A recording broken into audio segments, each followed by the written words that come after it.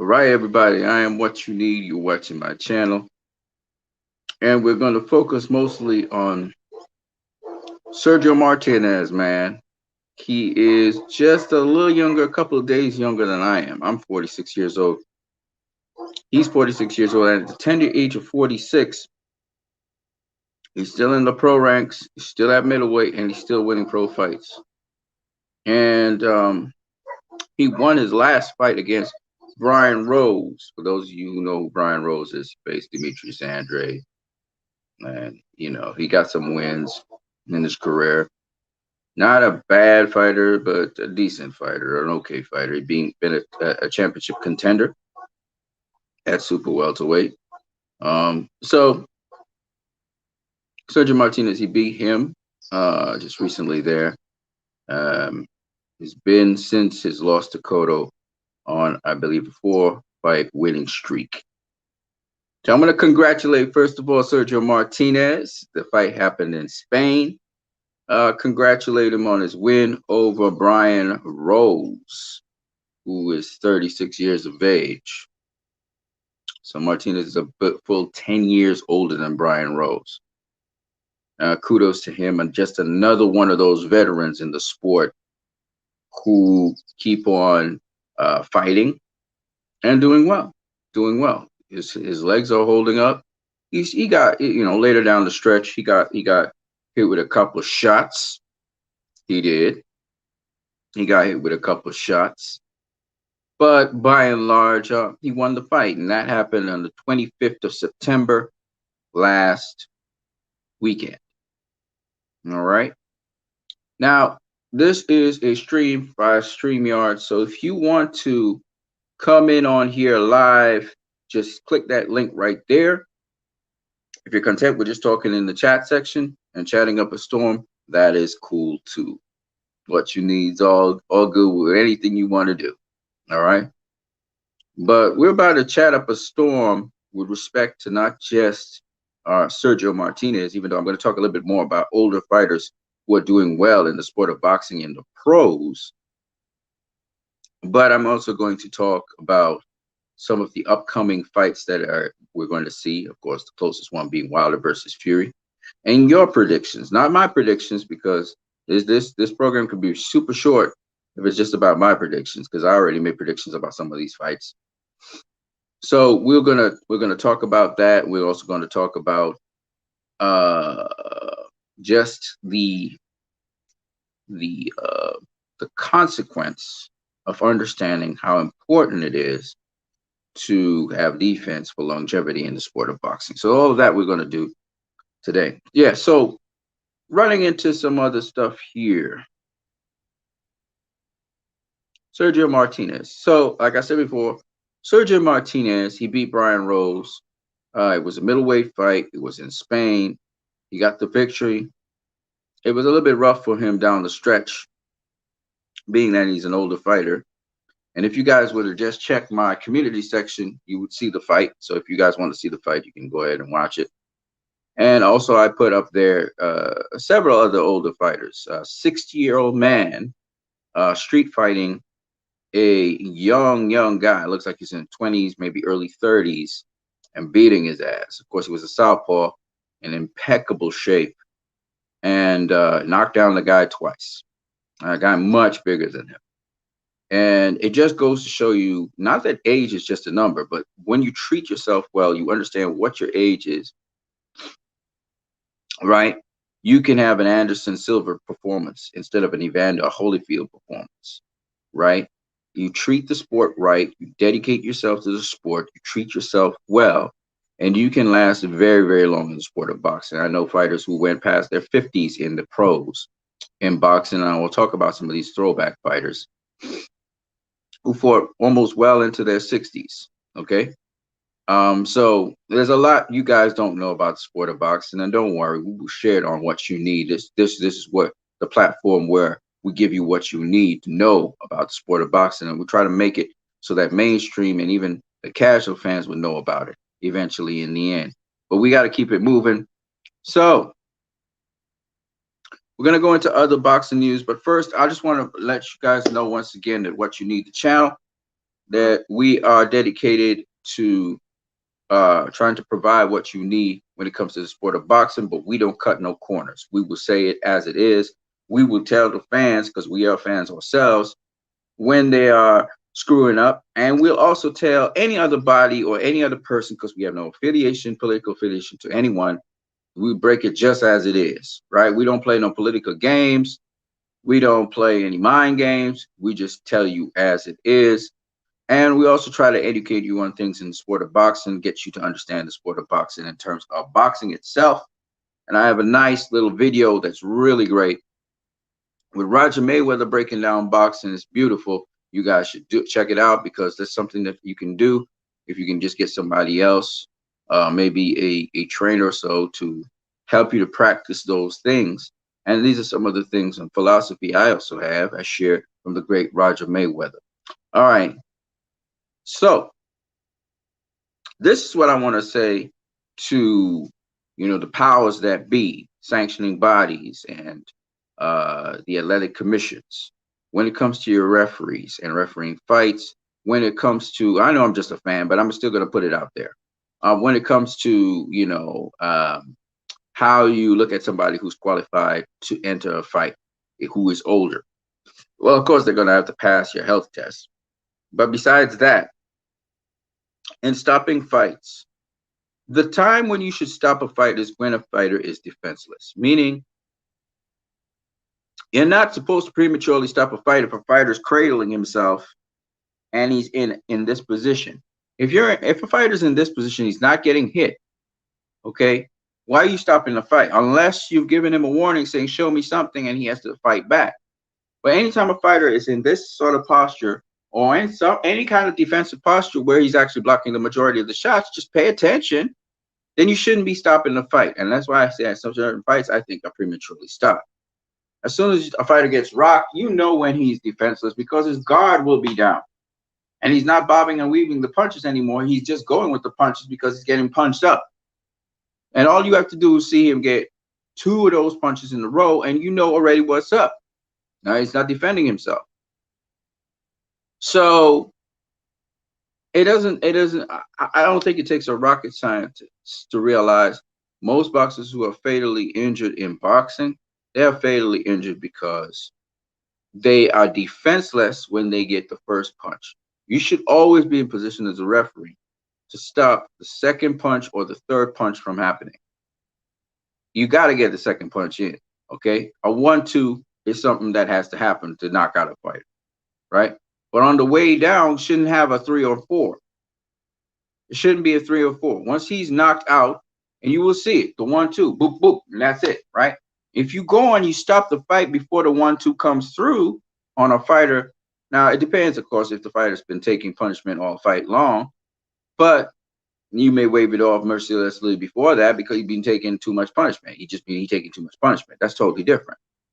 But when it comes to a fighter who you're in the middle of seeing a 1-2, okay, or a 1-2-3, right? The hook. If the fighter's out on 2, then don't let the 3 happen, right? You know he's out. He's gone. You don't need to hit him. A third shot is just going to damage him more because he's already gone. So it just takes a referee who knows how to put themselves in the right position for the knockout, so the knockout can happen. Because otherwise, if we have too many referees over refereeing fights, right?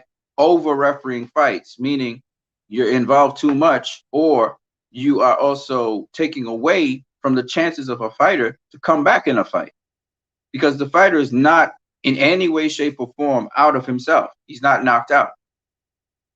Then what happens is you can have premature stoppages, and the audience is never satisfied. Nobody's happy because they want to see the knockout. If people want to see a knockout and you deprive them of the knockout, you deprive the fighter of going out on the shield, etc.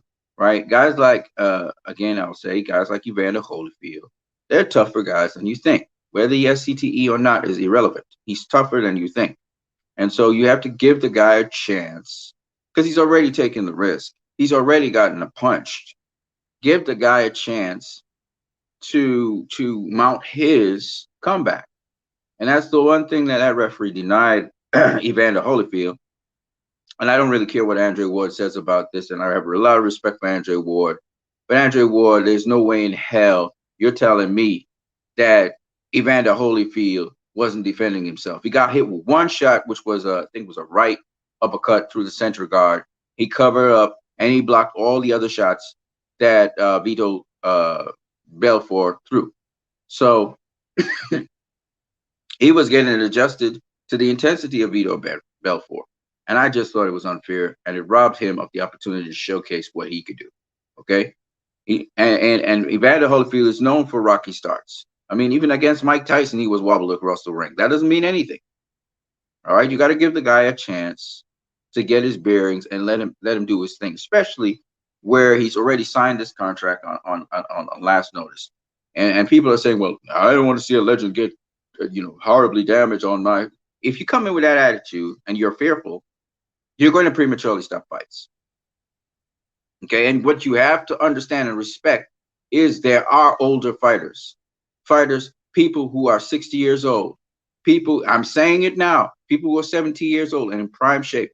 Yes, just like Sergio Martinez, as you know, the rounds go on, if they're taking punishment, they're going to get more and more show their age. You saw it with Manny Pacquiao versus Dennis Ugas. You saw it with, if you guys did watch the fight, Sergio Martinez versus Brian Rose.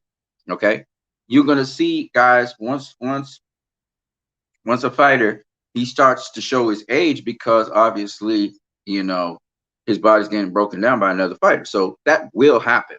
Okay, but at the same time, what I'm saying is that they're guys in impeccable shape who could go 8 rounds, who could go 10 rounds. They've got the conditioning. They've been doing the work on the pads and sparring. So you got to give the guys a chance. You got to give these fighters a chance to showcase their skills.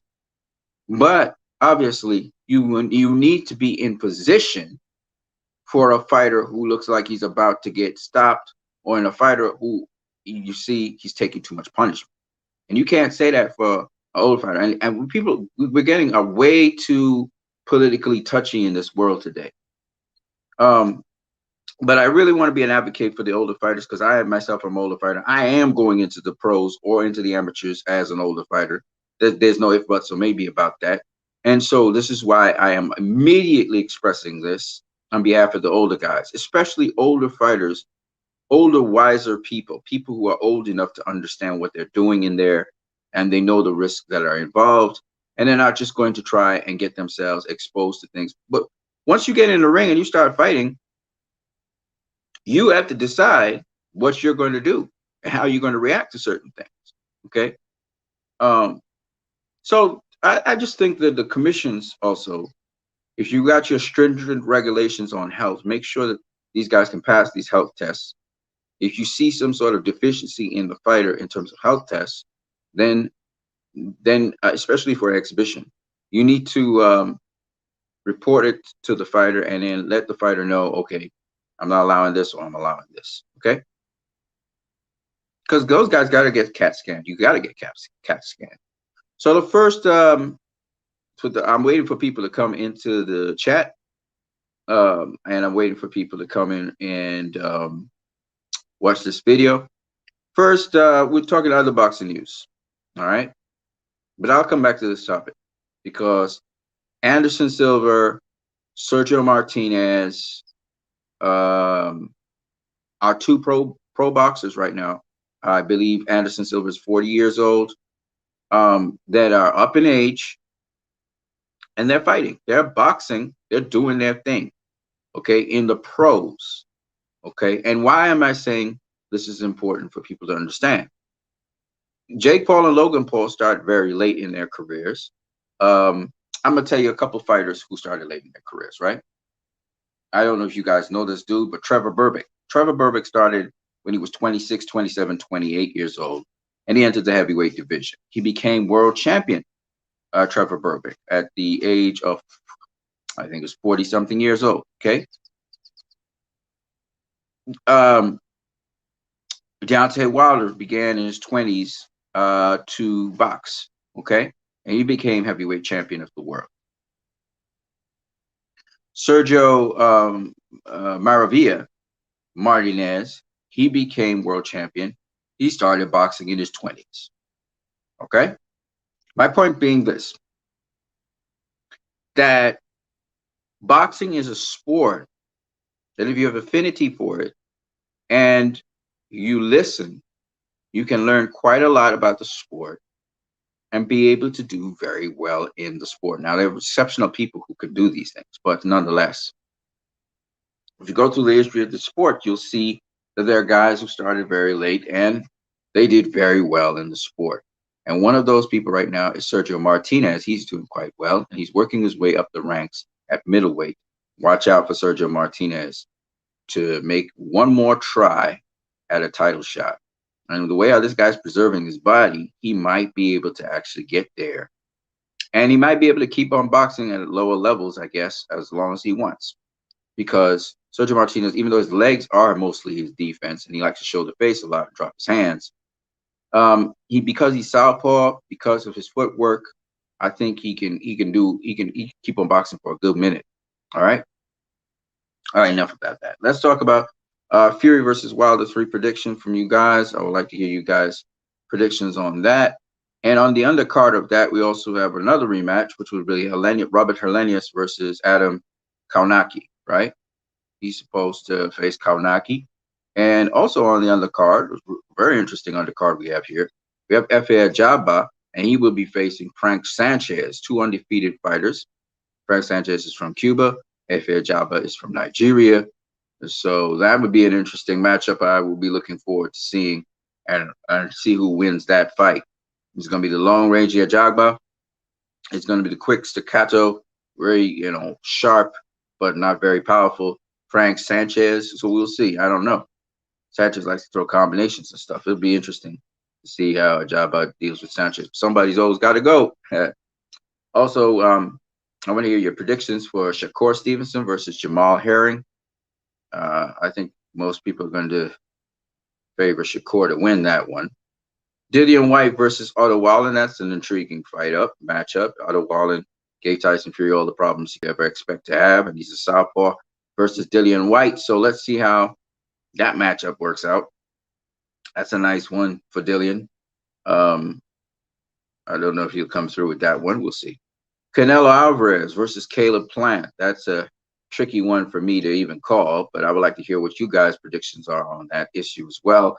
As David Benavidez versus Jose Uzcategui. Uzcategui is huge. Is a huge super middleweight. And David Benavidez will be facing that dude. I don't know if he could cut down the tree. We'll see. You'll have to chop him down piece by piece. And then the great super bantamweight or bantamweight fight. I'm not too sure which one it is. I think it's super bantamweight. Stephen Fulton in a unification with Brian Figueroa. I want to hear what you guys think about those fights coming up. Of course, we can't forget Terrence Crawford versus Sean Porter, which is another one that we all are looking forward to that is not on this listing. So we're going to talk about all those things. I'm going to wait for you guys to come through. I know a lot of you guys are not notified. YouTube is not notifying people of these streams. So I'm going to leave the stream to run a little bit. And hopefully you guys will come through and we will be able to launch off on that. All right. So I'm what you need. If you guys don't know my channel, I try to give you what you need when it comes to boxing. I want to refer you to some channels that would be very helpful to you. One of them is Master Boxing with Coach Eric Bradley. Then there's World Class Boxing. That is also with another really great coach. And then I want to refer you to Coach Anthony. That's another great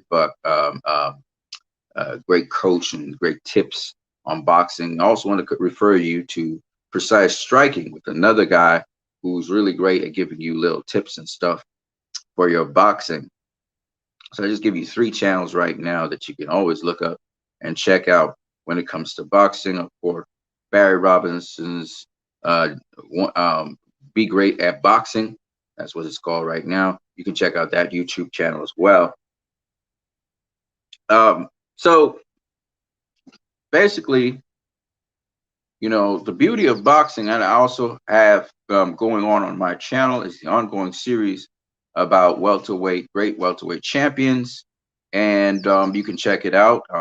Or we're stopped. I believe the last person I talked about was Henry Armstrong. Of course, coming after Henry Armstrong was Fritzy Zivic, and I believe I stopped at Fritzy Zivic, and he was fighting. I believe it was I can't remember the kid's name right now. And you see how scrappy they fight there in that fight. Now, Fritzy Zivic was beaten by Freddie Cochran. Freddie Cochran was beaten by Marty Servo.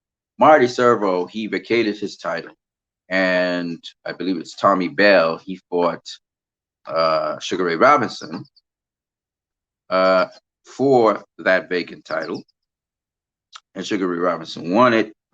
And I believe a little later down the road, Sugar Ray Robinson fought,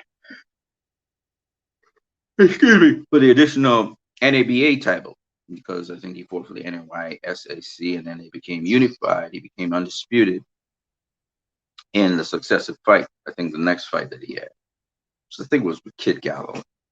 I think not Kid Gallahan, Kid Gavilan.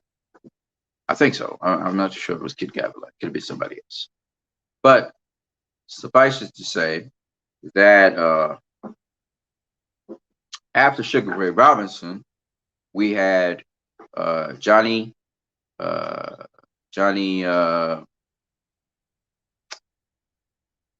Johnny Stanton, a beautiful boxer, beautiful fighter. And we're going to go through all of those things on this channel. So there's all of that extra stuff that's going on the channel as well.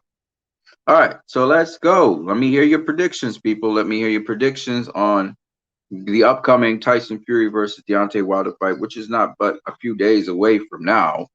Next weekend, next Saturday, Tyson Fury is going to be lining up against Deontay Wilder. I already gave my prediction, so don't ask me what my prediction is. You can always go look at the video. I gave my prediction. It didn't take 40 seconds to say it. And I maintain what I say. I'm not going to change it, obviously. Predicted it way down the road. And just what I think. It's my opinion. So let's get your views, man. Roll in your views on Deontay Wilder versus Tyson Fury 3. And we got some undercard predictions as well. I want to find out what you guys think. If you think that Adam Kawaki will be able to win against Robert Helenius. He was seeming as though he was winning in that fight where he was facing Robert Helenius, and then he got knocked out by Robert Helenius, right? So what do you think? Do you think that Adam Kawaki this time he'll be able to get the win, the W against Robert Helenius? And Robert Helenius has been sparring with, I believe, Deontay Wilder. So he's been sparring Deontay Wilder. That's one of the guys that Deontay Wilder had as one of his sparring partners. All right. Yeah, I want to hear what you guys think of Efe Ajagba versus Frank Sanchez. So guys, let's get popping. Where are the people? Where are you guys? Where are you guys on this Sunday afternoon where we can talk some boxing? Of course, congratulations goes out once again to David Avanesian on his win over Liam Taylor, stopping him in the second round of their fight. Liam Taylor was stopped in the second round of this fight with David Avanesian. He was doing pretty good. I mean, that was the only thing really big in boxing this weekend. So Shakur Stevenson versus Jamal Herring.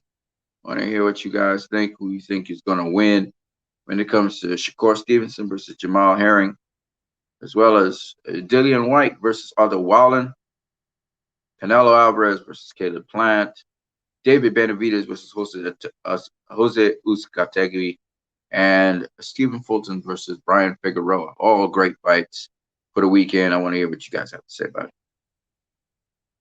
Sergio Martinez, man, he beats Brian Rose at middleweight. Brian Rose Uh, so okay,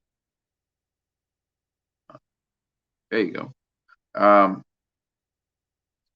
and how many of you guys actually saw that fight? That happened about 5 days ago. How many of you saw that fight, or 6 days or 7 days ago? How many of you guys saw that fight, and what did you think about the fight? What do you think about Brian Rose versus Sergio Martinez? Do you think Sergio Martinez can make a run at the middleweight championship of the world? Now, here are the following people who are middleweight champions right now. You have Gennady Golovkin, you have Murata, you have Demetrius Andrade, and you have Jamal Charlo. These are all the middleweight champions. And do you think that Sergio Martinez, if he does get a chance to make a run at middleweight, whether it's with one of those guys, if he would be competitive with them? I'm not going to say he's going to win, but at least be competitive with them. Oh, who knows? He might give them a certain set of problems to face. But these are the guys out there. And Gennady Golovkin, he's 40 years old already. So maybe a Golovkin versus Sergio Martinez would be a good fight. You know, that's a good name to get on Golovkin under his belt. What do you guys think? What do you guys think? So leave your comments. What do you think of Sergio Martinez's last performance? Leave your comments about what do you think about Sergio Martinez on the whole, and if he should be around in the division, if you think he shouldn't be facing the top guys in the division, etc., etc., etc. Leave your comments in the comment section. Let's talk about that. And you can even talk about older folks in boxing and what you think about them being able to box in boxing, because I have an opinion that's a little bit different to the rest of you out there. So I want to hear what your views are on it. And then, of course, predicting. What is your prediction for Tyson Fury versus Deontay Wilder, the third fight? What is your prediction for Robert Helenius versus Gowaki 2? What is your prediction for F.A. Ajaba versus Frank Sanchez? Shakur Stevenson versus Jamal Herring?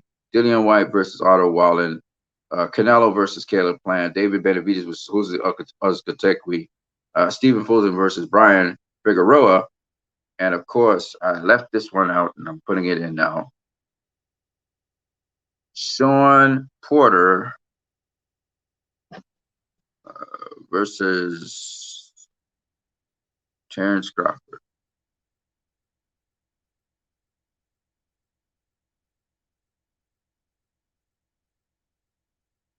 It's in now.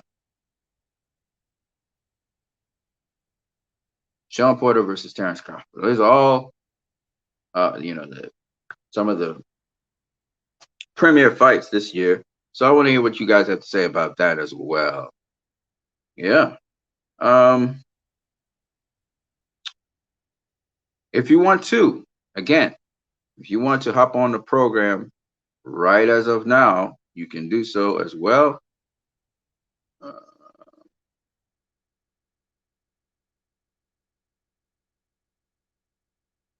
All right, you can hop on what you need. You join up right here. The link is in the chat section. And just looking out for you guys. I'm going to wait a little bit. I'm going to wait. I have a whole hour, maybe even longer. So I'm going to wait you guys out and see if we can, if what you need can give you what you need and you can chop it up with us. Chop it up with us. So I know I'm very spontaneous and I just pop up with my stuff at all kinds of odd hours, but we're gonna have a good time here. See what the fans say about certain things. So even though this weekend didn't have really any big high profile fights, because it was supposed to be Chris Eubank versus some guy from Eastern Europe, but it didn't work out because obviously somebody wasn't healthy and the medicals didn't pass the medicals that were supposed to pass. So the fight couldn't happen. And we're seeing that time and time again with a number of fights where guys, for medical reasons, have to pull out of fights. And that's the nature of boxing, unfortunately. So just what it is.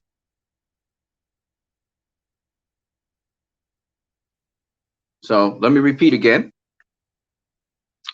So I'll talk a little bit more about older boxers in the sport of boxing, longevity in the sport of boxing, and why is it that certain boxers can even Anderson Silva move across from MMA into boxing and do so well? We have older boxers like Vito Belfort, who's I think he's 44 years old. We have older boxers like Anderson Silva. He's still doing it. And we're talking pros, the guys who in the pros right now. So we've got 44-year-old Vito Belfort. We got 40-year-old Anderson Silva. And these guys are fighting younger guys, right? Vito Belfort, his opponent before Holyfield was a younger guy. Of course, Anderson Silva, he fought Tito. But he also faced uh, Julio Cesar Chavez Jr., who's significantly younger than him. And then we also had Sergio Martinez, who just fought a 36-year-old Brian Rose, and has been consistently fighting guys significantly younger than him. And he's 46 years of age, still fighting in boxing. Now, Oscar De La Hoya is talking about coming back into the sport. I think he's just flirting with the idea. I don't think he's going to actually box and do actually a pro fight.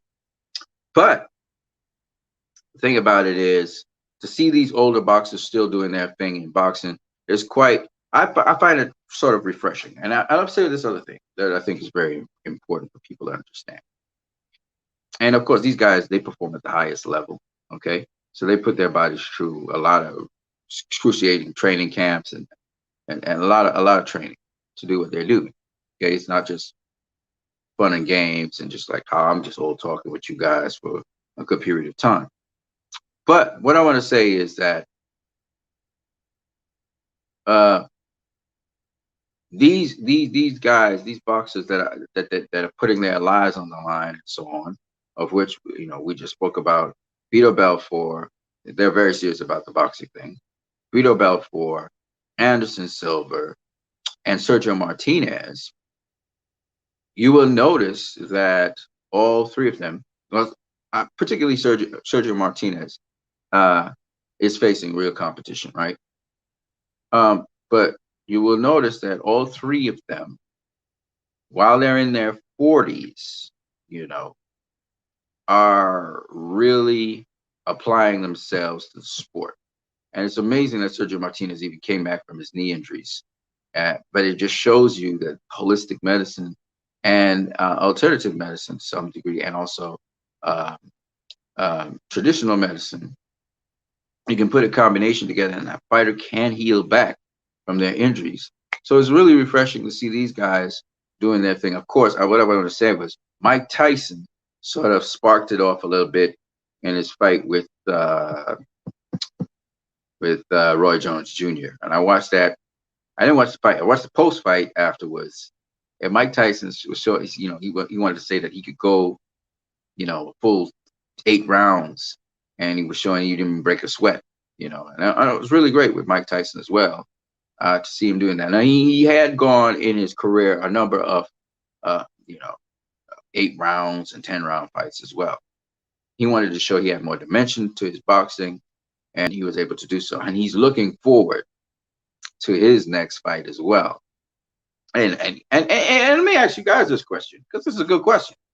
Now, Mike Tyson was supposed to spar Anthony Joshua. That fell.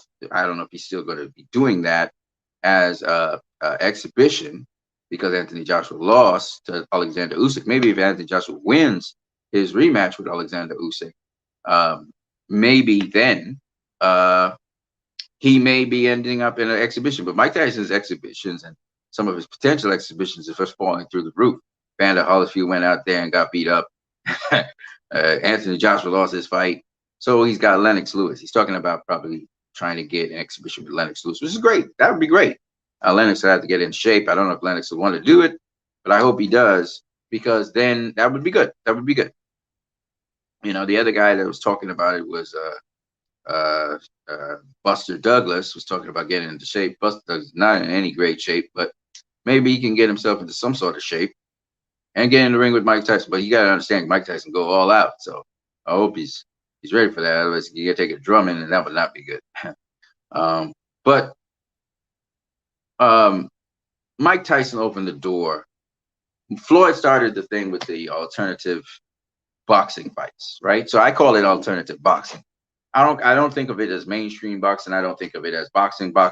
You deal with professional boxing, professional boxing, professional boxing. What Mike Tyson's doing is a sort of alternative boxing, something to, for nostalgia purposes and, you know, the what if factor. That's what Mike Tyson's opening the door to. It's not professional boxing. You know what I mean? So what Jake Paul's doing too is like you know what they call them? They call them sideshows. That's what they call them.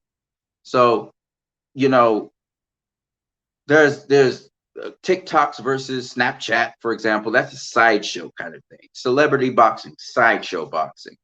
Jake Paul, what he's doing right now, even though he's a pro boxer, he's not really facing pro boxers. So that's a sideshow kind of thing. You know what I mean? Mike Tyson, what he's doing with, Legends Only, even though Thriller seems to have that product right now, and they had Legends Only 2, which did not do very well. Even though Amanda Serrano was on that and she did really well. But Legends Only, which is supposed to be Mike Tyson's product, hopefully he still owns it, and he should be able to carry that Legends Only across, not just on the Thriller platform, because apparently he's fallen out with Thriller for some reason or the other. But whatever platform he puts it on, I hope he continues it, because I think it's a great idea. It really is, to have, I think, because follow me on this. A lot of people were saying, some people who were born in the, who came up around the 80s, and the 70s and 60s, they're saying our boxing is dying and blah, blah, blah, blah, blah, blah, blah, blah, right? And so, for their sake, I am thinking you bring back those old legends who want to do it. If they don't want to do it, then don't do it. But if they want to do it, and you let them showcase their skills, Ricky Hatton and Joe Calzaghe versus Carl Froch. Now we can see it as an exhibition. You got this platform where guys from past eras could come on and duke it out with one another. I see Riddick Bowe. Riddick Bowe want to fight. He want to fight somebody. I saw Riddick Bowe looking at he sizing up Evander Holyfield, looking at him up and down. Riddick Bowe want to fight, okay? And you can't stop guys who fighting in their blood and they want to fight. Yes, he might have CTE. Yes, he might have CTE. But I'm going to say something very controversial. You put him in his element, he might actually get better.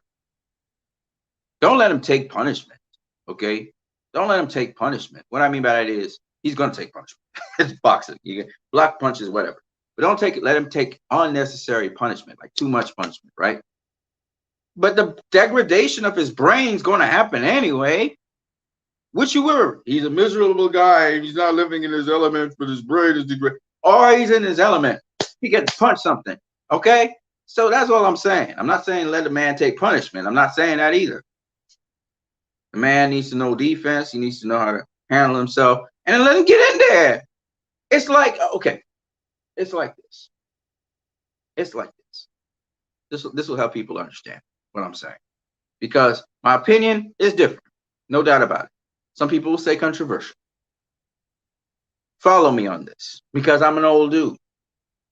And I may be more susceptible to brain damage than Riddick Bowe, because his body's used to taking punishment. My body's not. Now follow me on this. Okay? Obviously, boxing is a young guy's sport. But me, I need to experience the sport if I'm going to talk to you guys and actually tell you things. Because none of y'all going to respect me until I do it. And I've actually heard guys like, what's the guy's name? Robert, whatever his name is, come on here and tell me I never boxed a day in my life. So that means I can't tell him nothing or whatever. Very arrogant, but whatever. And he's kind of right in a way, because I never boxed, right? I never professionally boxed, at least. So for that major reason, I'm going out there and I'm doing my thing, and I will be successful at what I do. And I'm only going to do it not just because, and hopefully I can get to, maybe, we'll see. I don't know. We take one fight at a time. But what I'm going to say is that at the end of the day, We can talk boxing how much we want. Until we've actually done it, we truly can't truly appreciate it and what it is this sport offers. And if you got the co-owners and you got the balls, step in there in front of people and do your thing. Do it. And I encourage a lot of people to do it. It's dangerous. I'm not gonna lie to you. It's a dangerous sport. All right. It's not like football. It's not like hockey. It's not like basketball. Well, football is dangerous too. But what I'm saying is, it's not a team sport. So you're alone in there. There's no one to protect you. You have to protect yourself. Okay. So that's what makes it dangerous. It's a very dangerous sport, and it's all about protecting yourself. If you can protect yourself at all times, you're going to do very well in that sport. You're going to do very well in the sport. So focus on defense. Do not be tentative with your offense, but focus on defense. A lot of people are tentative with their offense because they think it's defense only. No. So I put out some videos there for you guys. So as a fellow boxing fan of you guys, and remember, like I said before, you can join up. There's the link right there in front of you guys, and you can see Sergio Martinez beats Brian Rose at middleweight.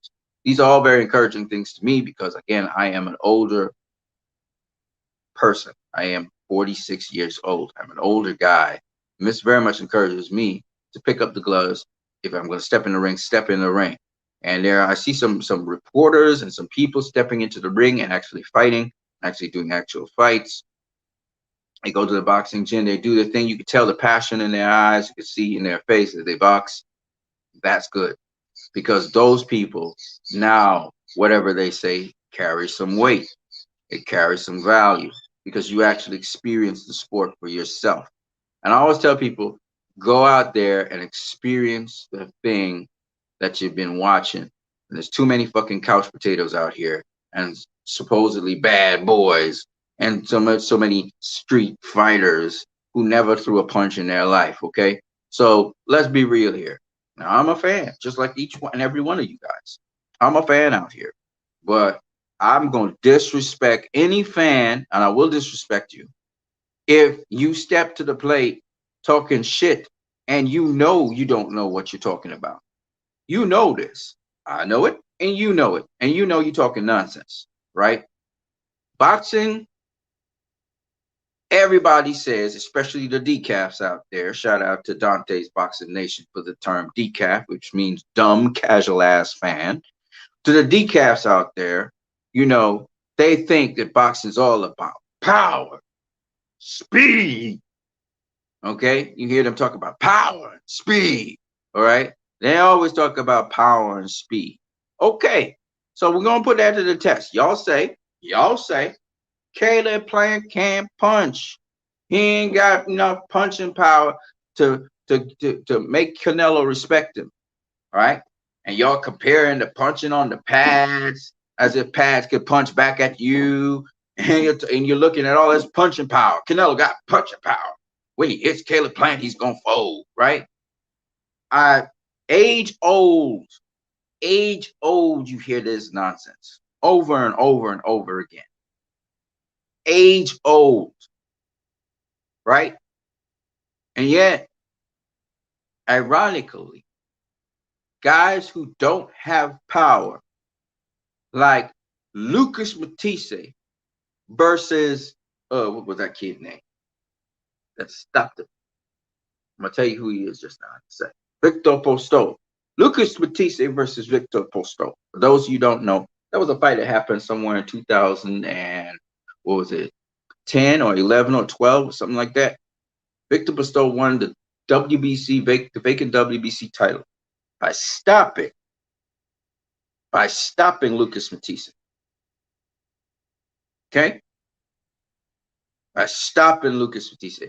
Victor Postol does not have a high KO ratio. He does not have a lot of knockouts. How did he stop Lucas Matisse? He doesn't have hands of steel. So how did he stop him?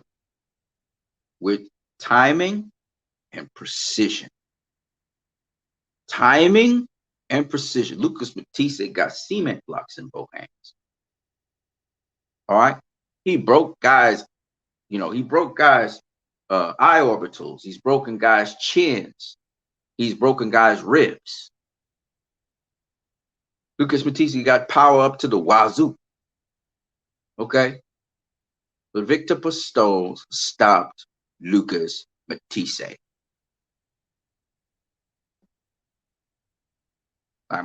Like the ancient great trainer Roger Mayweather would tell us, power don't mean shit if you don't know how to use it. Okay? Meaning, if you can't find a fighter's rhythm and timing, really don't matter that you got power. And if that fighter is precisely landing his punches on you, he's going to knock you out. Mama's going to knock you out. Yeah, he's going to knock you out. Okay? So, when I hear decaf talk about Canelo, man, Canelo got power, man. He got all that power. Look at how much hard Canelo hit on the pads. It don't mean shit if I'm rolling those shots and I'm riding those shots and I'm blocking and I'm parrying and I'm slipping and I'm dipping and I'm rolling under and I'm rolling in and I'm rolling out and I'm snapping back and I'm swiveling from them and I'm countering them. See, it's not just about getting out of the way of the shots. It's about countering the shots too. Oh, Canelo gonna catch him with a left hook to the head. He gonna feint to the body. Dude, he just gonna catch your left hook and then he's gonna counter. He gonna shoot. He gonna shoot his right hand, followed by a left hook, followed by a right hand, followed by a jab. Space him. Slide to the inside. I roll under the shots. I come up with the forearm. I forearm block you. I control you. I pivot around you. And then whatever I want to do, I do. Whatever I want to do, I do. Whatever I want to do, I do. Y'all don't understand boxing. The guy got power. That sound good. That sound like they dangerous somewhere there. But if he can't use his power, if you can't use your power,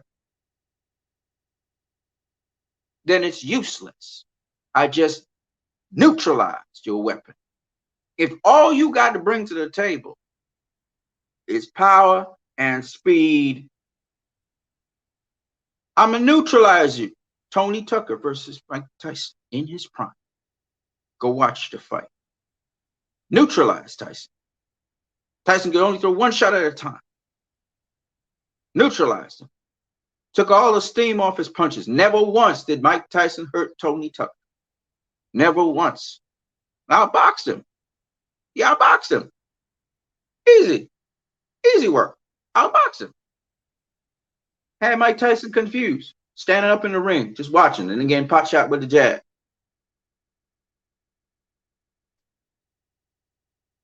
Okay? Because power don't mean shit if you can't use it. So I take away your power. What you got left? What you got left? I neutralize your speed with timing. I catch you in between your shots. What you got left? Because I got defense. We can do this all day. We can do this all day. You want to go 40, 50, 60, 120 rounds? We can do this all day. Because I'm not wasting no energy. I'm just rolling and riding your punches. When you get tired, I kick in. That's my fight now. I do to you whatever I want. If I want to knock you out, I knock you out. If I want to keep it longer and punish you, I punish you. Make you quit. That's boxing. That's boxing. Boxing's a marathon. It ain't about the strongest. It ain't about the most powerful. It's a marathon. Who gonna be the last man standing? That's what back in the day. 40 rounds, 20 rounds. What's the smarter fighter that wins? I'm gonna say it again. Sugar Ray Robinson got outplayed. He got outplayed. Okay? 175. He faced the 175-pound champion and he outplayed him. He outlasted him. He was the last man standing. He got outplayed. It ain't about that flashy shit. That looking like you landing something when the other guy's keeping his defense tight. I ain't faster than you. You got You got hand speed and foot speed on me. So what I do, I shell up and I bide my time. And when you try to rest, I'll make you work. I'll make you work. That's when I'm working. I'm working when you tired. When you stop punching, I start punching. That's boxing. And I'm the bigger dude. Oh, I'm gonna put that weight down on you. I'm gonna make you tired because when you want to rest, you're not gonna get to rest. That's when I'm coming at you because it's my turn now. That's boxing. Boxing a thinking man's game, said Roger Mayweather. Right? You don't get knockouts by a guy expecting you to hit him with a hook. You telegraph the punch all the way back here. No, boxing's a thinking man's game. It ain't about brute power and brute strength. If I see you throwing a big old wide old hook, I'm gonna roll under it. I'm gonna dip from your hook because I've seen it a mile away. You telegraph it. Don't matter how strong you are, right? And so, how do you catch a guy with a hook? What do you do first? Yeah, you make him think that you're gonna throw a punch called feinting, right? You're gonna trick the mind, like Roger Mayweather say. You can trick the mind. So I'm gonna do like I'm gonna throw you a jab. I'm gonna throw a jab to your face. You're gonna close up like this. I'm gonna hook around your guard. That's how I stop you. Whether it's a body shot or it's a left hook to the chin. I gotta trick you. I gotta trick you. It's a thinking man's game. 90% this. Right? 90% that. 10% this. Okay? So Sergio Martinez. So age works against you if you don't have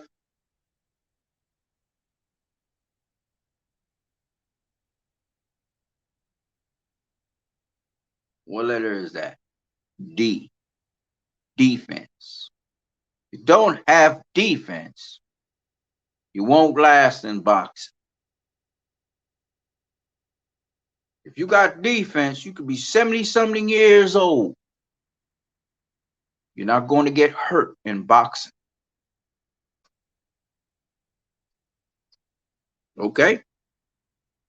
But it's not good enough to have defense alone to win a fight. Defense transitions into offense.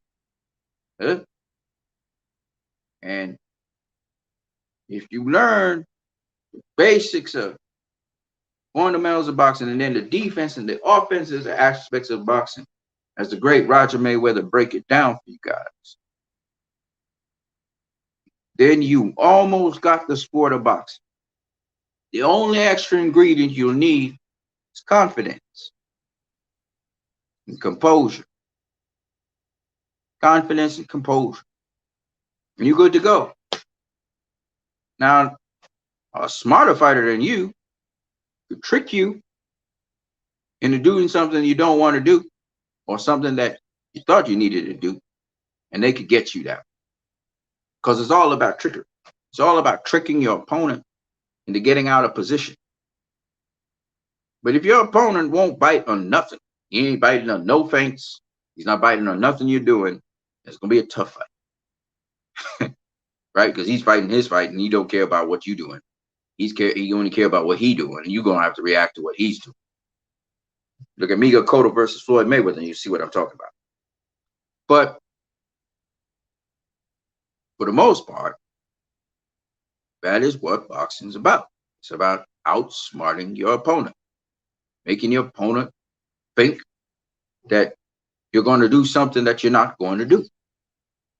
And you fake him out of position, and then you get him. It's a thinking man's sport. Smart up. Okay?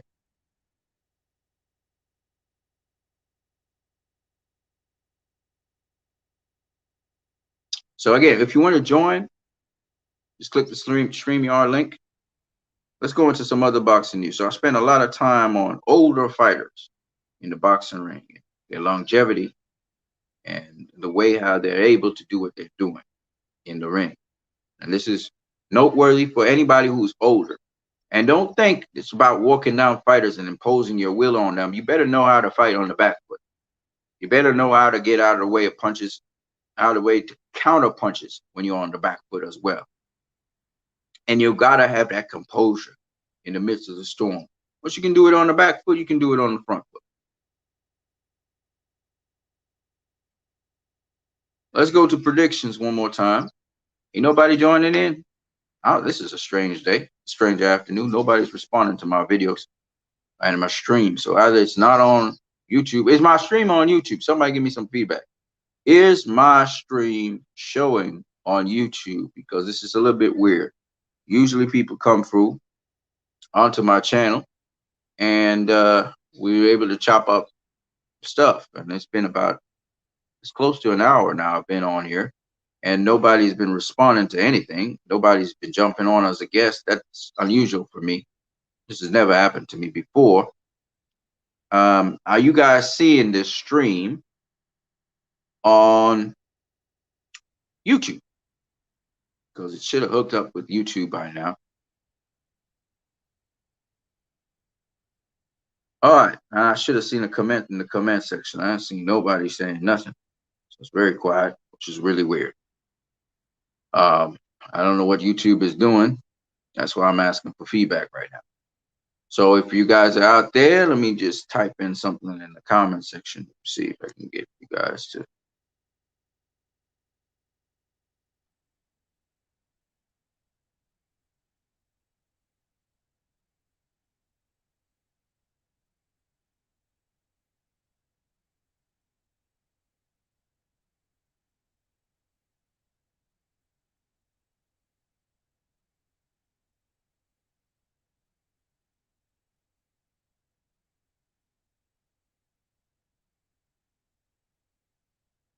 So I just gonna put this out there just to make sure and see what's going on here, because I'm a bit perplexed why I'm not getting any correspondence from anybody right at this point in time.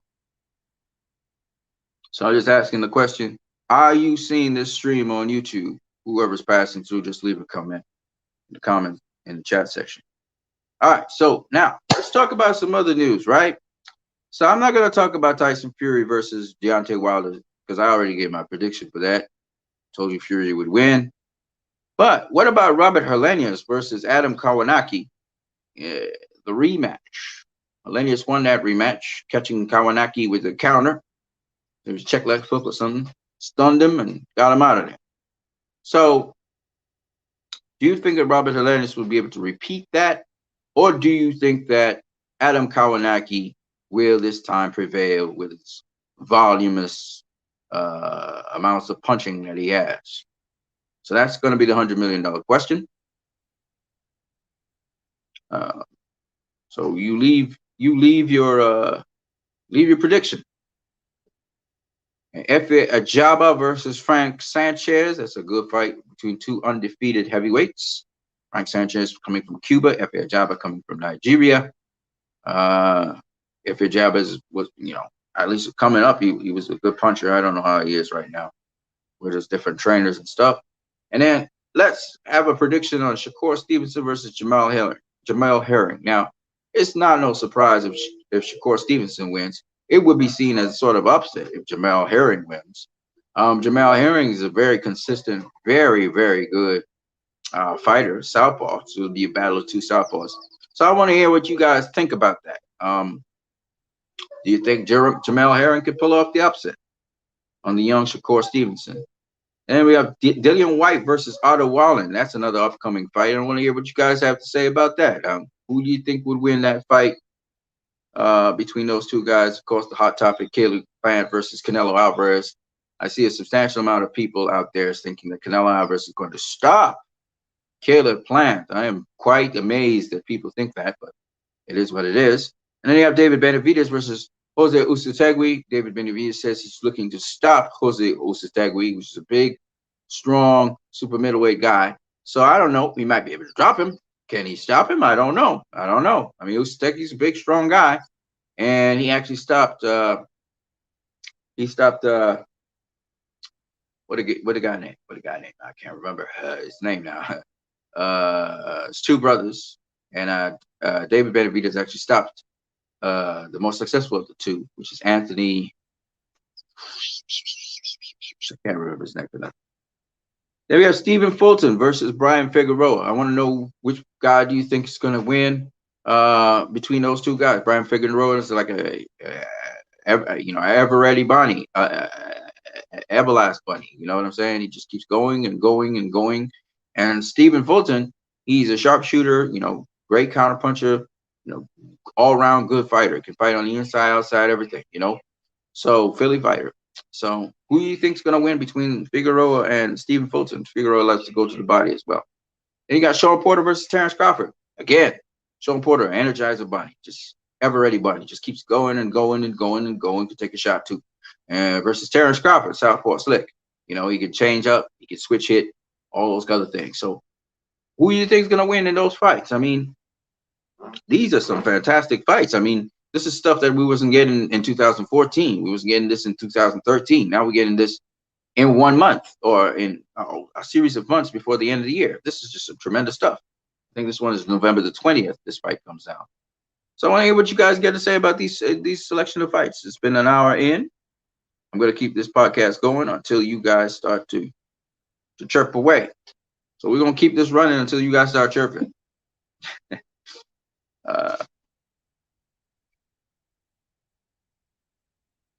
Yeah, but I'm really impressed with what Sergio Martinez is able to do. I know Brian Rose is not this high tier guy, but just the fact that Sergio Martinez's feet came back, he's healed up his feet, and his comeback started last year in the COVID.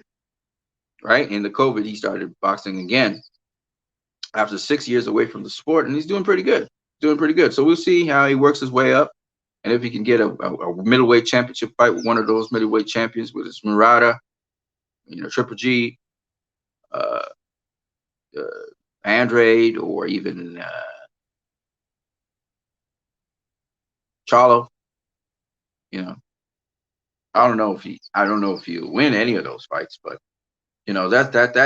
that's where it should be at. And at the end of this year, also Triple G should be facing Murata. So you guys can also give your prediction on that. I should put that in there somewhere. Let me put it in. So, guys, come on, let's get it popping, man. Let's get it popping.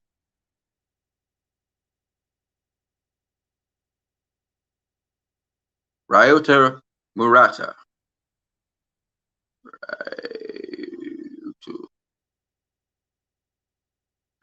Ryuto, I think it is. Murata. Ryuto Murata has a nice right hand. He does. So there's also that guy, right? So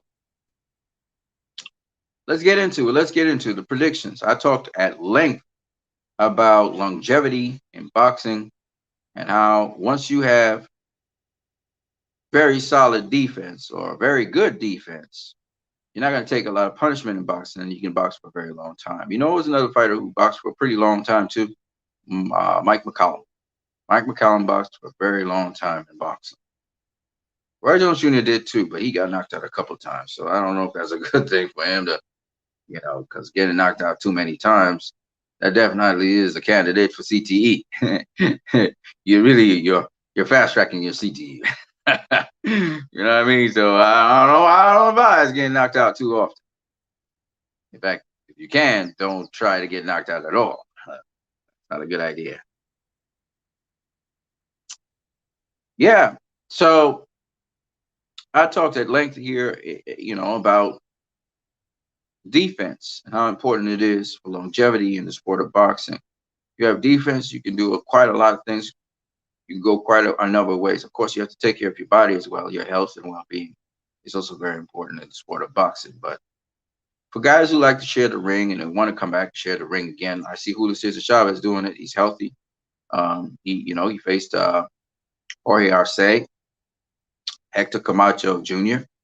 So and it was some good fights, and he looks good. He looks in shape. He looks fantastic. Julio Cesar Chavez looks fantastic. Let me just say, and this was a guy that abused his body at a certain point in time, and he's living such a cleaner life and a better life right now. This man, he's what, in his 50s? I think he's in his 50s. He's doing really, really, really well. In his early 60s. And he's chopping it up, man. He's still throwing punches, man. Okay, that's another one. He's doing mostly exhibitions, but nonetheless, he's staying active. He's doing this thing. I watch that Sugar Ray Leonard too. Keeping his fitness up. Looks really good. Um, you know, Again, exhibitions. I can see Sugar Ray doing some pretty good exhibitions out there. I'm not saying he goes all out or anything like that, but just look good in the exhibition, do his thing. Oscar as well. Oscar, I seen Oscar in a number of exhibitions, and Shane Mosley, and them guys could at least Shane Mosley even do an exhibition or two. Yeah, I know your rotator cuff's kind of screwed up, but you could still do a little something in an exhibition. Just keep the blood running, keep the happiness. Just do it for fun. It's not the pressure of real competition, but you put it in there. We could have an Oscar versus Shane Mosley, an Oscar versus Bernard Hopkins. Nobody's trying to knock nobody out now, Hopkins. Chill out. But you can have little exhibitions and stuff. I'm just saying, if that's what you are, fighting's in your blood and stuff, you have a couple exhibitions. Nobody's supposed to get hurt. And if you get a little too serious and they gunning at it in the final rounds, like how Chavez was doing with Arce and with Hector Camacho Jr., well, all right, let him do that thing. Let him do that thing. You know what I mean? It's still safe. You know what I mean? At the end of the day, they still go hug and be happy and everything. So all I'm saying is that's a safe way of doing it. I've seen Chavez pulling it off right. He's doing it the right way. And you do it the right way, it's good. It's good. I'm just saying, I'm just saying. If you can do it, do it. You know what I mean? I don't see it as being an unhealthy thing. And I think a lot of people love to see their legends in the ring fighting one another and doing that thing, especially the people of Mexico. They love Chavez. Oh, they love that guy. I was listening to an interview just recently there about, who's the greatest Mexican fighter of all time. And I remember Abel Sanchez, actually. Abel Sanchez was talking about it, and he was saying that Julio Cesar Chavez is close to the Mexican people's hearts. So to them, he will always be the greatest Mexican fighter of all time, at least for them. But he says in terms of accomplishments, Canelo probably is right now the greatest Mexican fighter of all time because he's just accomplished so much. And truthfully speaking, I think I agree with that. I agree with what Abel Sanchez is saying in terms of Julio Cesar Chavez. One, he steals their arts. He's got his showmanship. He's got that moxie about him. Even in all his fights and his little exhibition fights, people really love him. You know what I mean? And he kind of represents the spirit of the Mexican people. I'm not saying that Canelo don't represent it. I think Canelo does. I think Canelo represents that in the ring every single time he brings it. But it's just that I think Chavez seems to be the epitome of that. I think because of all the big fights and just the drama of his fights and stuff, I think that's what makes Chavez what he is. And then he was always mingling with the Mexican people a lot. And he would always go back to Mexico and fight certain fights in Mexico. I think that was a key thing also that made Chavez what he was. You know what I mean? So I'm just throwing these points in there. Again, can you guys see this stream? I've been asking that. And we are loaded. We want to talk about different things if you guys want. Oh, there's Leroy Kong. Oh, so I am being shown on Facebook. So you guys are seeing me on Facebook. All right, shout out Leroy Kong. What's up, bro? I've been seeing all your videos too, man. I've been liking some of them. But you put out a lot of videos, bro. Yeah. But yeah, Julio Cesar Chavez, man. I think he's close to the people of Mexico's heart. He kind of represents what their fighting spirit and the way how they see fights and stuff like that. So I think that's why he's near and dear to them. But in terms of accomplishments, Canelo is blowing everybody out the window right now. He's win, lose, or draw. This dude is just killing it right now. And he's pound for pound the best in the world, no doubt about it. All right, let me hear your prediction, Leroy, on Tyson Fury versus Deontay Wilder. Who you think is going to win the fight? Yeah, man, people. And then we got Helenius versus Kawaki. That's in the undercard. For those of you who don't know who Robert Helenius is, he's like a 6'9", 6'8" tall guy. He's very, very tall. Comes from the Norwegian area. And then Adam Kawanaki, he's an American Polish guy. And basically, he's like a buzzsaw. He's busy, busy, busy, busy. Throws a lot of punches. Also tries to keep some defense in there. And then we got Efe Ajaba. He's another tall giant. He's like a 6'7", 6'6", and he's going to be facing off against Frank Sanchez, who's a Cuban boxer, 6'2", 6'3", big guy, strong, throws a lot of combinations, and he actually is a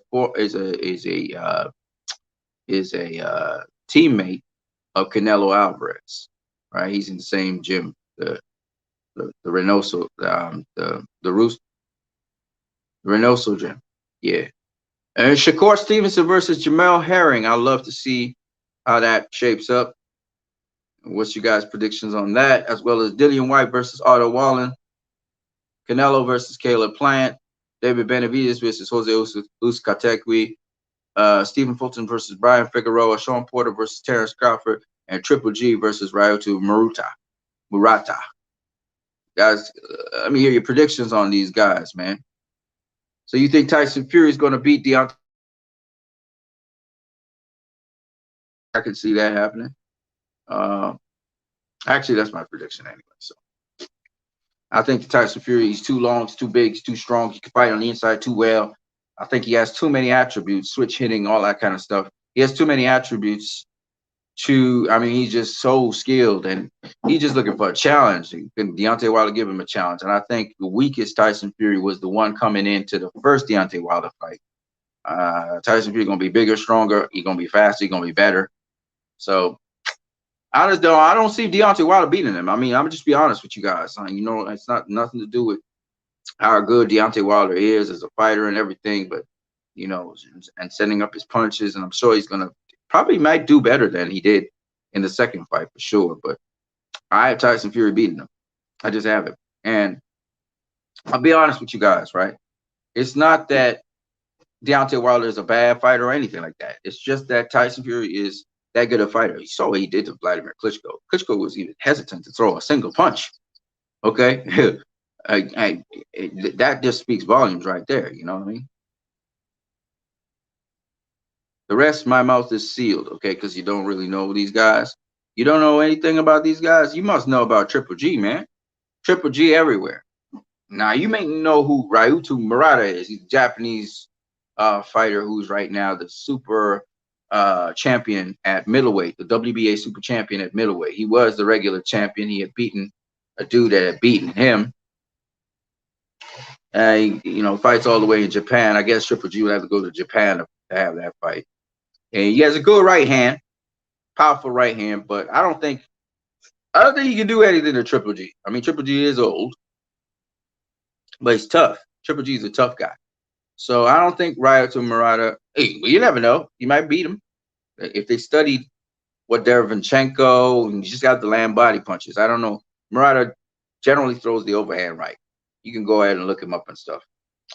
And then, anyway, so that's Triple G versus Ryoto Murata. At least it's a upgrade from what Triple G his last opponent. So I don't know. It's the weakest link in that division. In that division, all the champions are. The WBC champion is Jamal Charlo. The WBA champion is Ryoto Murata. The IBF champion is Triple G. And the WBO champion is Demetrius Andrade.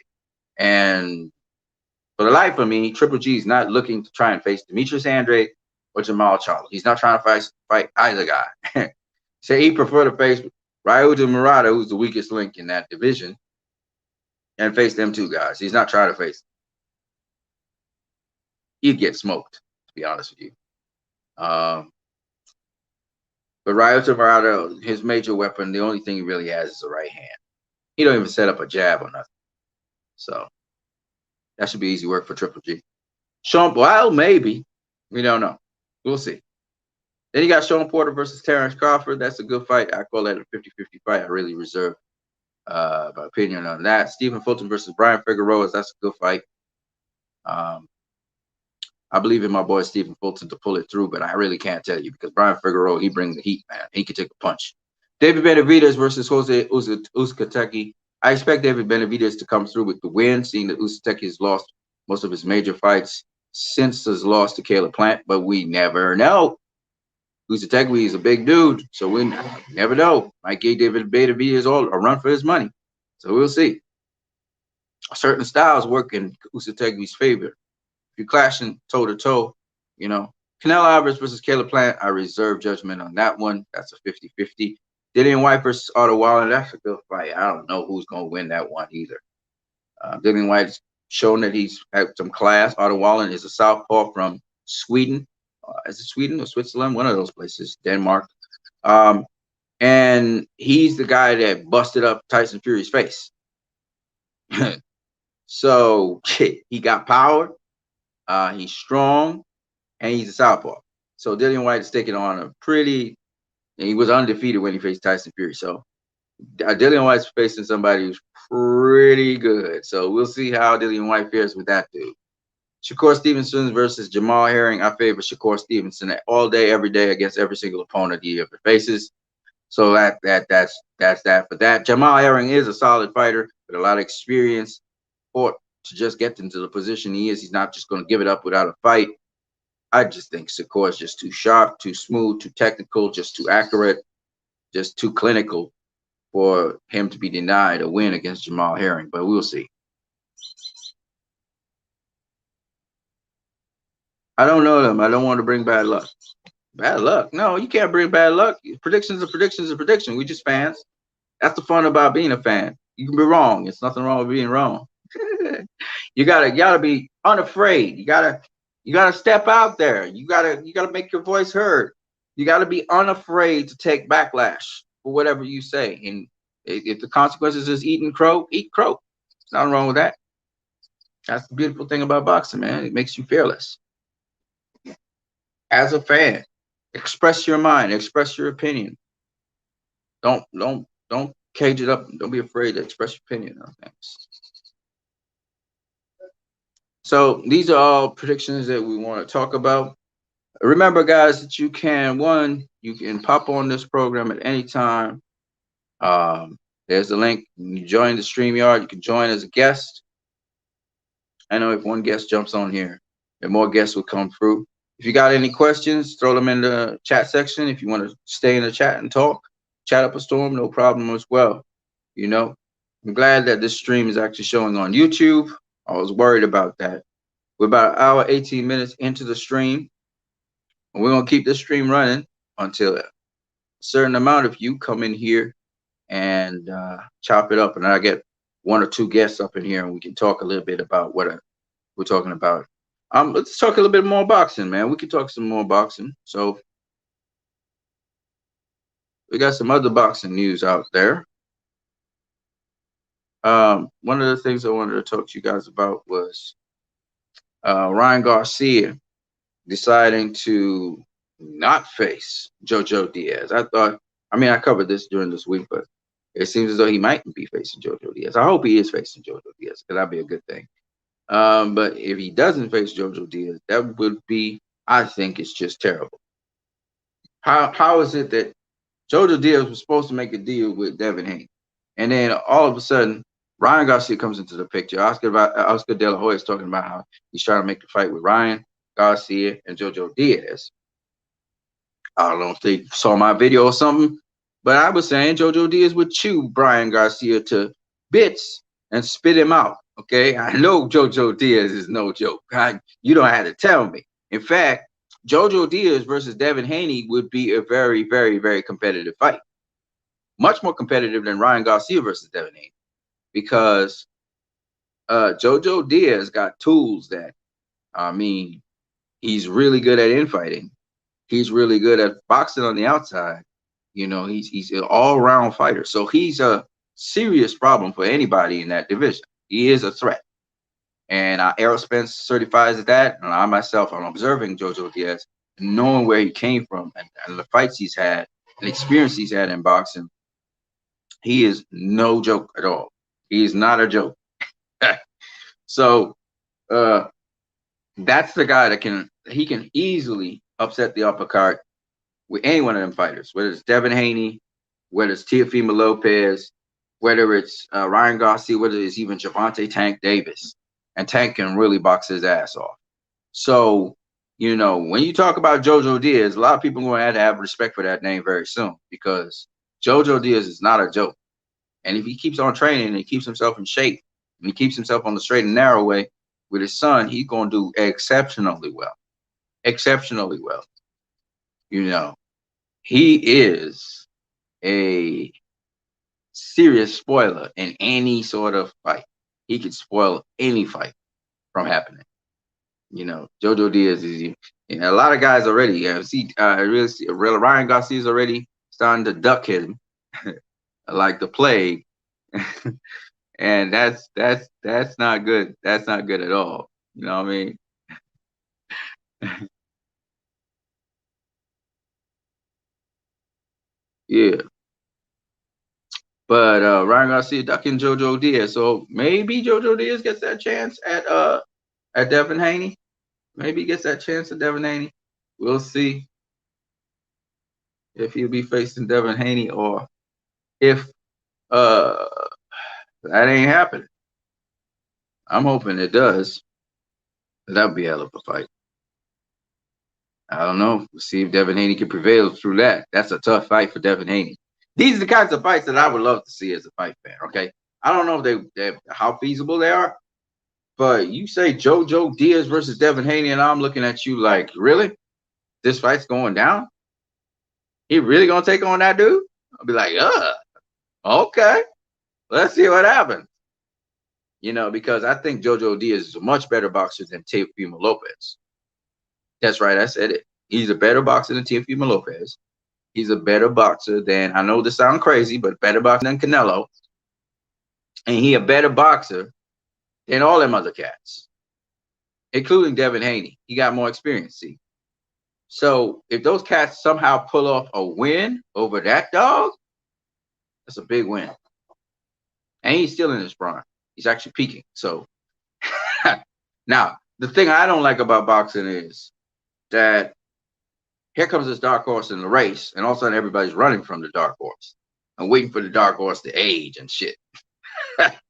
Or they ain't mentioning his name at all. They're like, all of a sudden Jojo Diaz's name is not in their mouth anymore. That's the kind of stuff that really pisses me off.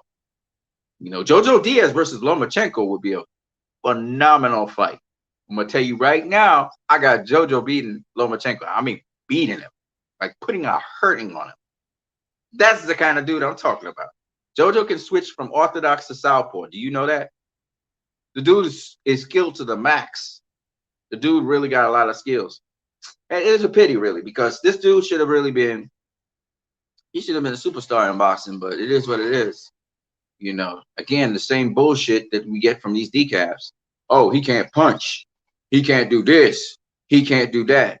This is what you need. If you guys watching my channel, do understand that you can always jump in as a guest, say your piece. I will shut my mouth and let you talk. This is for you. The program is for you. It is not for me. I just talk to keep the space and to keep the time. And I just keep talking boxing, blah, blah, blah, blah, blah, blah, blah. But really, you guys should be filling up that space, and you guys should be talking your minds. That's what we're here for, okay? So come in. There's a chat section. Say whatever you want to say. There's a bunch of matchups and predictions I would like you guys to predict. And don't be afraid to predict. If you predict wrong, so what? It's boxing, okay? You can't be 100% correct all the time. And in boxing, it's just a beautiful sport because of that. It's unpredictable. We were talking about Sergio Martinez, and we were talking about how great his accomplishment of becoming middleweight, fighting at middleweight, even after the tremendous injury that he had to his body. I want predictions for Fury versus Wilder 3, Hernandez versus Kawanaki, F.A. Jabba versus Sanchez, Shakur Stevenson versus Jamal Herring, Dillian White versus Otto Wallen, Canelo Alvarez versus Caleb Plant, David Benavidez versus Usyk, Stephen Fulton versus Brian Figueroa, Sean Porter versus Terrence Crawford, Triple G versus Ryota Murata. You guys drop your predictions in there. These are some of the slates of some of the good fights at the end of this year that we are looking forward to. In addition, man, we're talking about all kinds of local and foreign events. We could talk a little bit about some of the older guys in boxing right now. Oh, by the way, do you understand I have a welterweight series that's going on? Welterweight, some of the greatest welterweight champions. You guys can go check that out in the community section of this channel, as well as some other things I put up in between them. And also, do understand I also got a boxing video there by the late great Roger Mayweather, so you guys can look at that and understand how boxing is, what it's about. I think he articulates it so well with his with the assistant trainer that's there with him, and that will really kind of give you an idea or concept of what boxing is about. Roger Mayweather was a great mind, great just intellectual mind when it comes to boxing, how it operates, how it functions, just a tremendous mind on that. And then you have Mayweather Sr., who also is a tremendous mind in boxing. You guys need to pick them guys' brains while they're alive. I'm glad they did some videos on it. Even Freddie Roach, you all should check out all them guys. I'm gonna give you another guy that's a great trainer. I mean, a great trainer. I mean, a great trainer. Brian Adams. Go check him out. Brian Adams was the head coach of the Olympic team for a good period of time. And in addition to that, he was also a great trainer who trained a lot of world champions. So probably the most world champions ever. So, check out Brian Adams. Lyric says, I'm shirtless right now doing my laundry. All your lives are great. Well, do what you do, Leroy. Don't. You don't have to come on the you don't have to come on the program right now, but cool, man. I mean, all I'm doing right now is just talking through these videos and encouraging you guys to pop on here and let's chop it up. I have my opinions and things, but sometimes I like to hear you guys talk, even if you not necessarily talking things that make sense to me. That you could talk, say your piece. You always learn something from somebody, so it's always a learning experience for me. So I'm chopping it up on here. I know you guys gonna come through eventually, and it's gonna be a big old chop up storm. I'm looking for it. Everybody gonna pass through at a certain point. It's becoming afternoon. By about 7 o'clock, everybody's gonna be in and through here, and we'll keep the stream running until all you guys come in. Anybody's gonna come through here, and that's good. Okay. So there's several other things I want to talk about when it comes to boxing, so I'm going to talk about it while I wait on you guys to come through, because I can talk. And that's one thing I can do. I can talk for hours if you let me. When we're looking at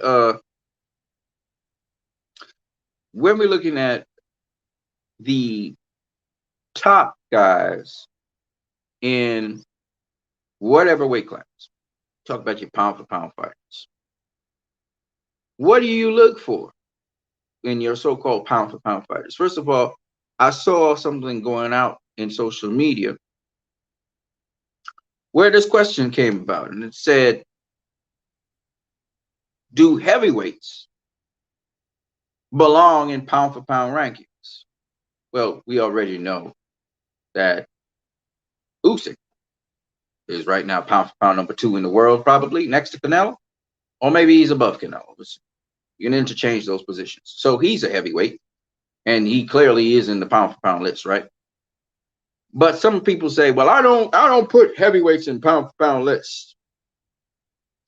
What do you guys think about that? Okay. So why do you think that a heavyweight should or shouldn't be in the pound for pound list? I'm going to put the question down so you guys can be able to deal with that. All right. Tell me why somebody in the heavyweight division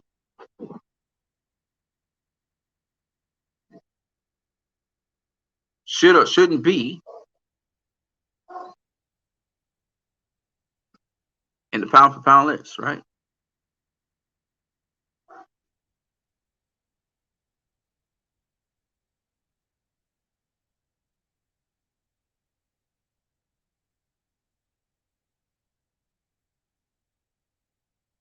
Now you remember, pound for pound was brought about. Think about it. Think about it. As a result of Benny Leonard, Sugar Ray Robinson, right? Benny Leonard and Sugar Ray Robinson. So, oh, hold on a second. There we go. So, Benny Leonard and Sugar Ray Robinson was so good that they said, we got to find some way to show how good they are. And he said, pound for pound, pound for pound. If this is me here and over here is you, we're about the same size, pound for pound, right?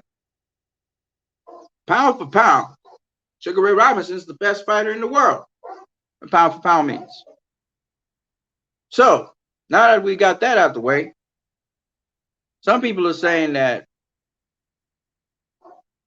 heavyweight should be in pound for pound list. But when I look at my pound for pound list, I see Joe Louis in there. I see Muhammad Ali in there. I see George Foreman in there. I see Joe Frazier in there. I see Lennox Lewis in there. So why is it that you can't have?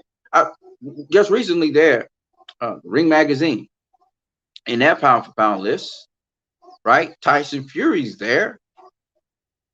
Anthony Joshua, I don't know if he's there in the Ring Magazine. But Ring Magazine back in the 2014 and the 2015, 2015 going into 2015, remember Mayweather was there, and then Klitschko was there, and then Pacquiao was there. I mean, if we're thinking about this pound for pound list, then Vladimir Klitschko shouldn't be on no pound for pound list, right? You know, you shouldn't have heavyweights on pound for pound list. So there's a certain school of thought that heavyweights shouldn't be on pound for pound list. Why? I'm trying to understand. Why wouldn't a heavyweight not be on a pound for pound list? Help me understand that. Hold on a second. I'm going to step away, get some water. Maybe some of you guys can answer that question in the chat section. Those of you who want to pop on here as a guest in the comment section, you can just join up right here. I'll be right back.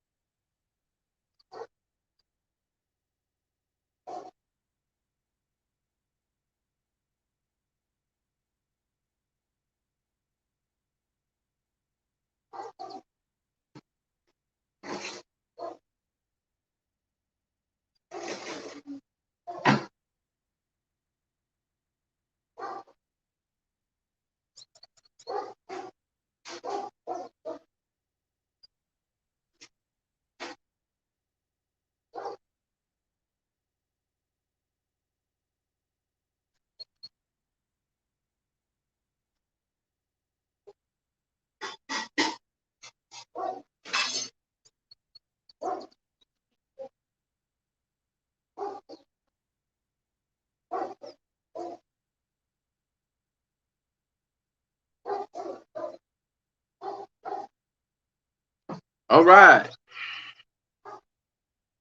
Leroy Cole says, okay. Okay. So DF says, stop being a casual. Heavyweights are not pound for pound. Everyone knows that. You a fanboy. Okay. Well, if that's the case,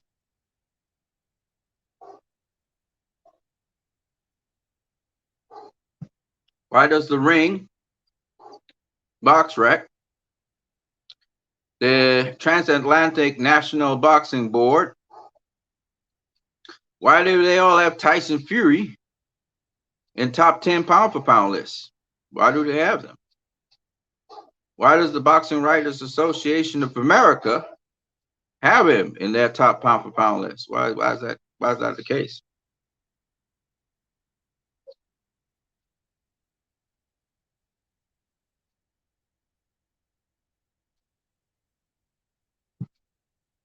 Why in 1989, Ring Magazine had Mike Tyson as pound for pound #1 in the world?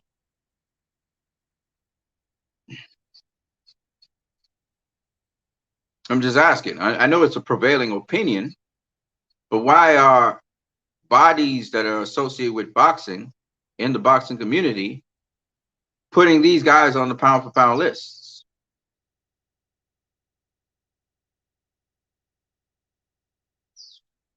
Did somebody answer that question for me? Do you know why? I have an answer for you, but I want to hear you first.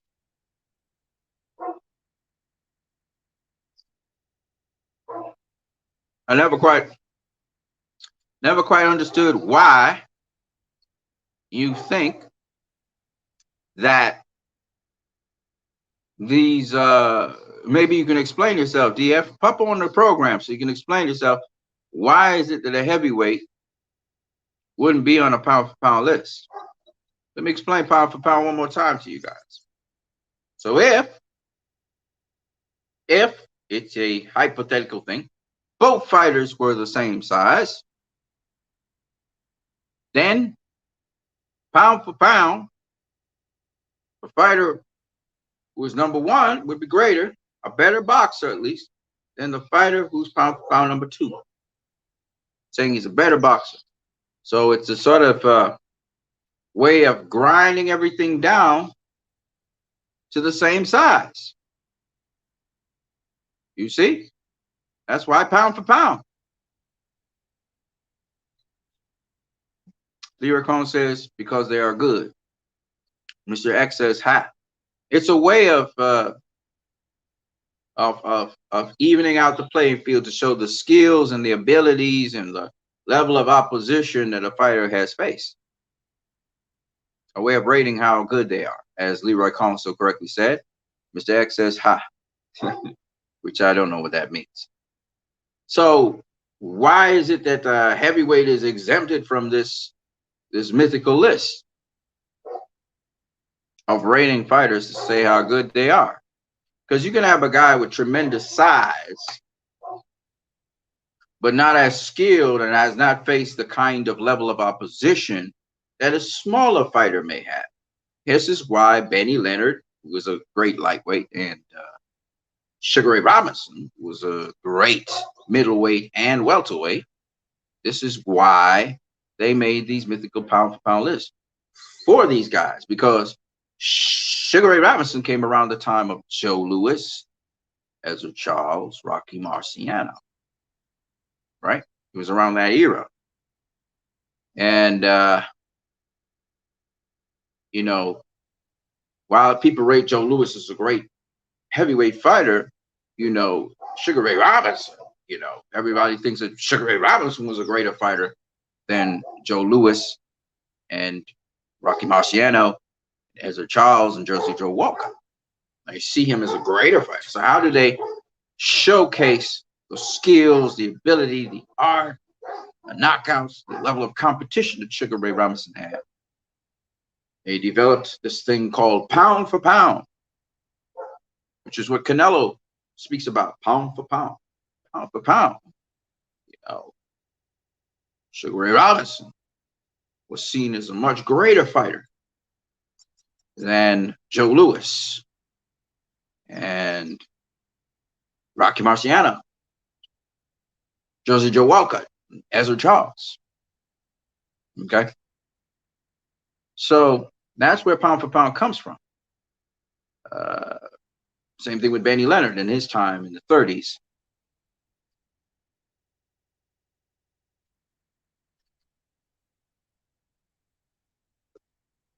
So why is it that you would exempt heavyweights from this pound for pound list? Is it because you're saying, well, heavyweights should be able to beat everybody, so therefore they should be the greatest and the best? Is that the logic behind it? Where does skill come in? Where does level of competition come in? Should a heavyweight be considered a greater fighter than a fighter who has faced tough challenges straight through his career and overcome them, versus a heavyweight just because of his size that he's beaten much easier competition, much easier challenges, but he's greater than a guy who has actually went through the run of the mill?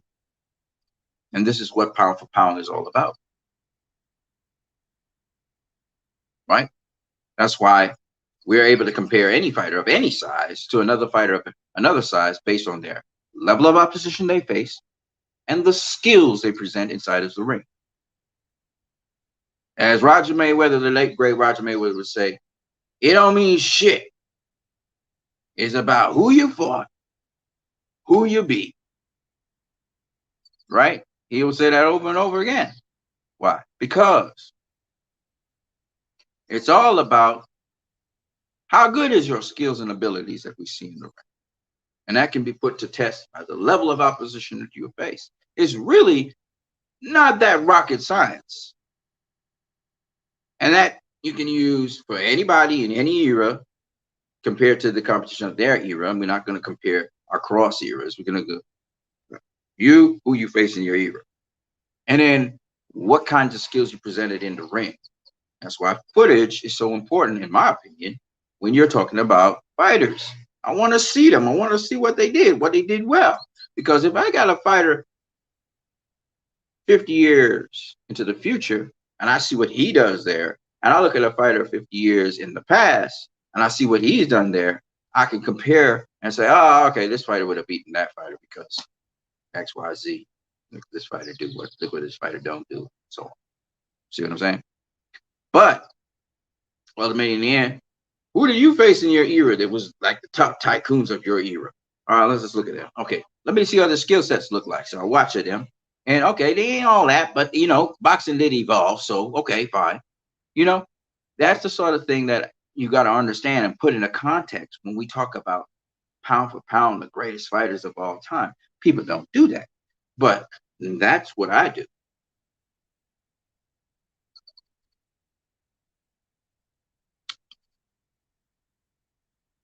So yeah, if you guys got an answer to that, please present it. In the meantime, while you're busy doing that, let's get some predictions from out of you guys, man. What you guys afraid to make predictions? You scaredy cats? Come on. So we talked about Sergio Martinez. Let's get some predictions out here. Fury versus Wilder 3. What you got? Who you guys got? Helenius versus Kawaki. Oh, let's start with Fury versus Wilder. Fury versus Wilder. Who you guys got? Who you think is gonna win? Why?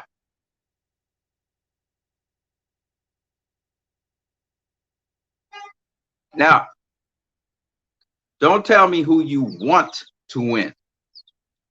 Tell me who you think is actually going to win. Don't tell me See, a lot of people play political games. They want Wilder to win, so they're gonna say, Wilder, you're gonna knock Fury out. But they know deep down in their heart that it's never gonna happen. So let's please be realistic. Give me your predictions. You think Fury's gonna win? You gotta tell me why. Don't come here half-ass saying Fury's gonna win, and you don't know why. Tell me why too. Give me a reason. Step to the plate. Step correct. DF says Fury by KO. Okay. Why? Leroy Cohn says Fury. Okay, Leroy Cohn. Why? Why is Fury going to win this fight? Tell me why. As a fan, you think Fury's going to win. Leroy Cohn says Fury is the better fighter. DF says Fury by KO because Wilder is an overrated heavyweight. Okay. So you have some reasons for why you think so. Okay. Both for you are not absolutely wrong at all. Fury is, I believe, not necessarily the better. Well, yeah. He's the better fighter in the sense that he has shown us he can box Wilder and he can fight Wilder and he can beat him up both ways. So he's shown that. He didn't get the decision in the first fight, but he's shown that. DF said that he thinks that Wilder is an overrated heavyweight. The way how some people are worshiping Wilder, he is overrated by some people in the community. But here's my question to you, DF, because those answers are not bad answers at all, in my opinion. But here's my question to you, DF. Do you think, though, that some people underrate Deontay Wilder? A lot of people say out here that Deontay Wilder cannot box. Do you believe that Deontay Wilder cannot box? Or do you believe that he is a decent boxer? He has good boxing sense, and he also does some good things. He has a good jab, etc. What do you guys think? DF. Okay, because you guys agree with me that you think Fury is going to win this fight. Now, DF has gone as far as to say he thinks that Tyson Fury is going to KO Deontay Wilder yet again. The boxing scientist says, okay, the boxing scientist has a different opinion. He says Wilder will KO Fury. Fury is the better boxer, but Wilder is the better fighter. Two different things. Okay. Now, I asked the question, do you believe that Wilder is also underrated as a boxer or a fighter? That in fact, a lot of people say Wilder cannot box, but Wilder can box. How many of you believe that Wilder is an underrated fighter? That goes to DF, to the boxing scientist. Shout out to the boxing scientist coming on here. And if you want to, you can pop on here as a guest again, ladies and gentlemen. I see you guys now coming in. There's the link up on top. You can click that. It's the very first link in the chat section. Okay. Hop on here. I'd like to hear your voice, hear you talk. Yes. So come on. Let's hear you guys. Let's hear your views on these things. So the boxing scientist believes that Wilder will at some point catch up with Tyson Fury, and he will be able to land his right hand or his left hook, because Deontay Wilder has a very decent left hook, very quick, sharp left hook that stunned Arthur Spilka. And I think he actually, what did he knock out Arthur Spilka with? I actually watched that in VR 360. Oh, I never showed you guys this. See, I have a virtual reality. I have one of these virtual reality goggles. And if you go up on YouTube and you type in Wilder versus Arthur Spilka VR 360, you'll actually see the knockout in 360. It'll look like Wilder's right there, and you're right up on the apron of the ring. And it's really something, man. It's intense. I enjoyed it quite a lot watching it. I watched it over and over. Wilder's a huge dude. If you see how tall that guy is, he's tall. He's a big mountain of a man. It was incredible. DF says Wilder has no jab. He jabs from his chest. No lateral movement. And he's only looking for a straight right hand. No plan B. Look up Wilder's resume. His trunks are underrated. That's all. Okay. Well, I tend to disagree with you on Wilder's jab. Wilder actually has an interesting power jab that he throws. He has several other jabs. He has a blinding jab. In fact, the way how he knocked out Luis Ortiz was actually quite brilliant. And one of my mentors, Barry Robinson, actually highlighted it in a clip. Maybe I should put that in the community section when I can on YouTube for you guys to look at. So let me explain what Wilder did with Luis Ortiz, which was pretty brilliant. So I am Deontay Wilder. Luis Ortiz is a southpaw. He's coming to me, right? So what I did with my hand is I would touch Luis Ortiz's jab, right? Because Luis Ortiz is in the southpaw stance here. So Luis Ortiz is coming to me with his jab, sticking it out like that. So I would touch Luis Ortiz's jab, make sure I'm way outside of him, and I'm circling away from him this way. And what I would do, like I'm circling out, so I keep not engaged with him. So I'm at a distance where I can't engage with him. I'll circle out this way. And then Luis Ortiz, when he tries to lunge in, I'll blind him with the jab so I can catch him over the top with the right hand. Okay? And that's what he did to stun Luis Ortiz, countering Luis Ortiz as Luis Ortiz was coming in. So Wilder actually was circling Luis Ortiz the way how actually I would suggest you circle a southpaw, which is you circling the southpaw to their power hand, actually. Okay? If I were an orthodox fighter, I am not. I'm a southpaw, so I usually circle to the orthodox fighter's power hand. But with Luis Ortiz now, okay, so what he did was he circled away this way to keep the spacing. And then when Luis Ortiz tried to plunge forward, he stepped in with the jab to blind Luis Ortiz like this. I'm blinding you here. I blind you with this, and I come over the top with the right hand. Okay? So that was pretty brilliant. That's pretty brilliant. And I think that Deontay Wilder shows that he has boxing IQ. He's a smart boxer. In the second fight, he saw the shot, and he had lined up the shot with Luis Ortiz, but he wanted to catch Luis Ortiz at a moment when Luis Ortiz was confident, and Luis Ortiz walked into the right hand. After he slipped the punch, he walked straight into the right hand because he thought he had slipped Deontay Wilder's left hook. I think it was a jab or something. And he walked straight into the right hand, and that's why he was stunned. He was like looking up like stunned because he was winning the fight with Deontay Wilder. So I got to tell you guys, I don't know what planet you guys are from or what, but I just don't understand why people say that Deontay Wilder, he can't box. I never seen that. The other thing that Deontay Wilder, his jab that he throws is actually a power jab. So yes, sometimes his hands are here, but when he throws the jab, he cranks it back this way, and he throws the jab down this way. Okay, now my jab is much cleaner, much crisper. He's more sloppy with his jab. Tyson Fury is also sloppy with his jab. They're big guys, okay? But you know, it's really good to see what these guys can do. So Deontay Wilder, yes, he's athletic and all these things, and he tries different things. He tried to use the swivel.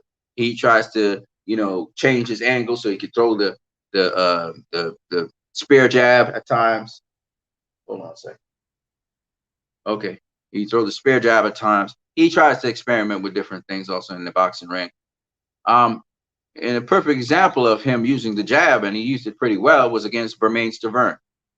The first fight he had with Bermane Stiverne was pressuring him, and he was countering Bermane Stiverne, and he actually countered Luis Ortiz in the first fight. He countered him with the counter right. blind them, then he countered them, right?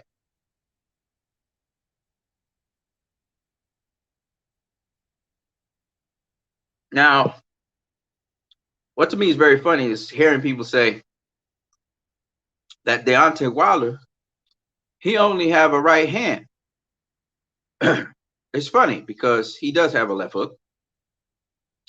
But the thing about it is, if you've looked at the history of heavyweights, you know, the right hand has always been the weapon. And the reason why you see Deontay Wilder using his right hand as a weapon is because his trainer was Mark Breland, his Crunk Gym fighter. Okay, the right hand is the major weapon. It's a 1-2. And Emmanuel Stewart taught using the right hand, setting it up off of the jab. So you see Vladimir Klitschko use the right hand. Lennox Lewis had a tremendous right hand. Who else we got from the Crunk Gym? That's about it for now, right? So what I'm saying is the right hand, Deontay Wilder has a hell of a right hand, is nothing new. That's part of heavyweight boxing. George Foreman had a tremendous right hand. Okay. And well, okay. Muhammad Ali had a good right hand. He had a good right hand. He didn't have a tremendous right hand, but so seeing Deontay Wilder throwing the right hand and saying all he has is a right hand is kind of weird, don't you think? DF says you're a fanboy. You always make that empty accusation, my friend. That's why you believe he has actual boxing skills. Oh God. You know, I sometimes ignore some of your stupid statements because it is just what it is. DF says Luis Ortiz is like 60 years old, which means what, brother? I mean, you notice I'm not even angry about what you're saying right now because you yourself are laughing about it. You should know this is just what is your problem? You know, this is how I look at you because your statement only shows me that you have nothing. If that's all you got, oh, Luis Ortiz is old. That's old news, bro. I'm 46. What does that mean? I'm going to be boxing. So what's your point? Anderson Silva's 40. Vito Fermo is 44. Oscar De La Hoya is 48. Shane Mosley is 40. Is almost 50 years old. Roy Jones Jr. is 53, I think. Mike Tyson's 56. Do you need more? Sergio Martinez is 46.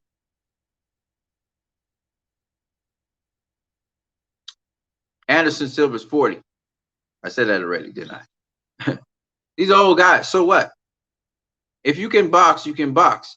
Roberto Duran fought till he was 50. Saul Mbe fought till he was 60. And this is pro fights I'm talking about.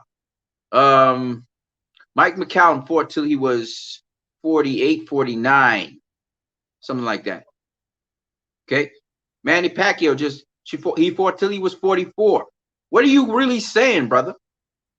What are you really saying? Don't you think that by now you need to take age and put it aside? Luis Ortiz is still fighting. Guillermo Rigondeaux is 40. And that's a conservative number. He could be 44, 45 right now. So what? If you can do it and you can do it at the highest level, it doesn't mean anything, especially if you got some defense. Ain't nobody looking to face Luis Ortiz. He 40 something, and they still ain't aching and itching to beat up the old man. Why is that? Just saying. I mean, you yourself laughed at your own statement because why? Because you know you just being a fanboy.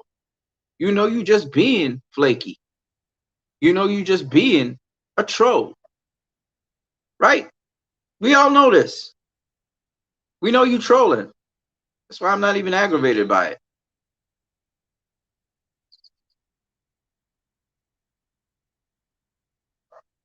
Okay? So stop it.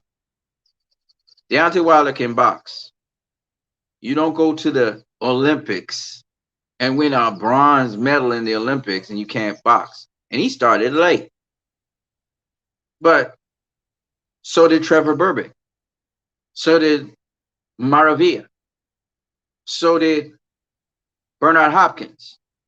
So did uh, uh,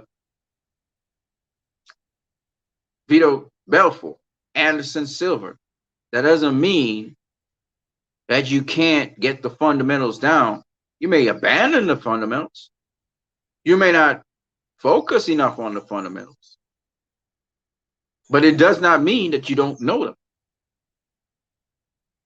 And yes, I've seen Deontay Wilder get wild with his punches and just wing punches. I've seen him do that windmill nonsense.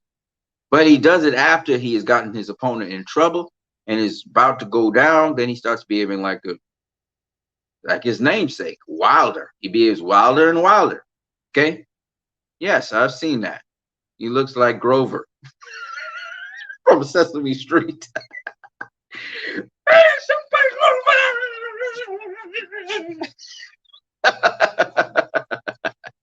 But he looks wild.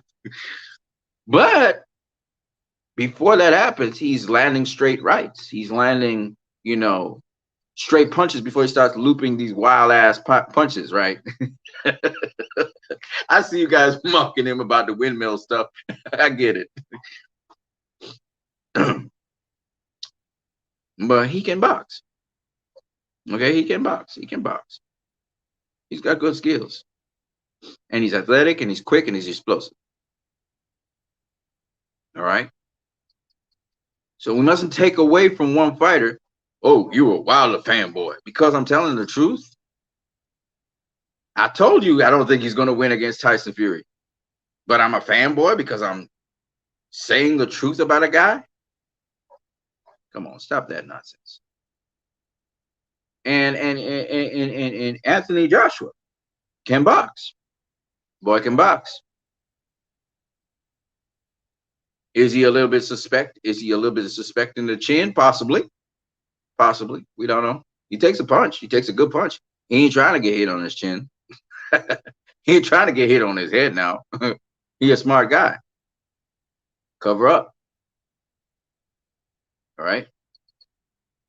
Is he a smart boxer? Does he have heart? Absolutely. Okay. I was listening to so that's a prediction by some of you guys. I asked y'all a question. Y'all's DF answered the question. DF stepped up and he said, his right hand is his major weapon. If his right hand ain't working, he don't got no other plan.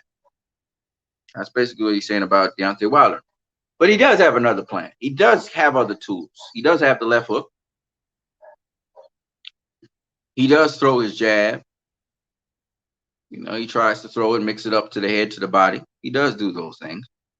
It's just that I just think Tyson Fury is a fighter of a different caliber. And if Vladimir Klitschko couldn't beat him, and Vladimir Klitschko was a hell of a good boxer who really used the jab and stuff, you got to beat Vladimir Klitschko. You got to be an Otto Wallen. You have to be able to fight him on the inside. You have to be able to close the distance on him and fight him on the inside. So the guys I think that would give him problems are Michael Hunter,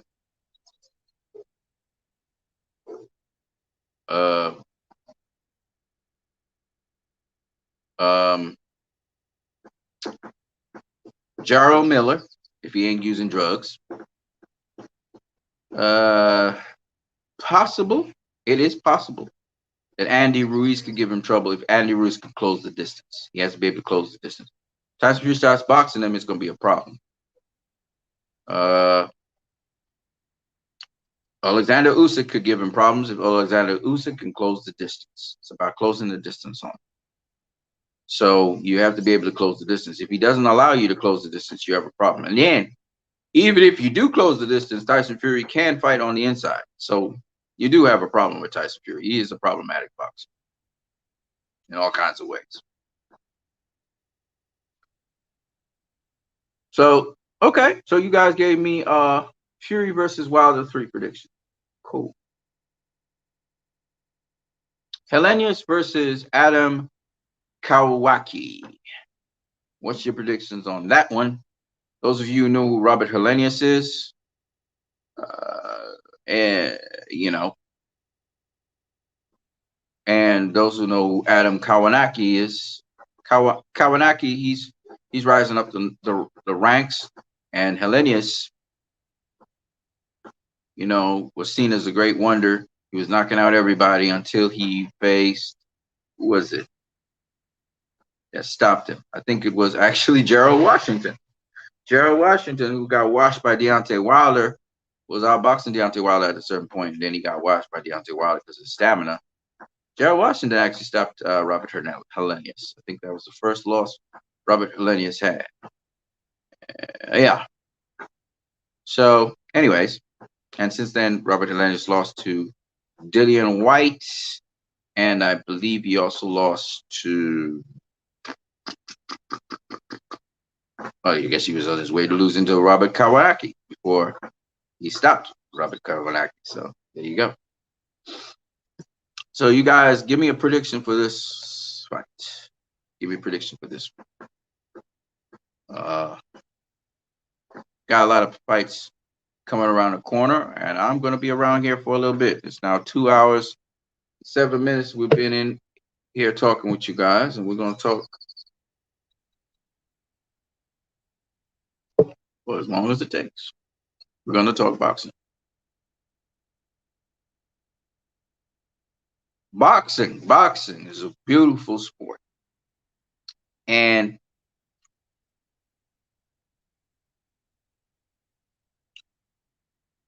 this is the undercard of Fury versus Wilder 3. And different people have strong opinions about different things, and I have no problem with that. You can come on the program and talk about it. DF decided to throw some shade, so he was trying to throw some shade at me. He bounced off like it was nothing.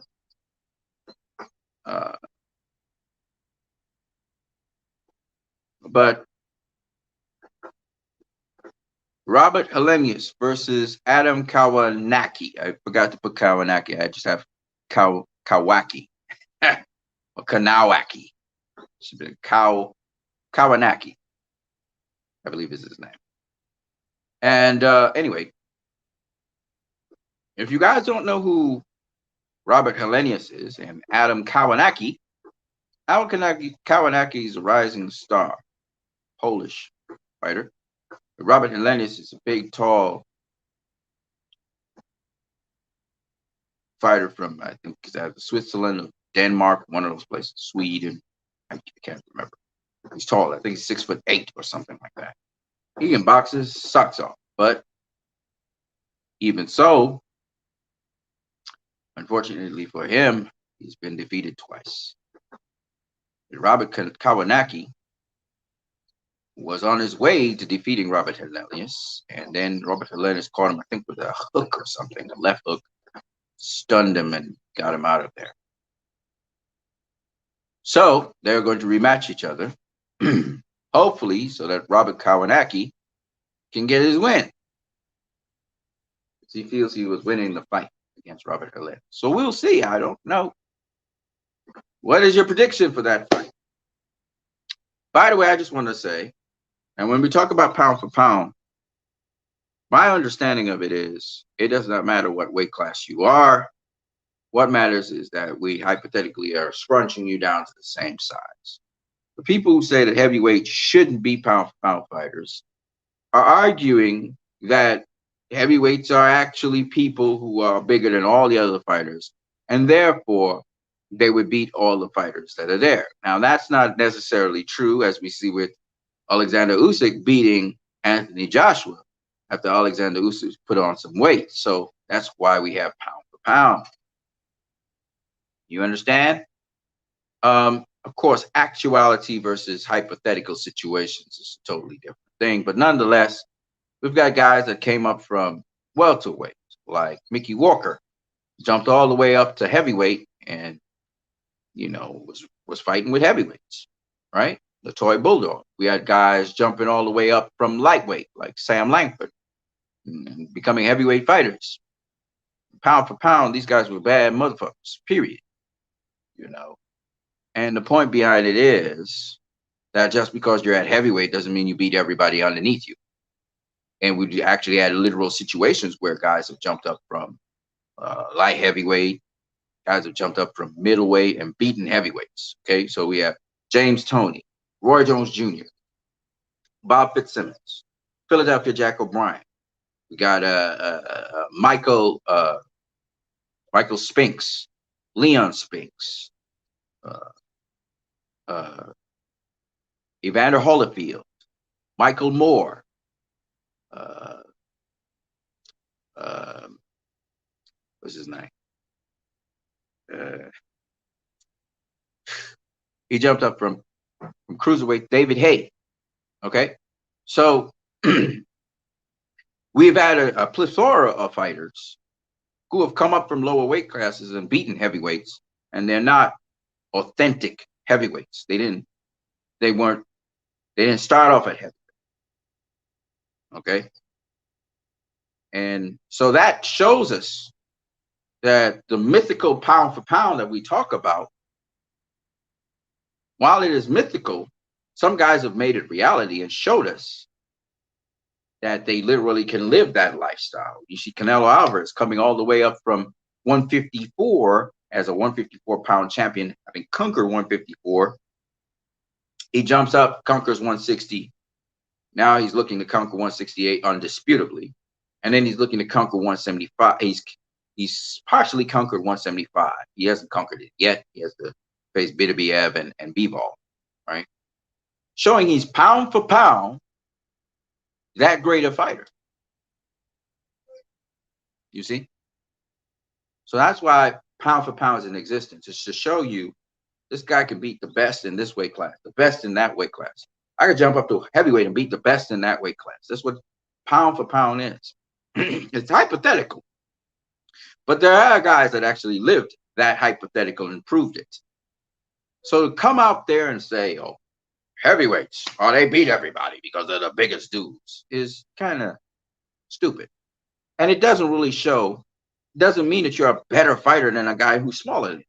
The guy that's smaller than you, if you know, he might be a better fighter than you. I'll give you one more.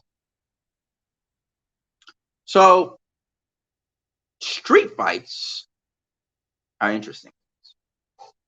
And again, because a lot of you are decafs, you will not understand size does not mean everything.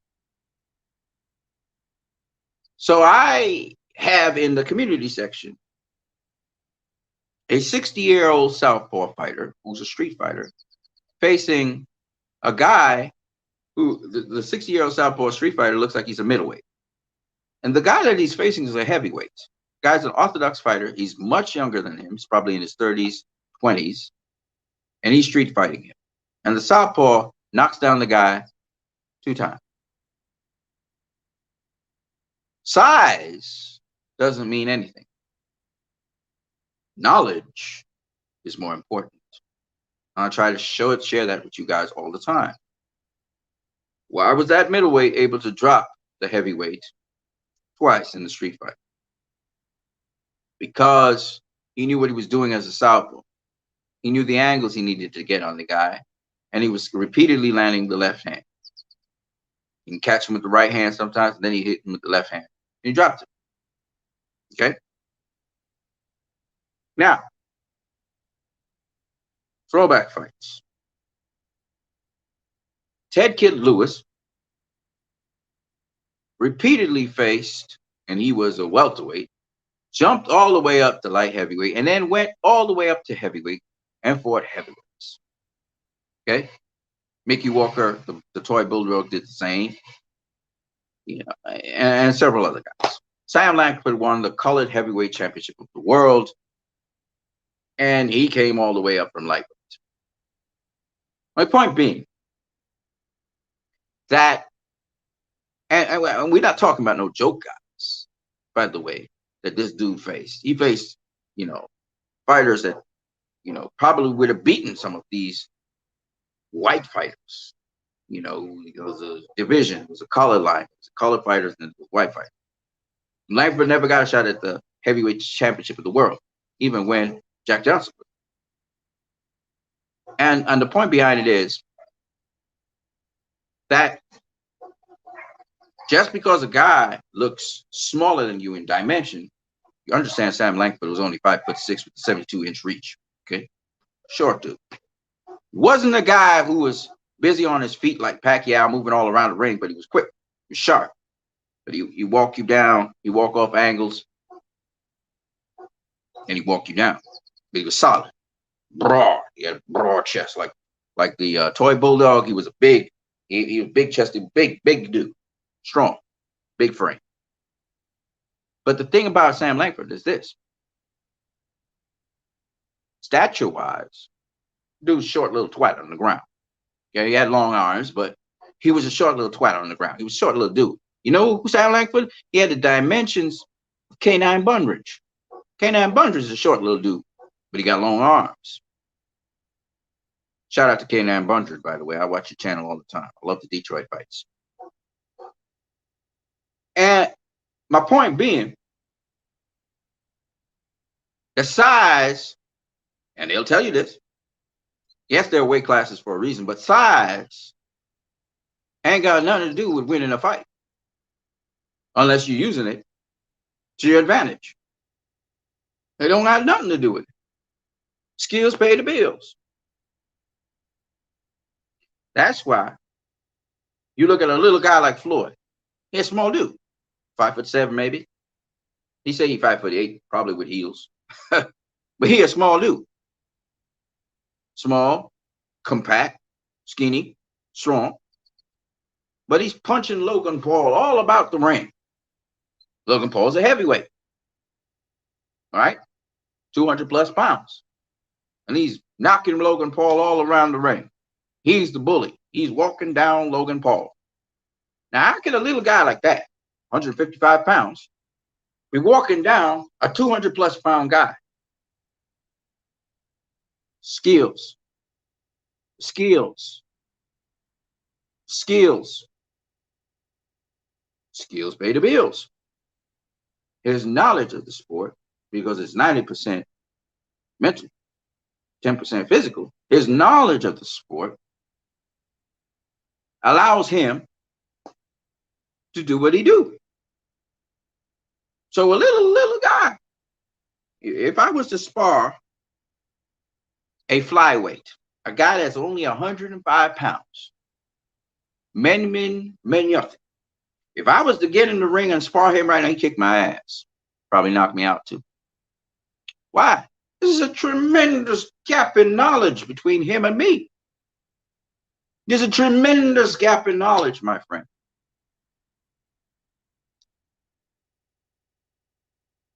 Fighting is about knowing how to fight.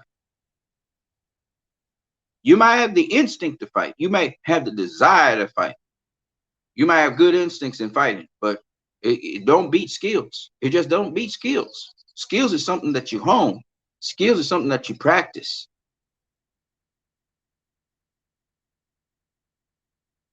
So he know exactly what he's doing in there. He's not feeling his way around. He ain't trying to, learn how to do this or learn that. He know exactly what he's doing, whereas you don't. That's the difference. When you're talking about a professional, top-tier elite fighter, they know things that I and you do not know. That's why they're able to beat our ass. Because they know things we don't know. It's up here. It's not here. Here lets you take a beating. And you're not going to quit. But up here is where you set everything up. And here is programmed by repetition. Doing things over and over again. Understanding why, but now making it something natural that you can resort to in fighting. Anybody who done any martial art discipline knows this. Right? So size is important in boxing. That's why you have weight classes to even the playing field. But having said all of that, it was a time when guys just used to throw hands. They didn't care if you tall, if you short, if you big, or if you small. Of course, now it's different, you know. But guys just used to get in there and throw hands. You come with your style of fighting, I come with my style of fighting, and we throw it down. That's what it used to be in the old wild west days. In the wild days, didn't have too much regulations and rules then. You could kick, cuff, punch, bite, butt, all that stuff. Okay, it's called bare knuckle brawls. It's kind of like the WWE. By the way, it's just a thought that went through my mind as I'm saying WWE. WWE means World Wrestling. WWF was World Wrestling Federation. WWE means World Wrestling what? Something? But that ain't wrestling. Wrestling is, getting into different types of clinches, right? But they also punching that thing, they kicking that thing, they use the ropes and they bounce off the ropes and they, do somersaults and shit. That's not wrestling. I just thought about it. WWE, the WWF, whatever they call themselves, they're not just doing wrestling. They're doing aerobics, all kinds of fantastic stuff. You know what I'm saying? Acrobatics, and I just thought about it. That was just a thought that ran through my mind. And I guess the MMA came off of the WWE and said, let's do it for real. And so you got grappling and all that stuff, right? But anyways, my point being that pound for pound came about because guys were doing phenomenal things and they wanted to find a way to rate how good a fighter was. That's what pound for pound is.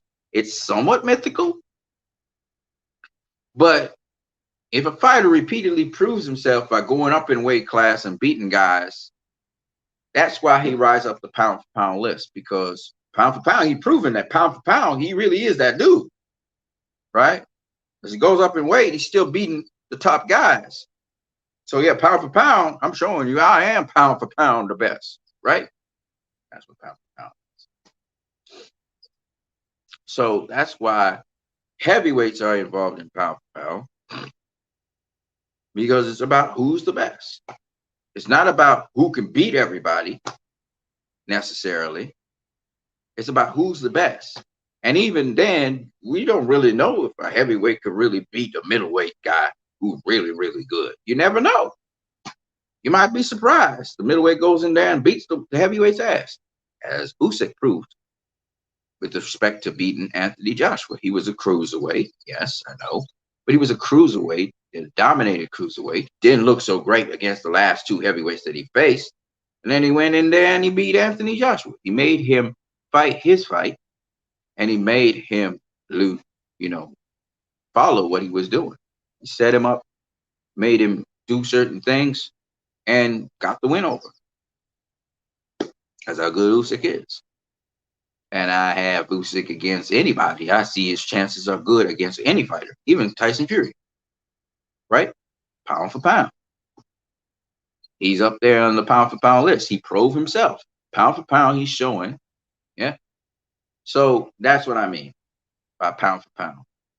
And I think that's what pound for pound is. And that's why I believe that heavyweights should be, how can you not have them on the pound for pound list? Because once you stay in the same size, it doesn't matter what weight class you are. Now you're the same size all of a sudden. You see? So it doesn't matter if you're in the biggest weight class or you're in the smallest weight class. It don't really matter. That's what pound for pound, I believe, is. And that's why I think heavyweights should be involved in pound for pound lists. Because logically speaking, if they aren't, then they're not pound for pound lists. How can you call them pound for pound lists and you're not including every single weight class in there to bring everything to even? I don't understand. It doesn't make no sense to me. So when you say heavyweight should not be in pound for pound list because they beat all other fighters, which is a blanket statement, which is not true, because Usyk just beat a heavyweight, right? He's not a heavyweight. Okay. So what are you really saying? Right. So that's the way how I see it. So you guys can understand and you can share this information with other people. We are now at 2 hours and 25 minutes. I asked you guys a simple question. Hellenius versus Kawanaki, sorry. 2, who do you think would win? Please give me an answer. I went into tremendous detail on pound for pound lists. We went into history. We went into all kinds of things just to explain what pound for pound is. For those people who don't know what pound for pound means. And there are people who literally take that hypothetical understanding and they literally prove that they are pound for pound top fighters. Because they go through successive weight classes, they literally do that. And they beat ass. And therefore they show that they are high up the pound for pound rankings. And Usyk just did that. Usyk is a natural cruiserweight, even though he did fight at super heavyweight before in the amateurs. He is a natural cruiserweight by nature. He's not a heavyweight, but he has now sort of somewhat acclimatized to heavyweight to be able to face Anthony Joshua, and he beat him. And Anthony Joshua is one of the best heavyweights in the heavyweight division. And Alexander Usyk did what Andre Ward wanted to do, which was jump up to heavyweight, fight Anthony Joshua, and beat him as well. And Alexander Usyk, if he faces Deontay Wilder, I predict Alexander Usyk would beat Deontay Wilder as well. I am a southpaw. I know the tricks southpaws use. And Deontay Wilder would not be able to beat Alexander Usyk. I'm telling you that. Well, actually, no, he's capable of beating any fighter. It's always possible. But Alexander Usyk would have to make a mistake. He would have to do something gross that he doesn't do in his nature. He'd have to lose his focus or something so that Wilder would catch him with a shot, which is not going to happen. Because Usyk will keep Wilder off balance. And he will not be able to land that shot for the entire night. Usyk would get the points victory over Deontay Wilder. Maybe even stop him. You never know. Depends on his approach. Right? And Deontay Wilder's a hell of a fighter. I see him beating Anthony Joshua. Possibly. Depends on who's giving him advice and stuff. But I do not see him just easily beating Alexander Usyk. I don't think he got all right. I even see Alexander Usyk having a chance against Tyson Fury. This is the way I think about it. Now, obviously, may have thought the whole thing through. We will see. But what I do know is that Alexander Usyk has shown that pound for pound, he has shown this. This is not theoretical anymore. That he is a better fighter than Anthony Joshua at heavyweight. Pound for pound. He's proven that. That is not, it's not no longer theoretical. Right? So you can have a mythical pound for pound list, but yet you can have fighters on that pound for pound list that prove without a shadow of doubt that they are better fighters, pound for pound, than other fighters on that list, including heavyweights on that list, who may be on that list. Yeah. So I hope that that makes sense. It is a mythical list, but there are fighters who literally are not mythically pound for pound great fighters. They are literally pound for pound great fighters, period, because they prove it. You see. Right? That makes sense? Hopefully it does. All right, let's go to, I asked for Hellenius versus Kawanski, and how many really good real boxing fans are there out there? Not many. Yet DF calls me a fanboy. He calls me a fanboy. Yet nobody's giving me a prediction for Robert Hellenius versus Kawanaki. Nobody. But I'm a fan. Wow. That's what I'm talking about when it comes to boxing. A lot of y'all do a lot of this and very little of this and very little of this. Efe Ajaba versus Frank Sanchez. That's a good fight. Who you guys got for Efe Ajaba versus Frank Sanchez? You guys are proving my point. But when this channel has achieved its purpose, which it will, you guys will know all these fights and you will be talking about them. I like the boxing voice for that. The boxing voice, they go through every single fight on the card, even some of the untelevised fights, because they be down there watching the fights, you know. I love that about Ness. Ness is doing some good stuff down there, and they have their own little boxing competition and everything. I love what Ness is doing. That's some real boxing right there. Ain't talking out their ass like some people out here. Efe Jaba versus Frank Sanchez. Who do you guys have to win in that fight? And then we got a more high-profile fight: Shakur Stevenson versus Jamel Herring. What are you guys' predictions for these fights, man? Put your money where your mouth is. Dillian White versus Otto Wallen. Dillian White versus Otto Wallen. It's a good fight. It's a good matchup. Whoever's doing these matchups, these are really good matchups. I just hope the fights come to fruition. Sometimes all kinds of stuff come in between those fights, and then you don't get the fights that you really want. You know what I'm saying? This is a good matchup right here. Dillian White and Otto Wallen. Wallen's been on a winning streak since his loss to Tyson Fury, in which, you know, you could argue that he could have gotten that stoppage. You know what I mean? But they let the fight go on. Tyson Fury had a bad eye injury, and he made it through that one.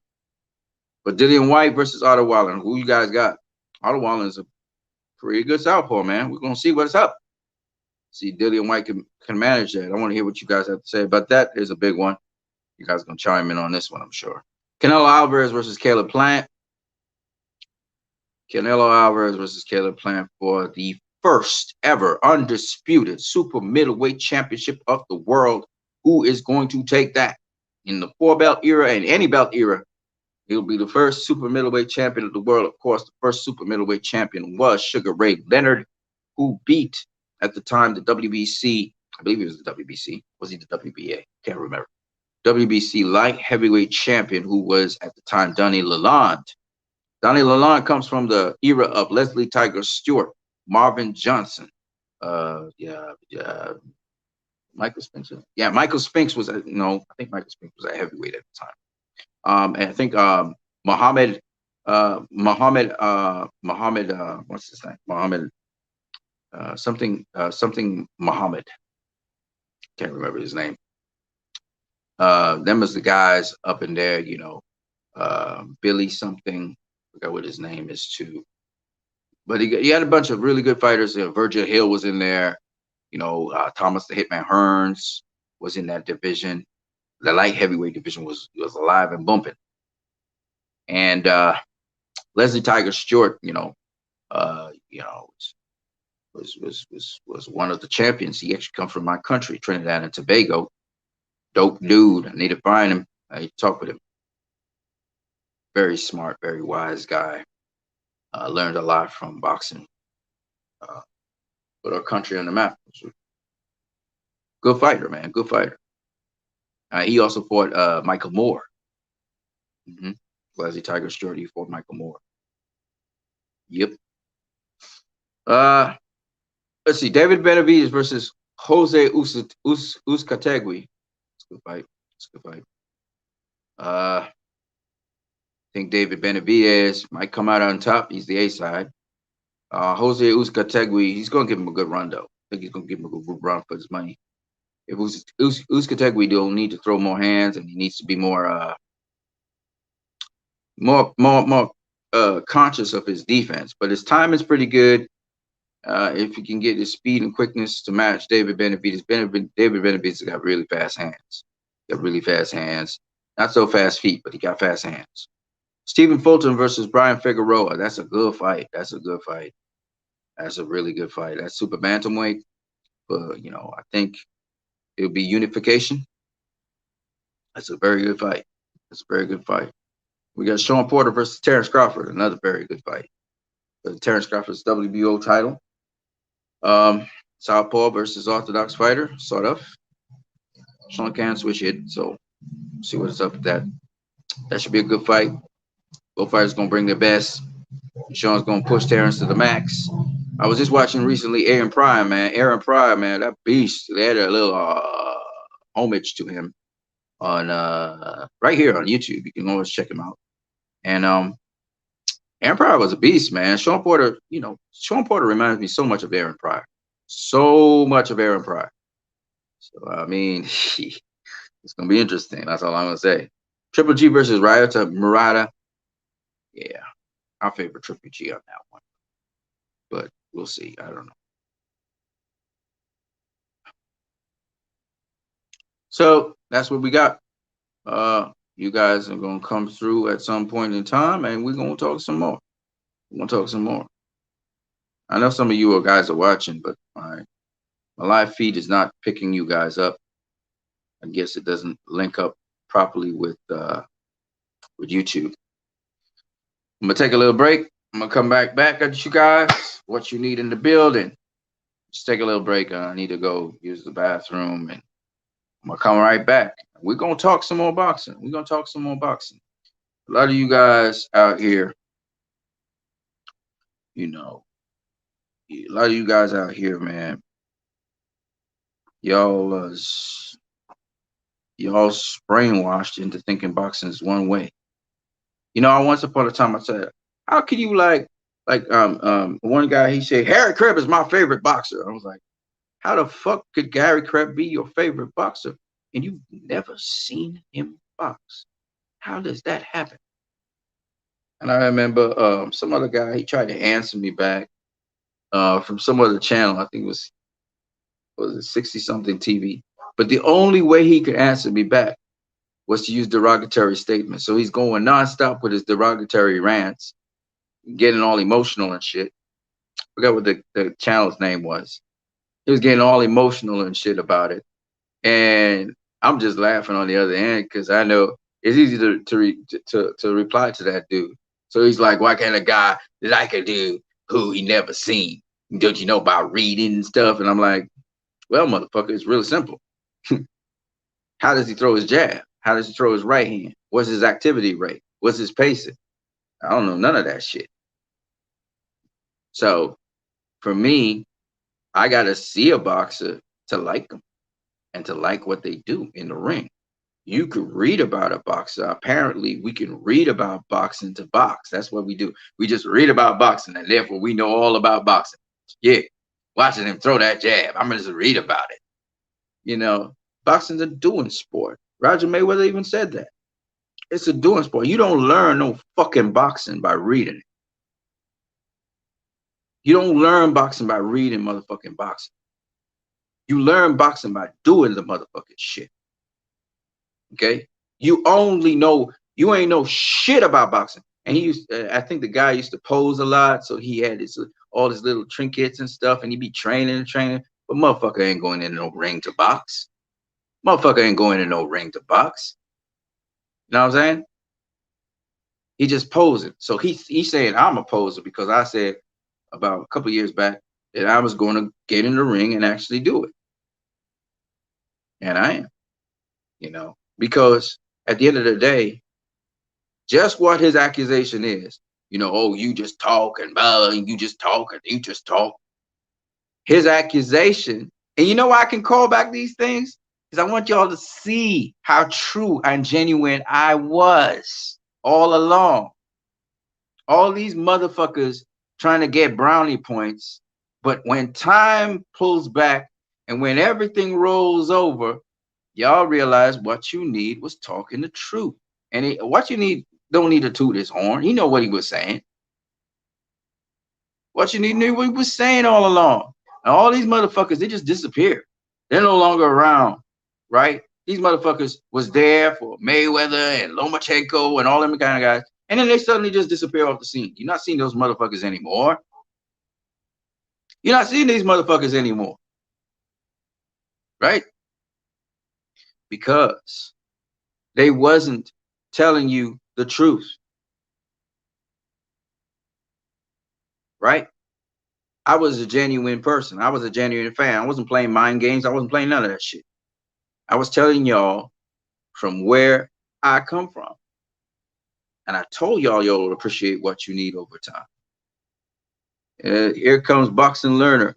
I seen guys, they come and say, oh man, I learned so much from you, and so on. 2 channels did that to me. Oh, we learned so much from you. And then they turned on me. And one guy kicked me off his stream. I remember this well. They started attacking me because my channel always challenged these motherfuckers. It always challenged these motherfuckers. One guy, he kicked me off his thing, and then the other guy came through, and he was like, oh yeah, you're so great. And then he tried to run a campaign against me with my channel.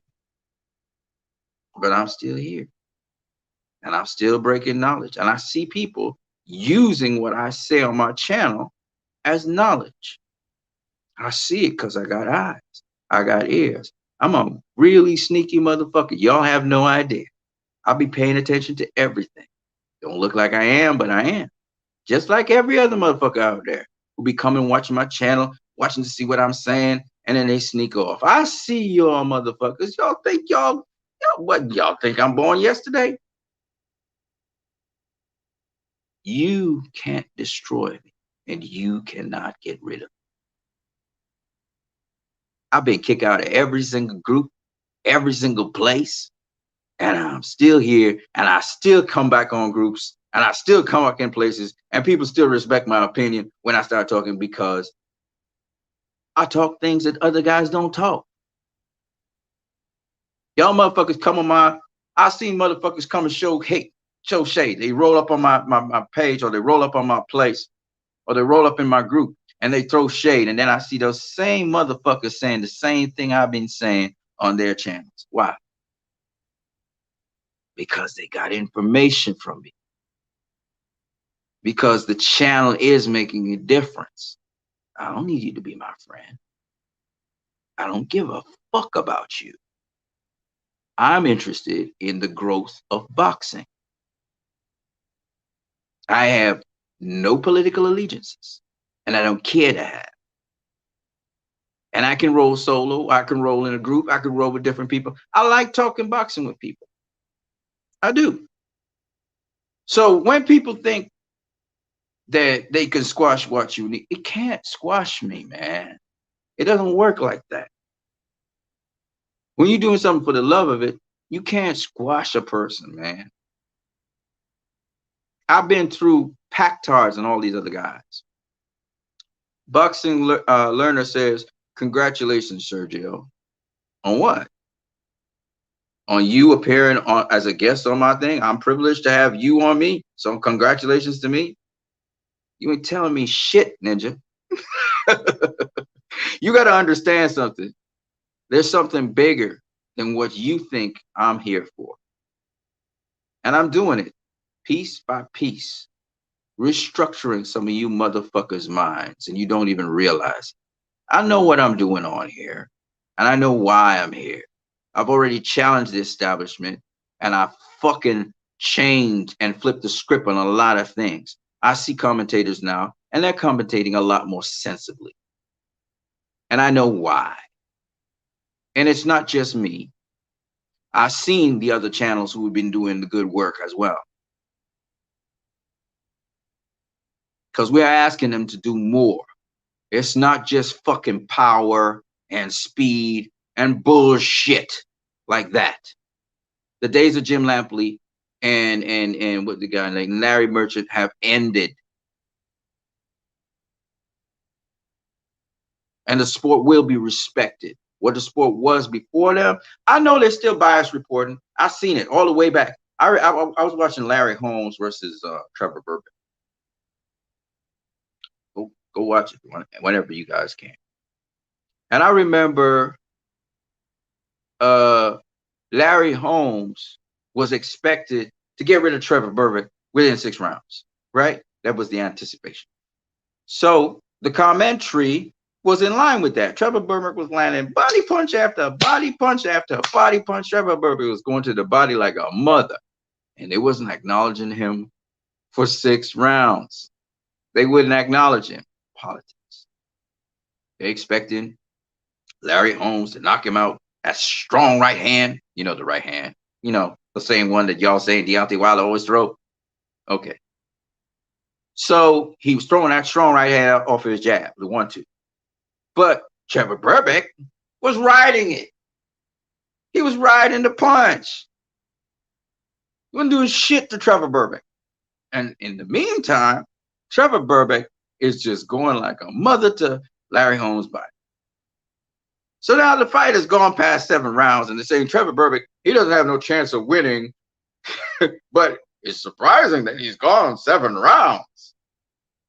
And I was listening to this as a fan watching this fight. And I'm laughing because I'm realizing the reality of the situation. And Trevor Burbick's actually beating up Larry Holmes to the body. And Larry Holmes is going to the corner every single time, tired. But these people can't see that. And Larry Holmes, he fights his ass off. Okay, he fights his ass off in the remaining rounds that have to go. Remaining, I think it was 8 more rounds. He fought his ass off. I'm not going to lie. You know, but they never acknowledged Trevor Burbick's stuff until they realized Trevor Burbick was going nowhere. He wasn't going to get knocked out. What is my point? My point is the political arena in boxing and the expectancy of fans clouds sometimes the judgment of what really is going on between 2 fighters in a fight. And similarly, there is a battle being going on YouTube. You all don't know it. And I watch it. I watch, I observe, and I observe everything that's going on. And when you're a person like myself, you don't push issues. You don't push. You do like James Toney. You don't push nothing. You ain't trying to rough up and push nobody. But you know when you can punch and when you can do what you have to do. And that's what I do. I punch when I need to punch. So I know when to punch. And like I said before, I don't give a fuck what you think and how you feel. Because I know what I have to say is important. So people say, well, you should never offend the fans. Well, fuck you, because I will. Because there's no other way the fans are going to learn something really well if you don't offend them. And for all those Kool-Aid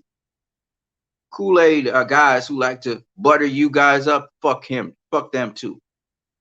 I'm not going to be nice just to be nice.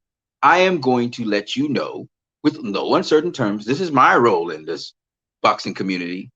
Let you know with no uncertain terms that you're full of shit and you're not saying the right thing. I'm gonna do it on behalf of the boxers. I'm gonna do it on behalf of the people in the professional community who are afraid to say that to you. I'll say it on their behalf. I'll say it on their behalf because you know a lot of them who are in the boxing community, they're like, oh, man, I ain't got time to waste with these people. I remember Deontay Wilder's trainer saying that. He said, you know what? I don't want to get in a discussion with these people. I'll do it for you, buddy. I don't have a problem. Cause why? You know, and they like to say, "Oh, you highfalutin and you proud, but you ain't know nothing." And I've seen some fans try to come at me. Fuck y'all. You know why? Because I'm not encouraging people to be ignorant assholes of the sport. I'm not going to encourage you. I'm not going to encourage you down that road. I see so much stupid, ignorant ass shit. And it's only in the sport of boxing you see this dumbass shit. No other sport. No other sport. And it was not always that way. It was not always that way. And I'm not saying that You can't have an opinion, but a lot of y'all have an attitude. Y'all roll up in here, blah, blah, and you don't know shit. You really don't. So when you roll up with that attitude, I'm gonna give you back your attitude. I'm gonna reciprocate it back at you. I don't care. Why? Because we need to have respect for the form or the sport that is there. We need to have some respect for it. When I slap somebody, somebody want to slap me back. Look, have fun. I got defense. I wish you the best of luck.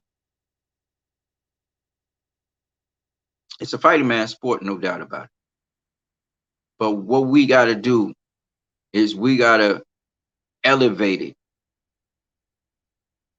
And one of the ways, one of the strategies is to have somewhat of a lack of tolerance for people who know they're about to talk a bunch of shit, but they know there's no repercussion for it. So they throw their shots, they throw their right hand and their left hook, and nobody punches them back.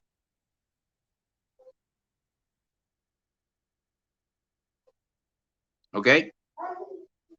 Did I guarantee you I'll punch you back? I'll punch you back. Okay? Don't say dumb shit. With an attitude. You can say dumb shit because you just don't know. That's totally different. I will not disrespect you.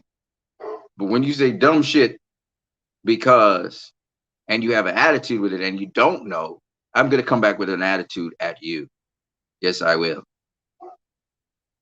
And you can be mad at me as much you want.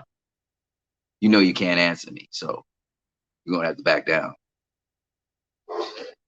Right. So, with respect to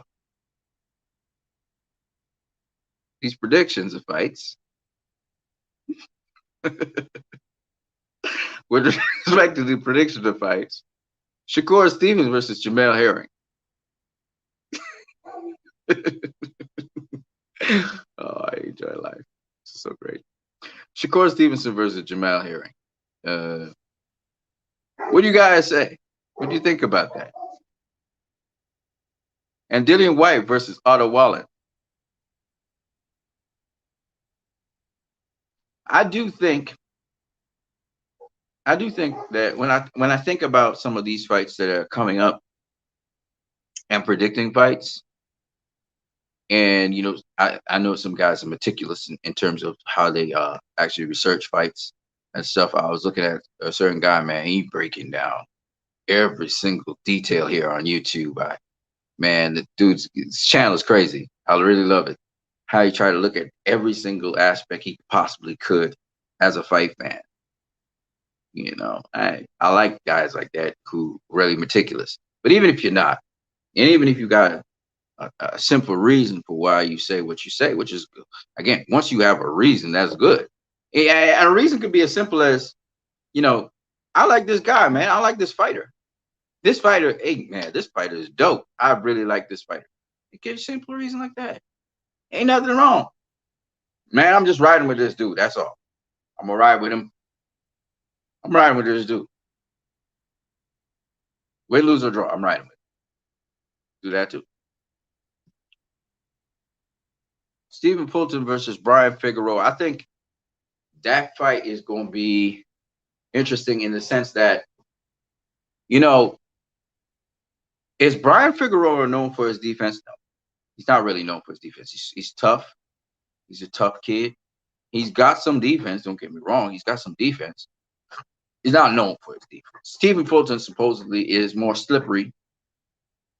Even though he sort of got hit a couple times by the last opponent he had where he won the title. But I would love to see Stephen Fulton versus this fight because Brian Figueroa has been on a tear. And Stephen Fulton, he'd been fighting tough competition, fight after fight after fight as well. So these two guys just clashing with each other at this weight class. Oh man, it's gonna be something, And Figueroa, I guess, is more of an infighter, so again, he's like Steven actually got prepared with Angel. Angel, he won the title off of Angel, and now he's facing like an upgrade. Like this guy, much more activity, bigger dude, stronger dude, and just relentless. So it would be interesting to see if Fulton could come through from that fight facing Brian Figueroa. And even though like I said, I like Stephen Fulton. I really do. I like him. I like him a lot. But I do believe he's going to be tested by Brian Figueroa. Just the sheer volume of activity and the size of Brian Figueroa and his strength and his, So Stephen is going to have to use his skill to navigate. And now, to be fair, Brian Figueroa is kind of like he's like the analog I would use is like a Margarita Paul Williams kind of guy. He's kind of like that dude, but he's more unorthodox, a little bit different in that sense. Like he throws some really unorthodox stuff, but nonetheless, I mean, his activity wise, man, he just keeps it going. He just keeps it going. It's kind of like Sean Porter versus Terrence Crawford. It's kind of like a fight like that. This is another thing that a lot of people, I always find this interesting, but a lot of people say you gotta have like a power puncher versus a boxer. But Terrence Crawford's a boxer. Yes, he got some power. He's been stopping guys. Sean Porter is a swarmer, right? He's a swarmer. He could box. He could box if he wanted to box you, kind of like Aaron Pryor. But he's a swarmer. Like he brings the heat, right? So when you think about it, Porter's not this big knockout artist. But what makes this fight exciting is the fact that Sean Porter always brings it. He always brings the heat, right? He's a swarmer, and a swarmer versus a boxer, you always get a good fight. You always get a good fight, right? Unless the boxer decides to keep it at range, and he has the ability to keep it at range where he can stay on the outside and just box the swarmer. But even so, all night long, the swarmer's coming after the boxer. It's like a nonstop. So it makes for an intriguing fight where there's a guy, he's going to fight. He's looking for you. He's coming for you. So I never really quite fully. Oh, okay. I never quite fully thought that it had to be a puncher versus a boxer for a fight to be exciting. Lots of people always have that perception that it has to be a puncher just coming at a boxer. No, you can be a swarmer and come after a boxer, and the immense amount of activity you have makes the fight very exciting. And the question is, can the boxer deal with that, right? So that's always an exciting fight. So I mean, there are a lot of stereotypes out there in boxing land, which I think need to be put to rest. Triple G versus Ryuto Murata. Japan. Yeah. That's a good fight. No, it's not. And you want to talk about a guy who uses his right hand and his right hand alone, doesn't even set it up with a jab. You're talking about Ryuto Murata. Got power in that right hand now, so don't sleep on him. But that's about it. That's all he has. All he got is a right hand. And Triple G, he got right hand. He got a left hook. He got hooks. He hook either way. Murata does get touched. I see Triple G. I mean, hopefully he gets the stoppage round 6, round 7, maybe, after Murata's taking so much punishment. Unless Murata could take the punishment. Murata's a pretty big middleweight. If you take the punishment for 12 rounds, that would be good for him. I mean, and then if he could learn a thing or two from the Derevyanchenko fights and from the, Canelo and the Jacobs fights, that you go to Triple G's body where it's available to you. You go to his body. Who knows? I mean, can Murata throw the right hand to the body? a nice hard body shot. You never know what could happen with Triple G from there. But Triple G's always well conditioned, and he's still staying in shape. And he's always, So I don't know. I don't know. Is it a good fight? No, I don't think so. But hey, I think Triple G stops him. But maybe he doesn't. Maybe he doesn't. That's just my expectation. Just never know. He is 40 years old, or 41 years old, something like that. So I don't know. And Triple G's been on a long break because of the pandemic. So who knows? Who knows? You just never know. This is the year where there's upsets coming left, right, and center. So I can't really say, man. I can't really say that Triple G will. It looks like it should. I mean, Triple G should beat Ryota Murata. I mean, what does Murata have? He don't have a whole lot of game. I'll tell you that. He's got a great right hand though. But he don't really have a whole lot of game other than that I see. He is a good boxer. Don't get me wrong. It's just he's not a great boxer or anything like that. So I don't know. I don't know. I think Triple G should take it. Maybe. I don't know. He should be able to take it. I don't know. I don't know. And he's going into Japan. I think he's going to Japan to fight that fight. Or is it happening in the US? I don't know. It's not one of those fights that I burn with desire to see. Right? Murata has a nice right hand. I think Triple G might be able to take that right hand, though. Oops. These are the fights that we're talking about here.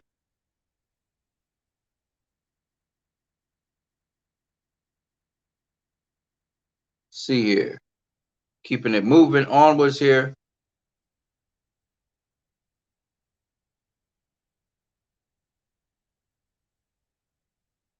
I want to go back to this. Sergio Martinez and Brian Rose at middleweight. And of course, the fight is in the community section. So if you guys want to check that out. One of the things else that I thought was just really wonderful about Martinez's career so far, which is pretty miraculous. I mean, he's able to sort out his feet. And he put on a pretty good performance against Brian Rose. But one of the more miraculous things, wow, that's interesting. I didn't notice that. Pretty dope. One of the miraculous things about Martinez, and I can't even say that for Anderson Silva, because didn't Anderson Silva also come off a broken leg, is that this guy, he rolled back the clock. I mean, he rolled back the clock. I mean, the dude, against Brian Rose at least, he looked really fresh, really good. Somewhere around, I think, was like the middle round, somewhere around 8, 9, 10. He started to have difficulty. Brian Rose was finding him and landing the right hand, but not all the time, right? And he did look kind of old as he started to get hit. But, what was kind of miraculous to me was just seeing him still have that quickness, still have that sharpness.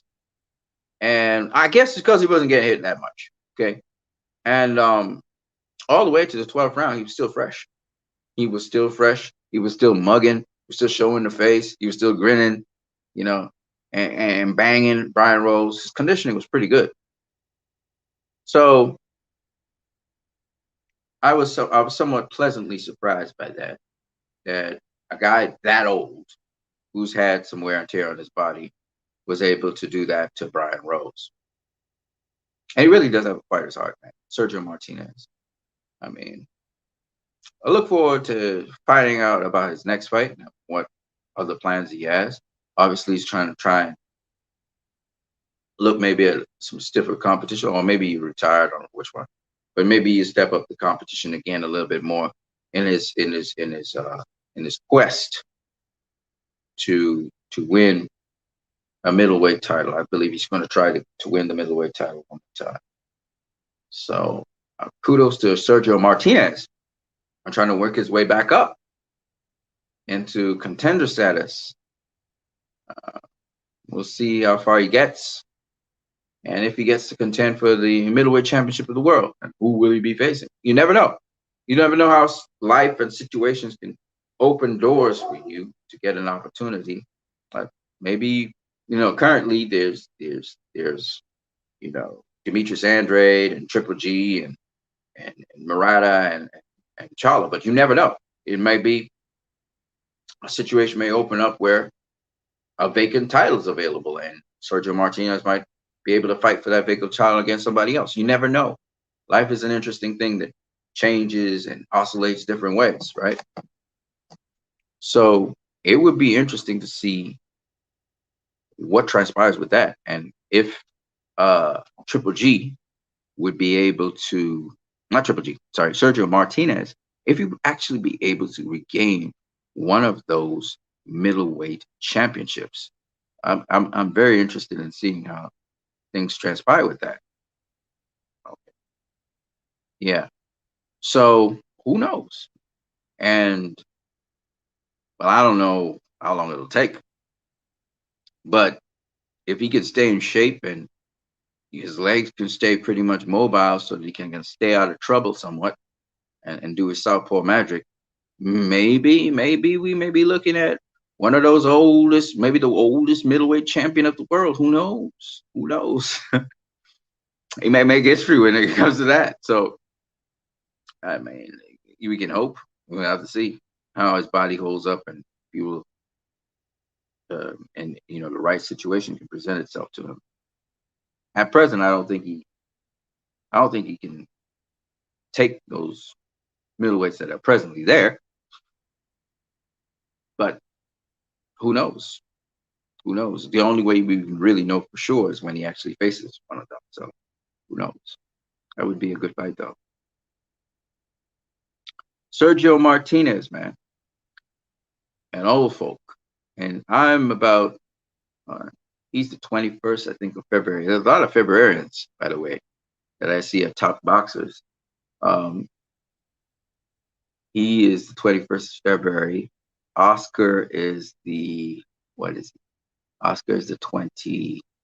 Is he 2012th or something like that? February 4th, 7th or something like that. Oscar's a Februarian. Mayweather's a Februarian. Martinez is a Februarian.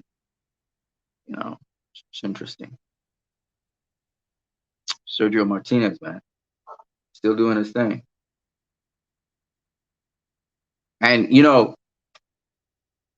for the old guys out there, some of your guys, I see some of you with your channels, and you throwing your punches on your punching bag and stuff, and you got your camera up in there. How, I'm ask some of you who punch on your punching bags and stuff. Are you guys actually fighting? Are you guys actually doing exhibitions or little competitions and stuff? Are you guys going out there and actually boxing, or you just punch on your punching bag? Say you doing workouts and stuff.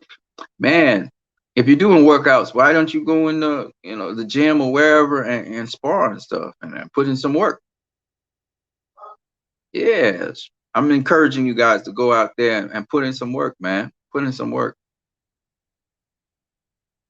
Get some work coming back at you. That'd be good.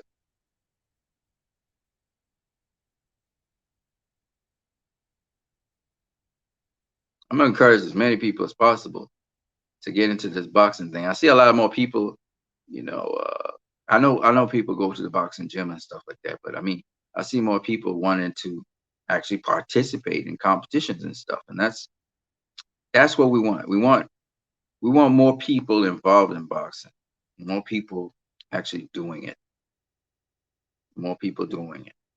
That's that's what we want. You know, it's going on 3 hours. We've been streaming. Some of y'all came through, and some of y'all disappeared. I know more will come through, so we're waiting. We're waiting for y'all. We can go on to 5 hours. I'm gonna go to 5 hours. And I could keep talking for 5 hours.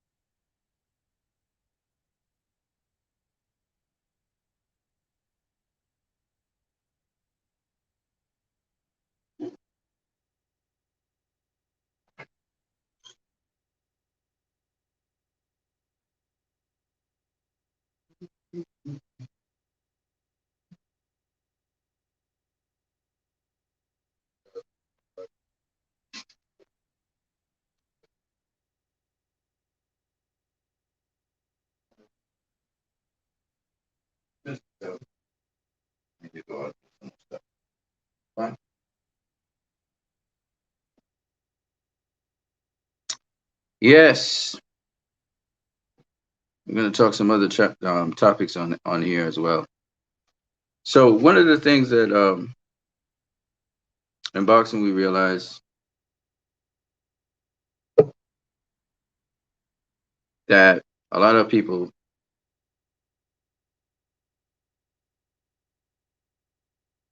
basically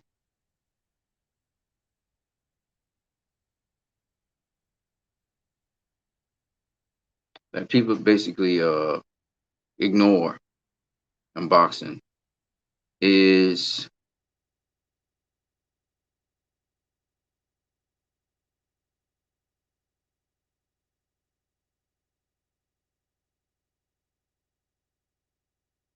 yeah is the time it takes for a boxer to develop to a certain point in their boxing.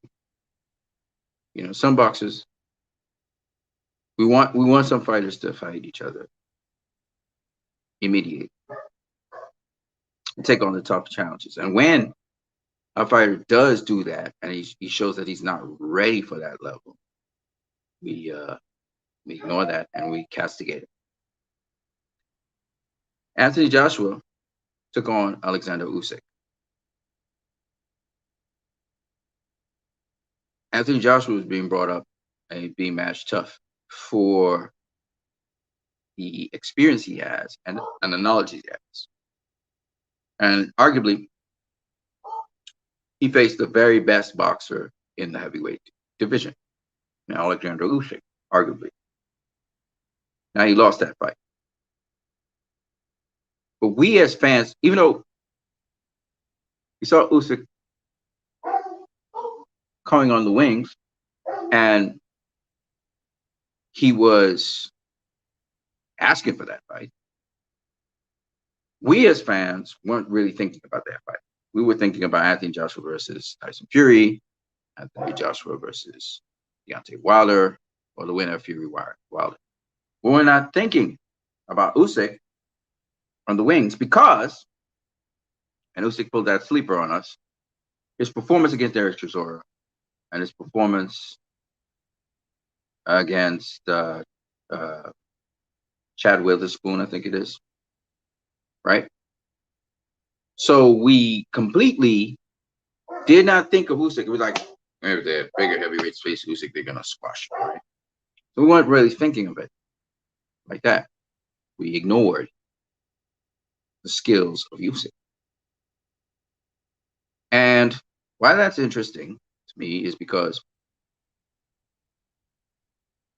we continue as fans to do that over and over again, underestimate and forget what a boxer can be bringing to the table and their skill sets, just because when one style was clashed with another style, we got a certain sort of look, but the boxer came through.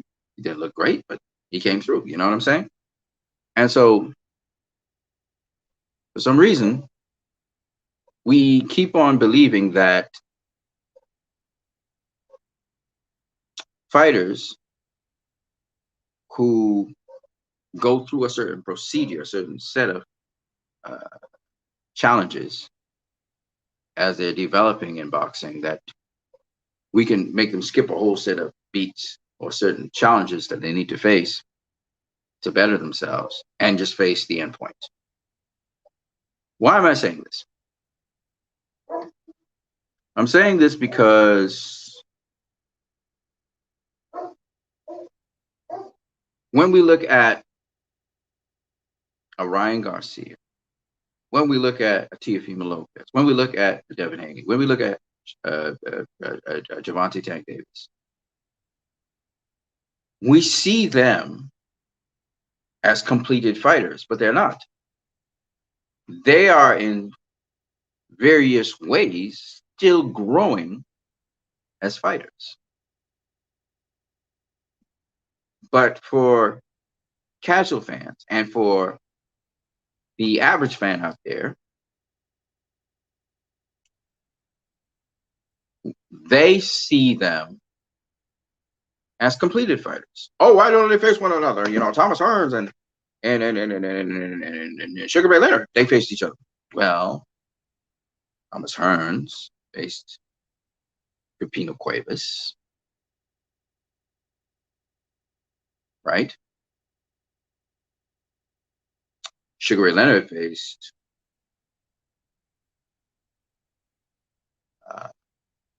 Wilfredo Benitez and Roberto Duran. Even suffered his first loss against Roberto Duran, rematched Roberto Duran, beat Roberto Duran, went up to, I believe it is 154, and beat the lineal champion at 154. And then he faced Thomas Hearns, who had beaten Pipino Cuevas and a bunch of other guys leading up to Pipino Cuevas, who was the guy at welterweight. Pipino Cuevas was knocking out everybody at welterweight, and Hearns knocked out Pipino Cuevas, right? My point being, who is Devin Haney's Pipino Cuevas? Teofimo Lopez, he's got his, Benitez, Duran, Pipino Cuevas, and Vasily Lomachenko.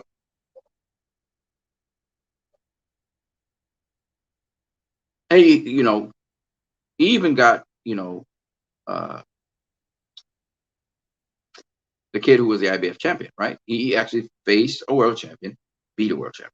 Tank, okay, you could say that his Wilfredo Benitez was the Puerto Rican kid. But who is Devin Haney's Pipino Cuevas? Who is Ryan Garcia's Pipino Cuevas? Who are they? Haven't faced anybody. Haven't been tested like that. I mean, Devin Haney's faced Ori Linares, and Ryan Garcia's faced Luke Campbell, but they're not world champions. They didn't face world champions, right? Well, of course, Teofimo Lopez now has most of the championship belts. So if they want to face a world champion, it's going to have to be Teofimo Lopez or it's going to be Devin Haney, right? Devin Haney or Teofimo Lopez are the two world champions at lightweight. So there's only two choices. It's like Pipino Cuevas and Carlos Palomino, or Pipino Cuevas and Wilfredo Benitez, right? Those were the only two guys holding down the whole thing.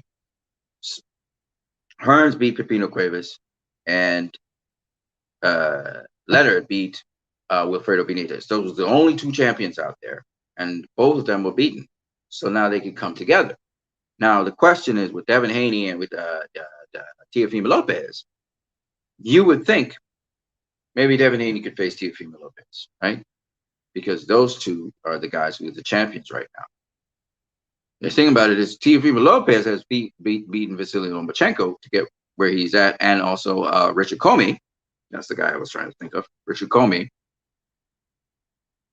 But Devin Haney has never faced a world champion and beaten a world champion, right?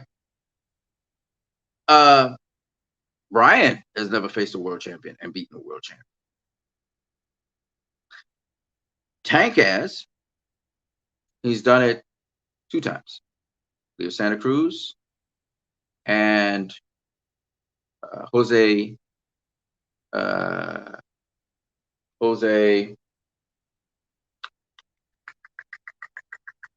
whatever his name is, the Puerto Rican kid, right? He's done it twice.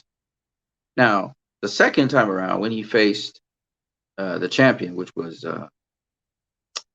Leo Santa Cruz was not a super featherweight, right? When he jumps up and fights Mario Barrios, that's just not the real champion. The real champion is Taylor. Something Taylor. Wow. Can't even remember his first name. But the point is, a lot of times we want these guys to clash, but they're not ready, or they haven't done anything to show that they're ready to have that clash. Not to say that they shouldn't have it, but I'm just saying that's what Bob Arum was talking about, I think, in an interview somewhere. That yes, okay, so the 4 kings faced each other, but before they faced each other, they had been facing significant competition. Duran had been lightweight champion for a very long time, jumped up to welterweight, and actually became the welterweight champion, the WBC welterweight champion, beating Sugar Ray Leonard, right? Sugar Ray Leonard had beaten Wilfredo Benitez. So Leonard had beaten somebody. Duran had repeatedly beaten somebody, and he'd been a champion for a very long time. So when those 2 guys clashed, it made sense because they were ready for each other.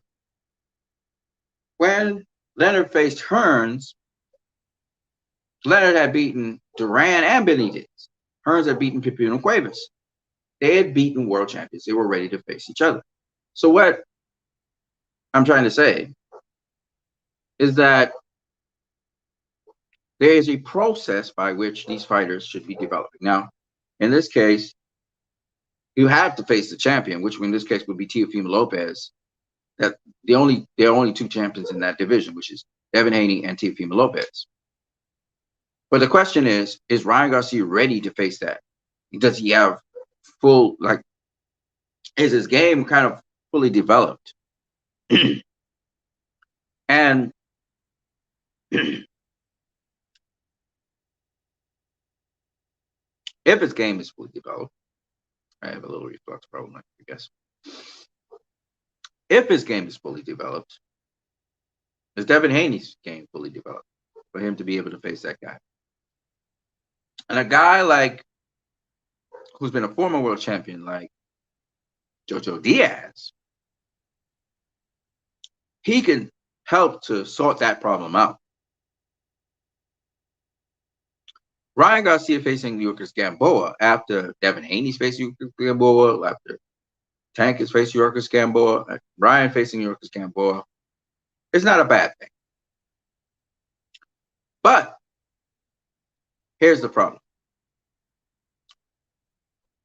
Yurkus Gamboa is a good fighter. But what does he do to help Ryan develop his inside game?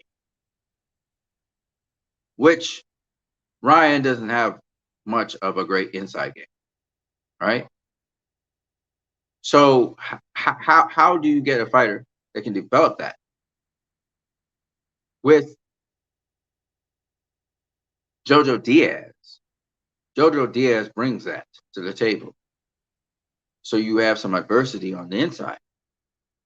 And the fact that Jojo Diaz can close the distance to get to the inside and then work his magic is what makes Jojo Diaz a good step up for a Devin Haney, for a Ryan Garcia, for a Teofimo Lopez. All right?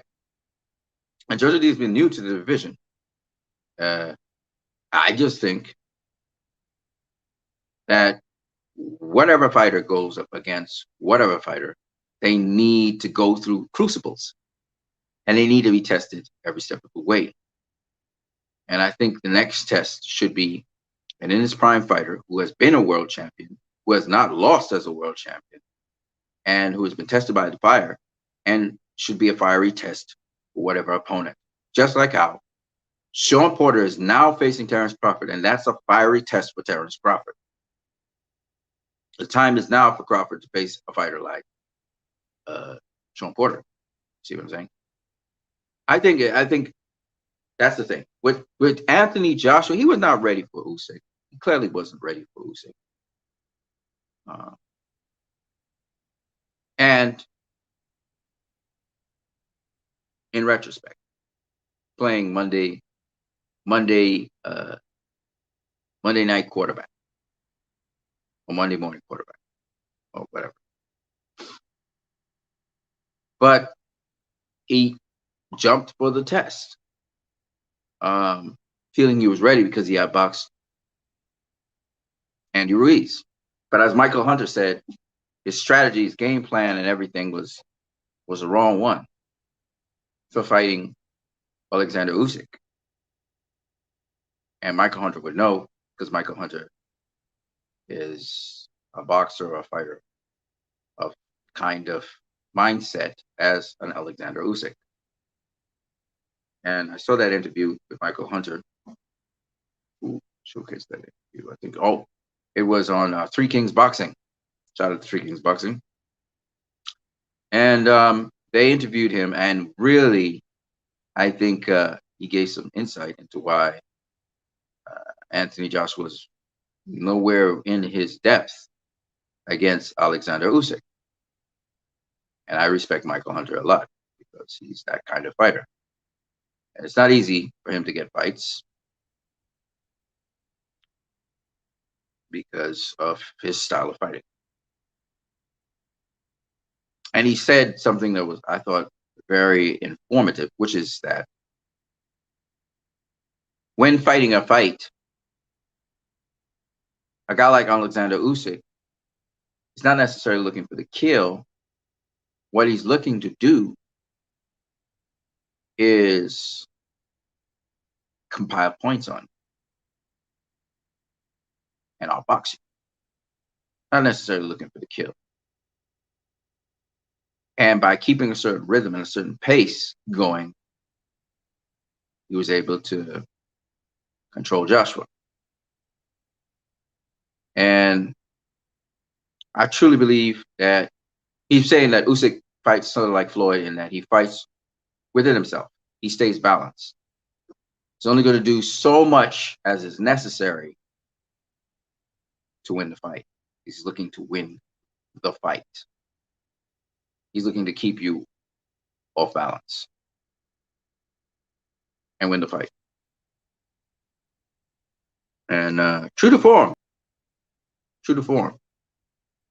That's exactly what Usyk did. And Michael Hunter said he said he predicted the fight many weeks out, and it went exactly like he said. And he said this is the reason why he thinks that the whole training stuff that Anthony Joshua should be removed and he should start afresh. But I don't think he should do that. And from what I see, his trainer was actually trying to get him, Anthony Joshua, that is, to put more pressure on Usyk. And he even said that after the fight that, Anthony Joshua didn't follow everything he was saying, telling him to do. And I didn't listen to the corners or anything, so I can't verify that. But you have to put pressure on a smaller fighter. But that's not as easy as it said. It's not easy to just put pressure on somebody and think, you're going to get results. But at the same time, yes, he should have put some pressure on Usyk. That kind of goes without saying. As the bigger fighter, particularly.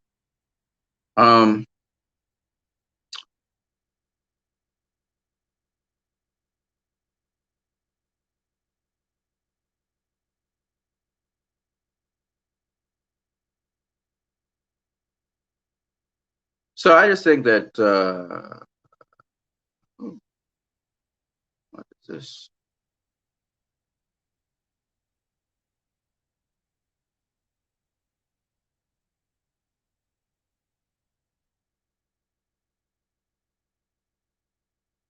Right. So the question really is,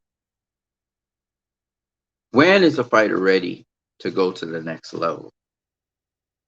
Well, if what you're working on with him, let's say you're working on his inside game, or you're working on his ability to counter, or you're working on his ability to pressure and cut off the ring, or you're working on his ability to be able to uh, keep a particular distance away from his opponent, or you're working on uh, different kinds of opponents coming to him, aggressive opponents, opponents who fight off the back foot, opponents who circle and fight in the center of the ring, or opponents who are sort of erratic, sort of unorthodox. Whatever you're working on with him, that he can get past that hurdle so you can build a much more all-around game with him. That is what you should be building with fighters. You know, I could tell you for a fact that Jojo Diaz would be a problem for Ryan Garcia, because Ryan Garcia is not the um, he's not the biggest inside fighting guy. So I can see that he has deficiencies on his inside game, right? So that's why I look at, you know, Jojo Diaz, and I say, oh, Jojo Diaz would just tremendously put too much pressure on him and really just tremendously beat him up. When you look at Canelo when he fought Callum Smith, Callum Smith's not a guy that could collapse his arms and really throw short punches. So I knew that Canelo was going to bully him and beat him up. I kind of predicted that. Uh, and so that's exactly what happened. And then with Billy Joe Saunders, I knew Canelo was going to beat up Billy Joe Saunders, which was lack of confidence. As that level of boxing, Billy Joe didn't think he could succeed at, and he was questioning and doubting himself. And so when he didn't show up for the press conference, I knew, okay, this is over. So there are deficiencies fighters may have in their fight game. In spite of everything they've gone through, they still haven't gone through certain obstacles, certain hurdles. And sometimes it's the experience that is necessary for the fighters to actually decide, okay, well, you know what? I had this experience. I know what it's like. I know what it goes through now. I know how the process works. So I can step up to the next level. And sometimes the fighters lose, like in the case of Anthony Joshua, in the case of Billy Joe Saunders. Billy Joe Saunders went into retirement immediately after getting beat by Canelo. And he doesn't understand that his development and growth actually started there, because not because he took his first loss, but also because he realized that he actually was on that level, and he should have had confidence to begin the fight, knowing that he could have actually done something with Canelo if he had begun with more confidence that he could have done something with Canelo. So, I mean, this should be a learning experience with Billy Joe Saunders, and not something where he wants to go into retirement after that, but actually that he wants to get his eye mended up as well and just jump back in that ring and get busy again. That's how the mindset should have been for him, because it's a growing experience. It's still a learning curve. You're always learning something in boxing. I mean, win, lose, or draw, you learn something in boxing. So I always think it's a learning experience, and you're growing. You're growing constantly. That's why I always like what Anthony Joshua keeps on saying about him learning as he's going through this job, this experience. And for him, it's exciting. And I think that's the attitude you have to have. If you love the sport, win, lose, or draw, you're going to be excited about it. And you're going to, of course, you're pushing for the W. You're going in there primarily to get the W. I don't care what anybody else says. They say, I'm going in there for knockouts. I'm going in there for this, that, the other. It's a fight, blah, blah, blah, blah, blah. Listen, man, it's a fight, but somebody got to win. Somebody got to lose. Okay? Somebody got to win. Somebody got to lose. And if you got the mindset that I'm going in there to win because you're a winner, that's totally different to saying I'm going to knock this guy out, or I'm going to do this, or I'm going to do that. I mean, it's exciting to say I'm going to knock this guy out. You know, everybody wants to see a knockout, right? But at the end of the day, if you can't get the knockout, what are you going to do?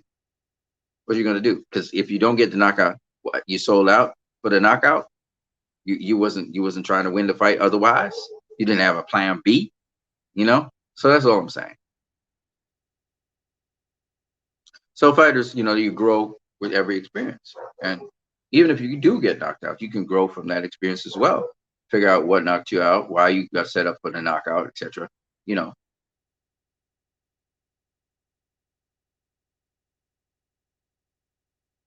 nice. So it is now 7:10. I'm ready to eat my meal. Let's get into these predictions. Like I said before, I could talk very, very long. I can go. I can be very brief, short, say absolutely nothing, or I can just go. I can go for hours talking boxing. Y'all tripping. I could go. I'm crazy like that.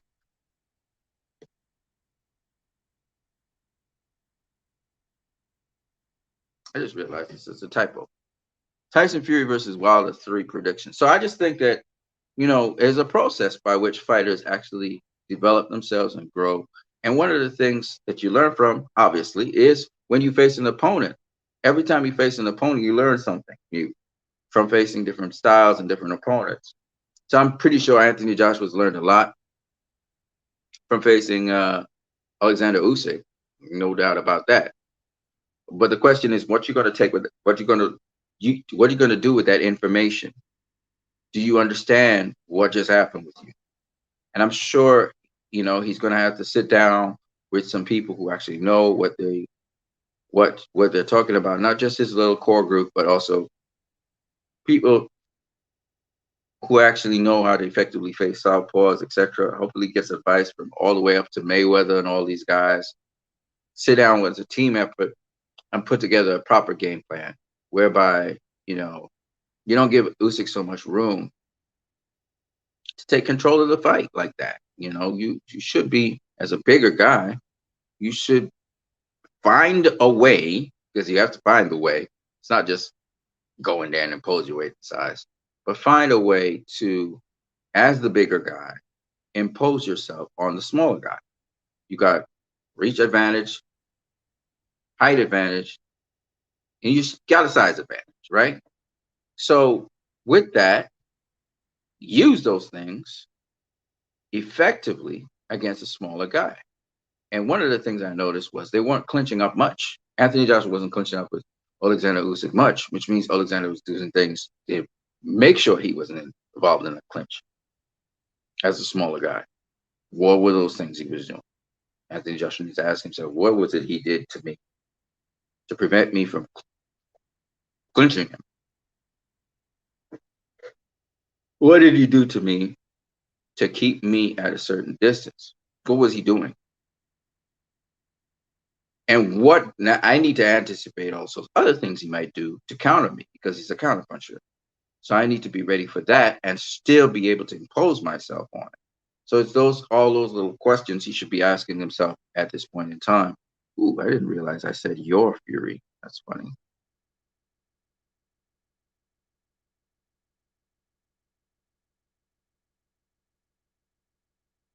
This is Tyson Fury.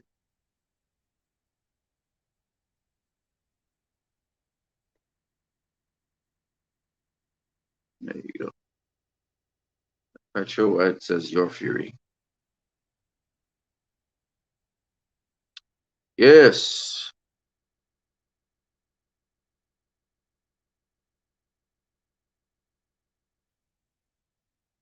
The boxing scientist, he said that Wilder will KO Fury.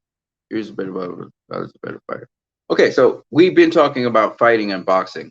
I believe boxing is fighting, so I don't really say that Tyson Fury is a better boxer. I think he's a better fighter than Deontay Wilder, and he showed that. He fought Deontay Wilder in the second fight. He brought the fight to him, and he was fighting him in fighting. So to say that Wilder is a better fighter than Tyson Fury, I don't necessarily agree with that because um, Tyson Fury brings so many tools to the tool bag. Does Deontay Wilder have more power than Tyson Fury? Absolutely. If he can catch Tyson Fury clean, he can definitely knock him down, you know. And definitely Tyson Fury would lose consciousness for at least a split second, right? Wilder does have that kind of power. But is he gonna do that? Is he gonna catch Tyson Fury flush? More than likely not. More than likely not. Um,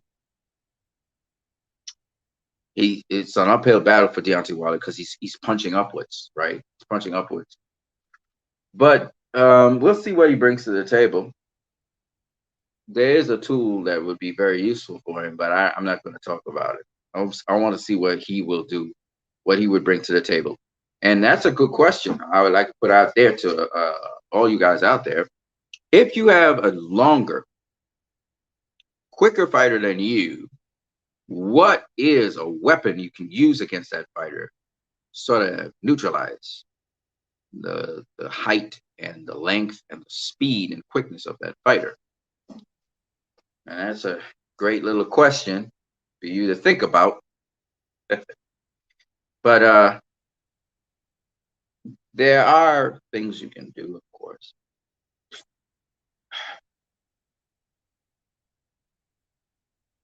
The thing with Tyson Fury, though, is even if you get to the inside, he's really quite adept at infighting and using his weight. He knows how to use his weight. He knows to use his size to fight you on the inside. So it's a uphill battle for Deontay Wilder. I'm not going to try to front with you guys. The tools that Tyson Fury brings to his table are the following tools. He can fight you on the outside and outbox you. He can switch hit. He can change from orthodox stance to southpaw, and he can fight you southpaw. He also brings to the table the fact that he can close the distance off of his jab, and then he can find you on the inside and fight you on the inside. Okay. Because he's so quick, because he's so fast, he can also throw combinations on you, going backwards, laterally, sideways. He rolls punches very well, rides punches very well.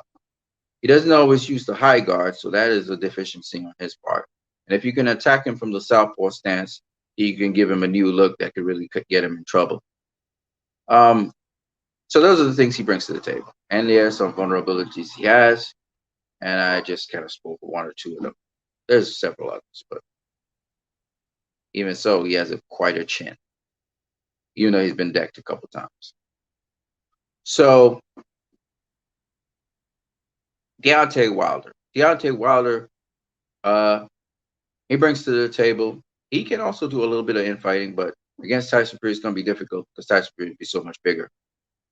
But if Deontay Wilder uses certain tools in his tool bag, if he has those tools in his tool bag, he could. But you see, it's going to be difficult. But let me say this: I'm gonna reveal this little bit of information at least. Always trying to get the lower ground when you're on the inside and angle yourself to use your shoulder. That is an advantage. It's almost like football. You try to get under your opponent.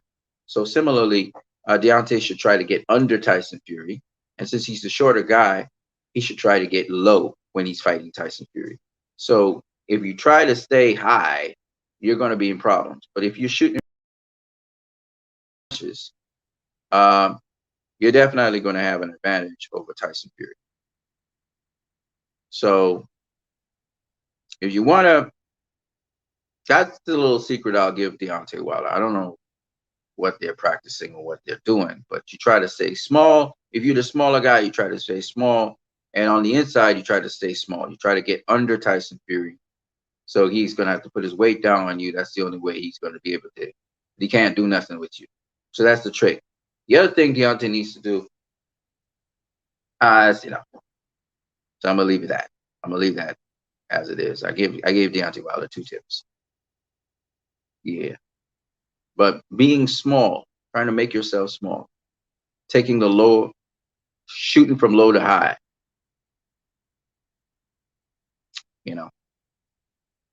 If you never learn how to use this is something worth using. Something called a shotgun jab. That's all I'm going to say. It's a secret weapon. And it's not used very often, but if you know how to use a shotgun jab, it changes everything in boxing. It changes everything. So there are many tools, there are many weapons in boxing. You have to know how to use them, though. If you don't, I mean, I just mentioned shotgun jab. The dude got like, what? How many more days before the fight? It's October 9th, so that's like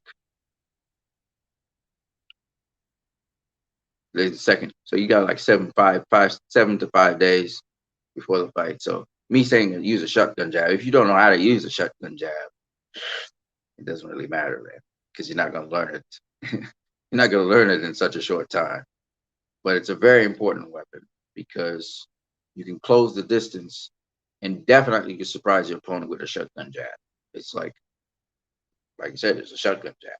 It's something. It's a very, very, very, very, very useful weapon. And Sean Porter uses it quite a lot, and it catches your opponent off guard, and you can really just really launch a heavy attack on them, stun them, and launch a very heavy attack on them using a shotgun jab. So, and again, low to high. That's the key. So, can Wilder KO Fury? Of course, anything's possible in boxing. Is it likely? Very unlikely. But like I said before, with Wilder, he needs to keep the low ground. I don't know how much he knows how to bob and weave, dip and slip. I don't know how much he knows about that, but you try to get that shoulder into Tyson Fury's chest, stay on the lower ground. You can push him back towards the ropes. You want to physically move the bigger man, but you don't want to employ too much energy. So if you bury that shoulder into his chest or into his stomach and you push him back to the ropes, you're showing him I'm physically strong. Don't try to, because he'll try and get low as well. He'll try to roll in on you and bump you with the shoulder. You have to get the lower ground. You can't let your neck get in the way and your head's popping out. You got to have head down, chin down, head down, and you got to bury yourself into him, almost like a linebacker. Boom, bump him in there. And he may put his weight down on you, he may fall over you and put his weight down on you. That's okay, you know. But don't let him bully you around on the inside, because then he's gonna destroy you. So that's a defensive maneuver. And of course, if he puts his weight down on you and tries to hit your body, just cover up everything. A la Thomas Hearns, Sugar Ray Robinson, Archie Moore, etc. Shell up everything. So that's the key here. That's two tools that Wilder can use, so Tyson Fury can't just stop him like that. If Tyson Fury throws a jab to get to the inside, Wilder needs to slip back the jab and roll under the jab. You roll under the jab and bump him on the inside. So clash him on the inside. Make sure you got the lower ground on the inside. That way you can always turn. You can always pivot around him and maybe get a punch in and then go your way. That's if he doesn't smother you, because he might try to clinch up on you. If he tries to clinch up on you, you dip low to roll out of the clinch, and then clock. You hit him a 1-2 real quick. But you got to roll under and roll out. You have to roll so he doesn't get the clinch down on you. But if he puts his weight down on you, and if he's got tremendous amounts of weight, there's nothing you can do. You can give in underneath it and just kind of drop to the ground so that the weight doesn't completely have an impact on you. Just go with the weight. Like, these are all martial arts moves I'm telling you guys about anyway. So these are little tricks. But like I said, Tyson Fury brings a lot to the table. So Deontay's going to have his hands full with Tyson Fury's tricks and all the stuff that he can do. But that's just a little help for Deontay. I mean, it's too late probably. But the shotgun jab, he should have been perfecting that. When Tyson Fury starts to pop his jab in, you slip him and you shotgun jab him. You dip under. You gotta get under Tyson Fury's jab. So the jab must pop, because Tyson Fury's so tall, he's shooting down. So you can slip under that jab and snap, and slide in and snap that shotgun jab back at him. Yeah, you can get him. You can get him good. You get him good, but you gotta get low. You gotta get low. You gotta make him reach for you, and then you catch him with it. It's easier said than done. you know. But it's a hell of a jab. If you can do a shotgun jab, that makes a big difference in a fight. Big difference. It's not it's not the easiest thing to execute though. You have to be working on it. Because that a shotgun jab could be worse than a right hand. Because your opponent's walking into it. Like you didn't see it. It's coming from low to high. Bam! You know, shotgun jab. Love it. Beautiful weapon. But Wilder, he does the power jab. He kind of twists his arm this way and shoots it down. And he's used to shooting down at guys because he's so tall. But now he has to be sort of like he's the smaller guy. And if you're the smaller guy, you've got to make yourself smaller than you really are. Now, I know that's not his approach. He's not going to come fighting Tyson Fury like that. He's going to be more straight up, trying to slip punches instead. But, you know, if it was me, I would be more off to the side, crouch, and I would try and stab him coming in. That's how I would do it. I know that's not his style, so.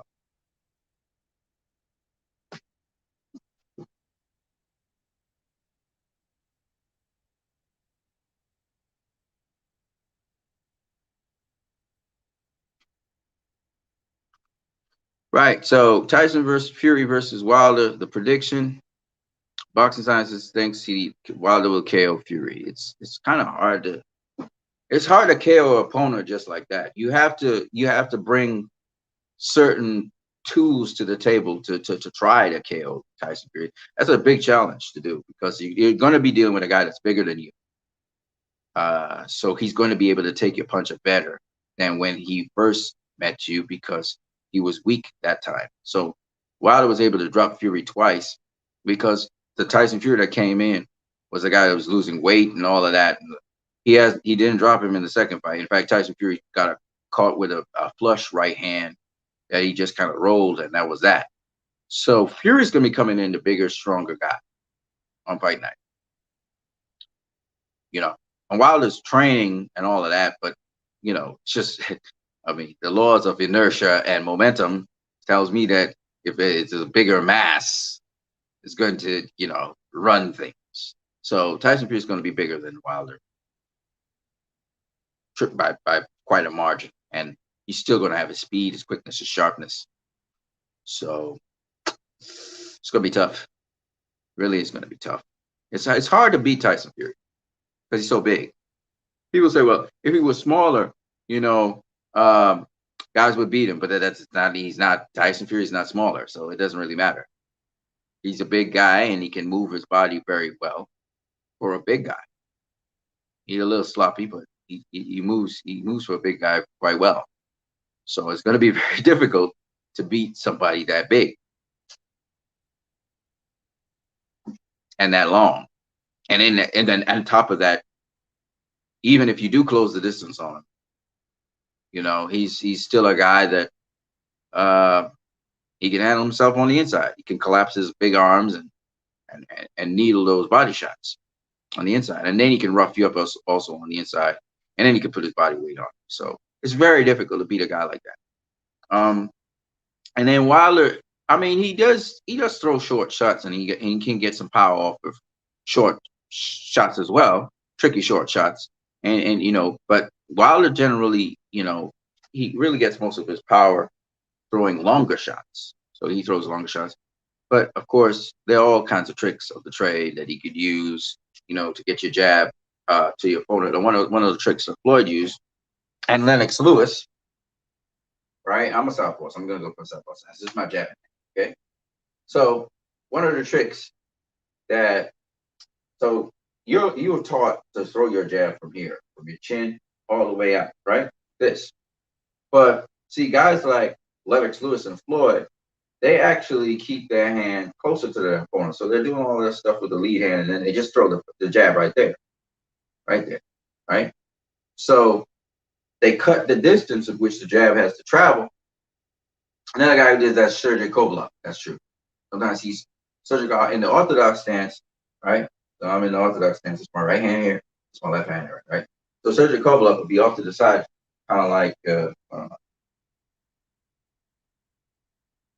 so he'd be off to the side like this, right? He's off to the side like this, and he's posing like this, like he's going to throw the right hand. But really, his left hand is out here. And you're not watching that, and boom, he catches you with the left hand right there. So if I was showing you straight on, it'd be something like this. So he's off to the side like this, right? Like if he's going to cock the right hand and just boom, right? But he really pops the left hand right there, you know.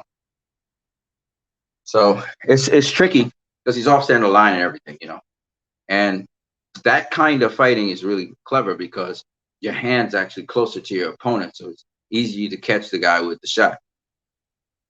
But there is a caveat to that. When you keep your hand extended out there to your opponent, you're not protecting your chin. So you have to be mindful of that as well, to be able to roll the punch at least with your shoulder if you're going to do something crazy like that. And for guys who use the Philly shell and the shoulder roll, they know that their shoulder could easily protect their chin, so they can keep the guard extended out there. Kind of like using the extended guard as well, where guys, you know, they're here, right? Extended guard looks something like this. So when anything happens, they can just roll the punch right here, right? Just roll it right there. So, you know, it's one of those things where sometimes there are all kinds of little tricks of the trade in boxing. It's all kinds of little tricks. So when a guy says, "Oh, this guy's super fast," he's not super fast. He just got his hands closer to you there, and you're not paying attention. Yeah. Let's look at some of the other predictions here really quickly. Helenas versus Kawanaki. I don't know. I'm not gonna make any predictions per se, but I think Kawanaki is gonna try and again have a second attempt at overwhelming Hellenius with a lot of punches. Hellenius is going to come a little bit more prepared to counter Kawanaki. I don't know how that's going to actually pan out in the end. Kawanaki's known for his activity. But look at all of these fights here. Let me show you something. Fury versus Wilder 3. Okay, Wilder has power, right? Powerful guy, right? Heavyweights generally have power, right? Because they're big masses, whatever. So they can knock out each other. But the point is, Tyson Fury is not known as a knockout artist, even though he's got quite a few knockouts, right? So you have Tyson Fury versus Wilder 3. That's a puncher versus a boxer.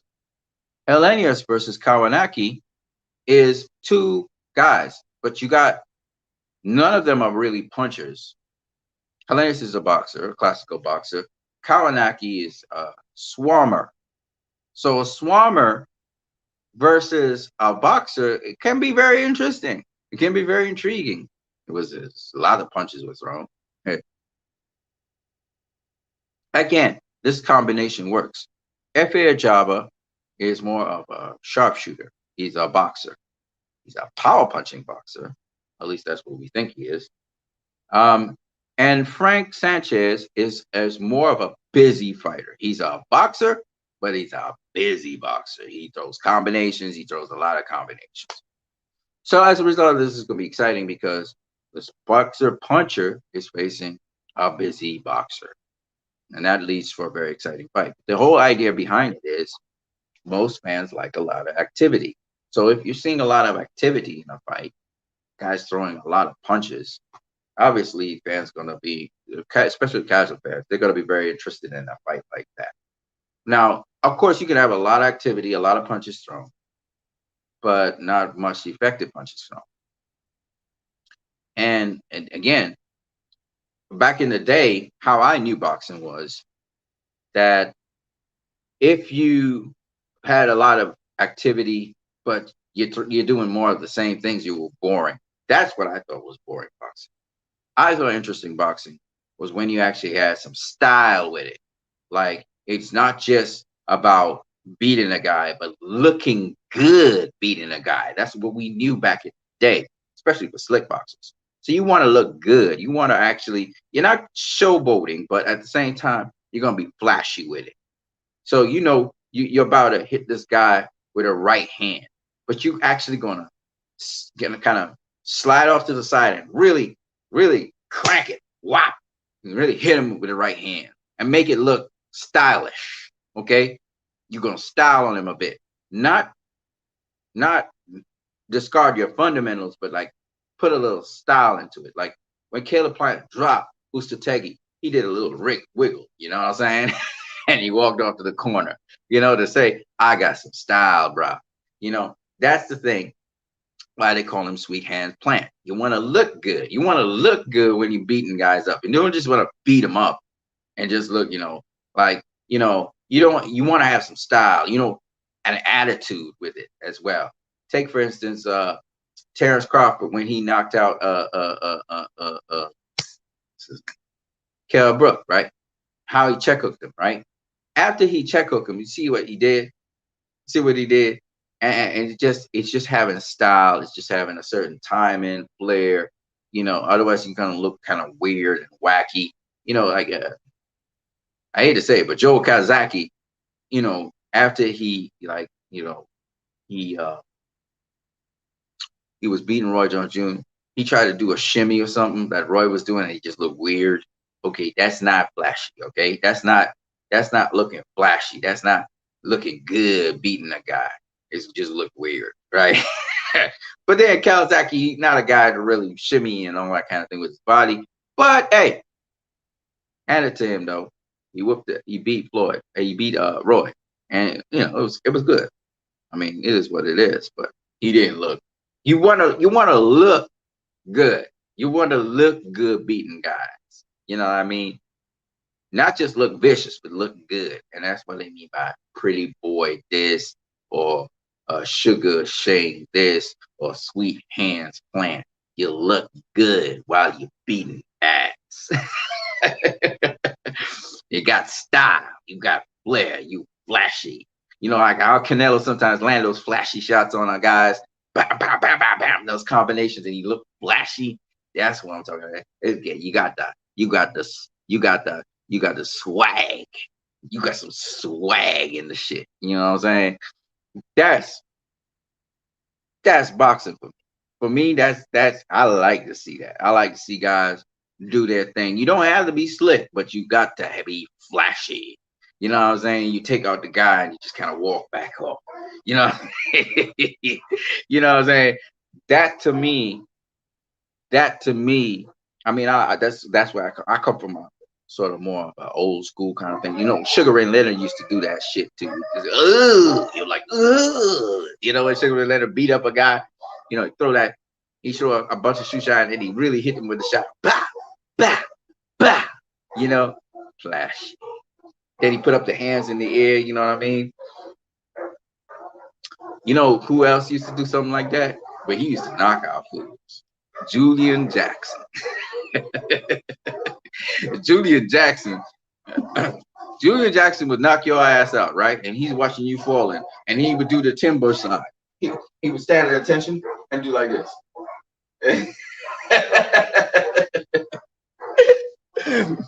Oh, that's showbiz. That's being flashy, ladies and gentlemen. That is being flashy. Vinny Pazzi has had some swag in him too, man. Vinny used to be flashy as well. How he would do fighters in.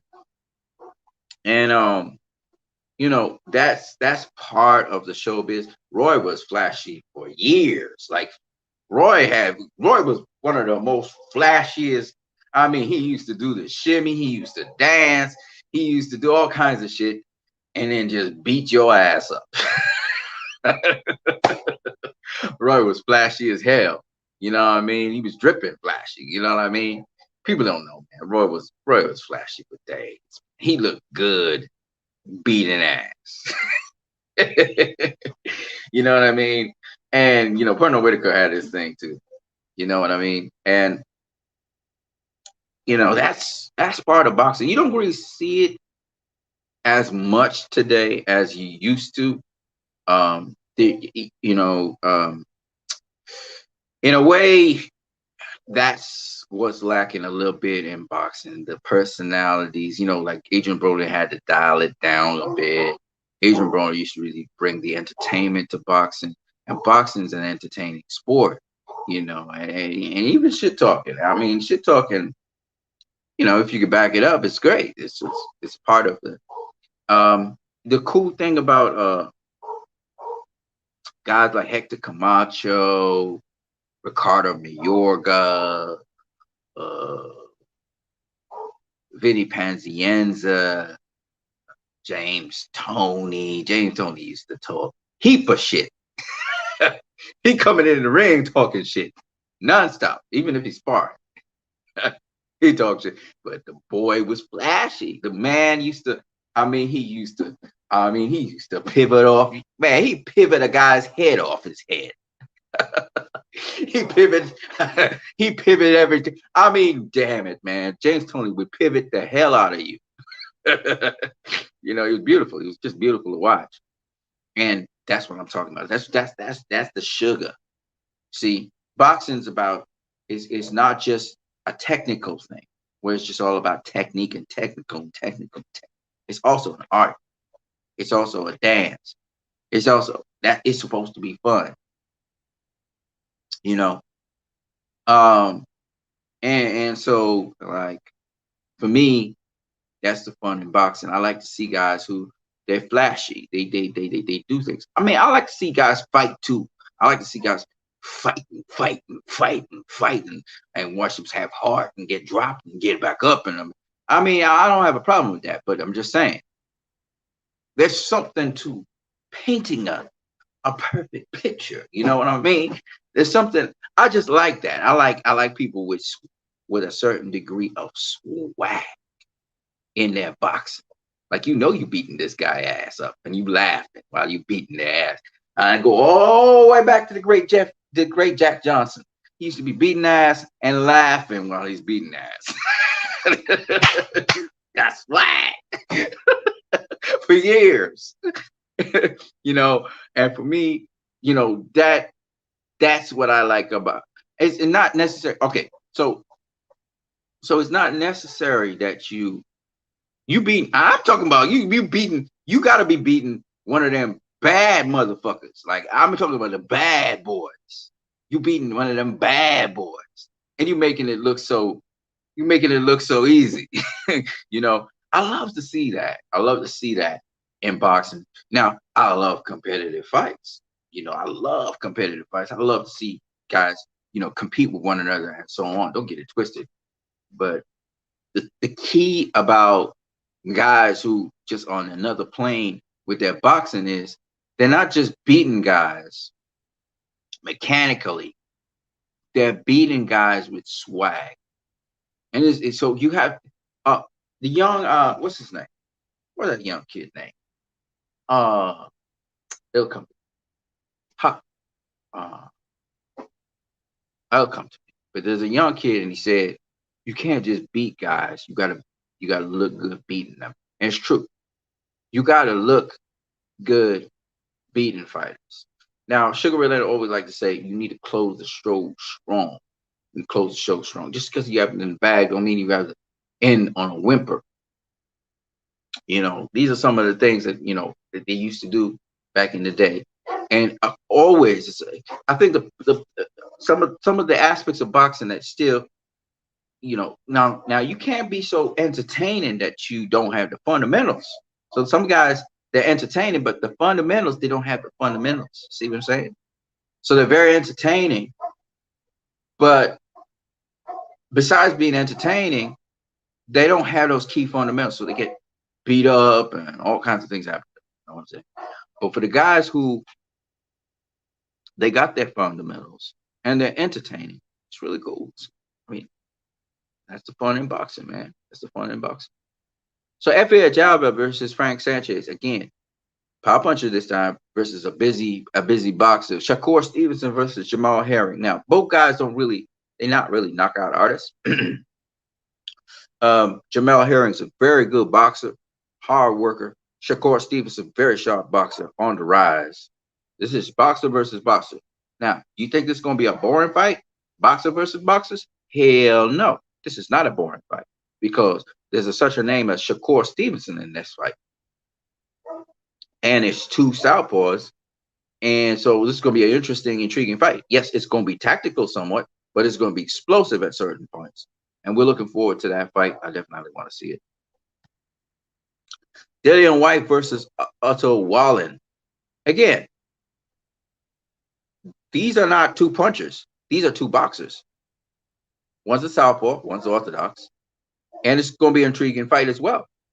And, you know, this is what I like about British fans. British fans appreciate boxing better than some other fans out there. Of course, boxing started more or less in Britain. But they appreciate boxing a little bit more than other guys. Because this fight's a good-ass fight. And anybody who asks, anybody, maybe mostly British fans, they're going to say, yeah, this is a good fight. This is a good fight. It's a real good fight right here. Real good fight right here. You're talking about a southpaw, you know, who hurt Tyson Fury, right? Got a decent amount of knockouts. And you got an orthodox fighter who has faced some tough competition, and he's come through almost every single time. So, yeah, I want to see what happens. Dillian White, of course, got knocked out by Povetkin, came back, avenged his loss. It's boxing. I mean, it's heavyweight boxing. Guys get knocked out all the time. So, I mean, Dillian White's one of those top-tier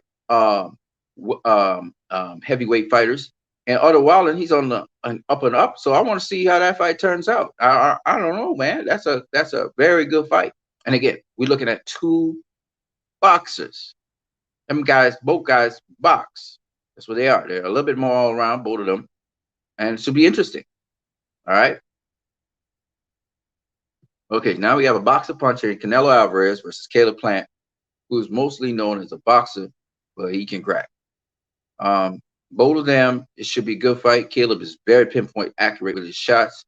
Canelo, yeah, he's accurate too, but not as accurate as Caleb Plant. Canelo loves to throw his left hooks. Of course, he's the left hooker. So I expect Caleb Plant to nullify that left hook. Left hook will not even be a factor in this fight. Canelo's going to have to resort to something else. I'm just saying it right now so you guys know. David Benavidez versus Jose Uzcategui. Uzcategui, good fighter. Not the quickest, not the sharpest. David Benavidez way faster, way sharper. Jose Uzcategui, you know, beat Andre Durrell. That was the name of the guy I was thinking about, Andre Durrell. And we in 4 hours and 15 minutes in. Woo-hoo. Yeah, Andre Durrell. And you know, Jose Uzcategui is when he's on his game and when he's got the right style in front of him, he can be a formidable opponent. Okay, he can be a formidable opponent. He's big, he's strong, not the fastest guy in the world. He take a punch. He has been dropped 3 times now in 3 fights. So David Benavidez, it's his turn to knock him down, see if he can get him out of there. But he's a big dude. He's much bigger than David Benavidez. He's much taller than him. He's much longer than him. So that may be a factor, at least for a little while in the fight. David Benavidez has to get used to his length and his size. This is a big dude. Let's see if David Benavidez can get him out of there. David Benavidez is trying to get the knockout. If the knockout don't come, he ain't going to be twisted once you get a win. And, you know, Jose Uzcategui has not been in the greatest of form of late, at least when he's performing in the ring. So this might be David Benavidez' opportunity. We'll see. Stephen Fulton versus Brian Figueroa. That's one hell of a fight. I'm looking forward to it. But once again, we're looking at a boxer versus a guy. Okay, yeah, Brian gets guys out of there, but he's not really a puncher. He's a guy that, again, busy, work the body. He does knock out people, though. But he does it through accumulation of punishment, beat you down, get you out of there, okay? He's not a one-hitter quitter, none of that, right? So is he really a puncher? Not really, but he does get KOs. He break you down again. We're looking at a swarmer versus a boxer. And then Sean Porter versus Terrence Crawford, again, classic swarmer versus boxer. Sean Porter is a swarmer, intelligent swarmer like Aaron Pryor, can take a shot, gets to the inside, works. He's always working, very busy, buzzsaw kind of guy. So Terrence Crawford won't have a breath. He won't have a moment to take a break. Sean Porter's going to be on his ass straight through the fight. So it should be an interesting fight, right? Terrence Crawford's going to get his chance to get his licks in on Sean Porter, I'm sure. But Sean Porter is the guy who got a hell of a chin. I mean, he's in ridiculous condition. So he's going to bring the heat to Terrence Crawford. And we'll see what happens with that, right? Again, Terrence Crawford can be considered a boxer puncher. He's not really, but as of late, he looks like that. So that's what we call him. And Sean Porter, he is a swarmer. That's what he is. He ain't really got a high knockout ratio, but he is a swarmer, and he will bring the heat, and you will feel him. He's been punching harder and harder of late too. He came into his man strength. Triple G versus Ryota Murata. Triple G is a boxer puncher. Period. He'll walk you down. He's not a swarmer, but he's a boxer puncher. Ryota Murata is a puncher. So we're talking about two punchers there. The difference is Triple G, I'm pretty sure could take Ryota Murata's punches at least once or twice. Murata is not going to be able to take those sledgehammer hooks and just that sledgehammer action that Triple G will bring to him. And Triple G is a tough guy. He's really tough. He can take punches. Murata's not as tough. Murata's more of a bully, but he can be outboxed as well. So Triple G can pick whichever way he wants. See if he wants to outbox him and then stop him, or he wants to just bring the heat on him and see how Murata deals with pressure being brought on him, like relentless pressure. Because Murata is usually the bully in most fights. He's usually the bully. How is he like being bullied? And so that's why I think Triple G will stop him. He will, he will stop him, even if he's old. He might take a couple punches, but he'll stop Ryota Murata. I think that's what's going to happen. So that's what we got here in terms of fights and predictions for fights. I see some people come through here. Want to give shout out to, and we have been going for 4 hours and 20 minutes. Let's see what's happening with the food.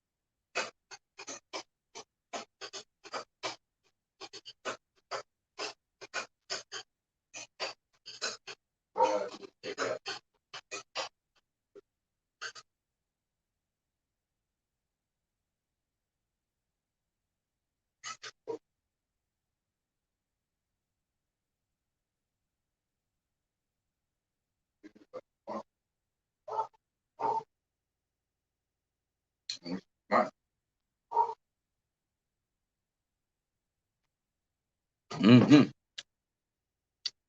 Right. Talk about. Ooh, wow. How'd they get inside a toaster? I don't know.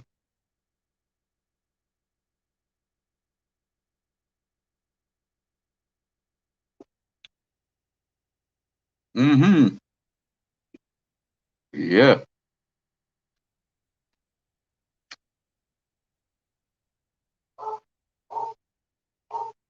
Mm-hmm. Mm-hmm. Mm-hmm.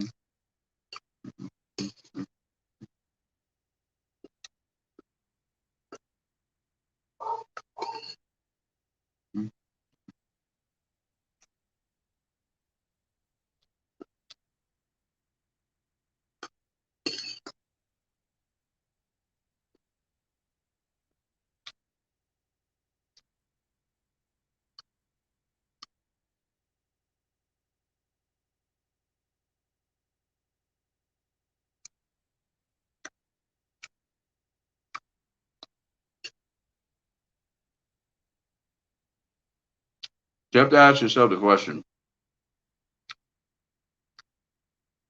how does a fighter fight? Is the fighter defensively minded? Does he have decent defense? Because if a fighter has decent defense, then the power of another fighter will not be a significant factor in the fight unless the other fighter slips up on his defense.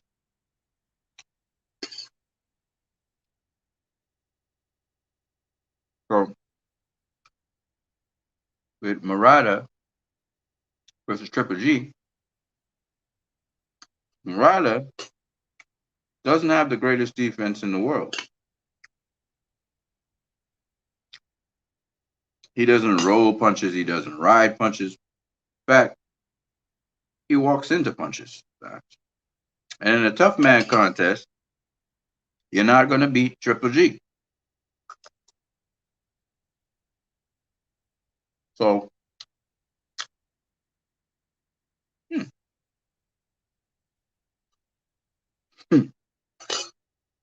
So I don't see Murata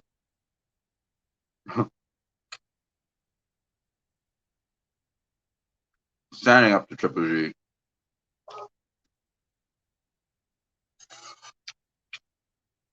in straight up and down fight. When he's taking punishment and he's dishing out every now and then punishment to Triple G.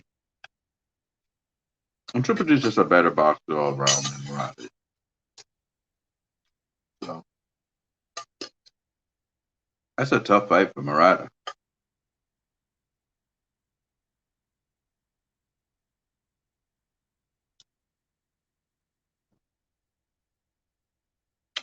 Maybe if he makes it to the finish line,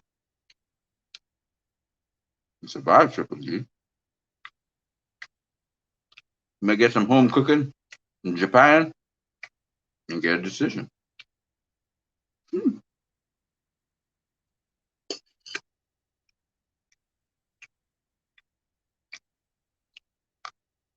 But I could see Triple G stopping him.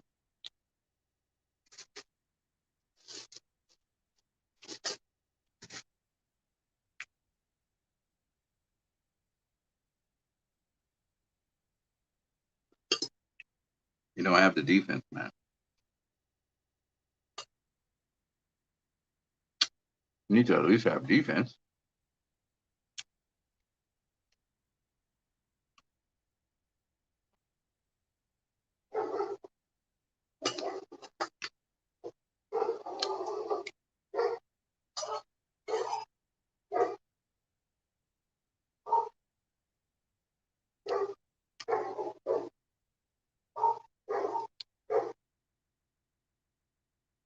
Defense.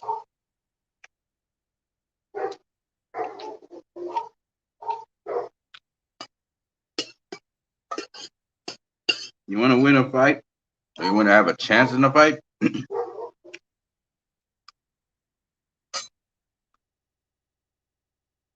Defense.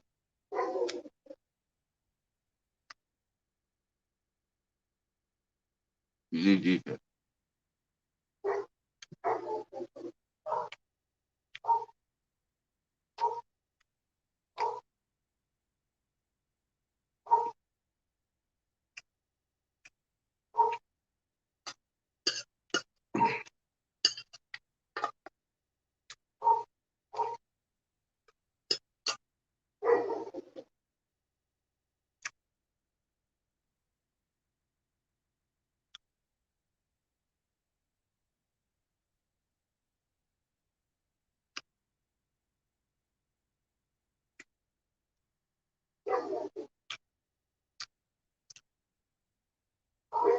I remember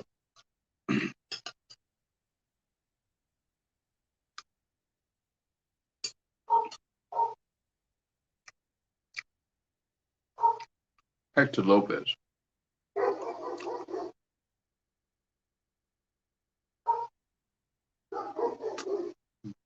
What made him such a good fighter?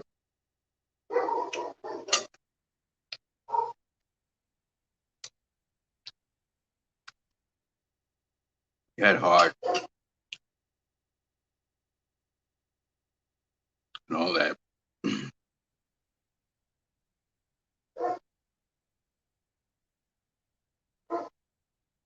one thing they don't talk about, he had defense.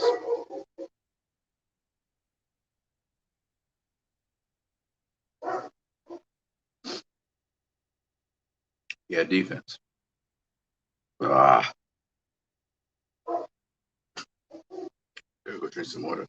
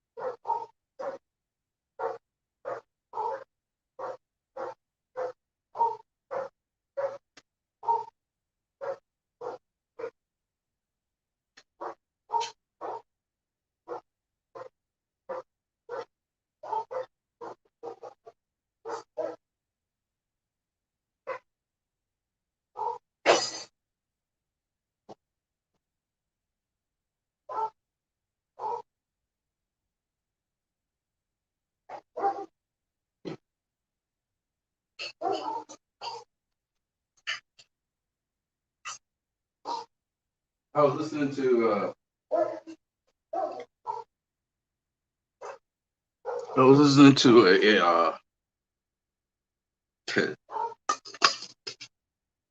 a discussion by a guy. Was he on Sky Sports or some British dude? And he was saying, Anthony Joshua just didn't have the desire and will to win or something like that. And he said that look at Tyson Fury. Remember when he first faced Derek Chisora, the undefeated Derek Chisora? And he said, I know Derek Chisora is not like Alexander Usyk, but the attitude that Tyson Fury had to Derek Chisora, supposing he was the bigger guy. And I'm not quite sure I get you, brother. Because Derek Chisora, first of all, doesn't attack from those sort of angles that are um,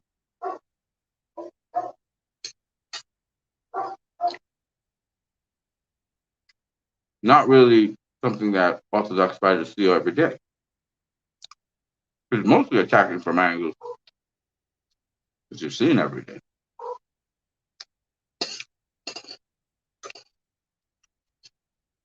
She's attacking from an orthodox position. Of late, I've seen Chisora switch it, though. Goes to southpaw and then orthodox. Hmm. And that is Chisora calculated in the way how he fights, as Usyk is. Well, if he had brought up Tyson Fury versus Otto Wallen, which was one hell of a fight, that would have been more the model to use because Otto Wallen was beating Tyson Fury's ass.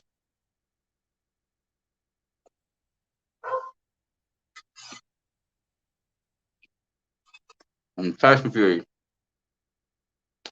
made an adjustment,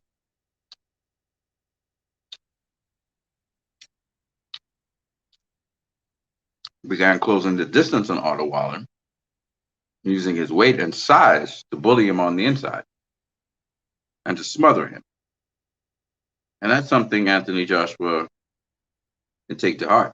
That sometimes you need to smother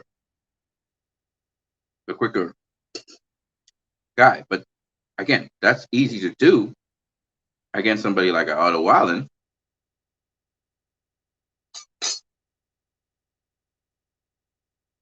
Way harder to do against Alexander Usyk, who keeps on sidestepping you.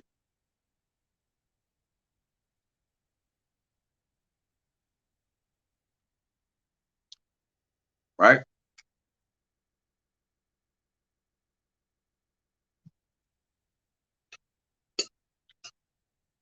Otto Wallen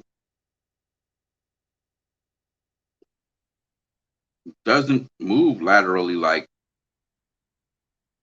Alexander Usyk.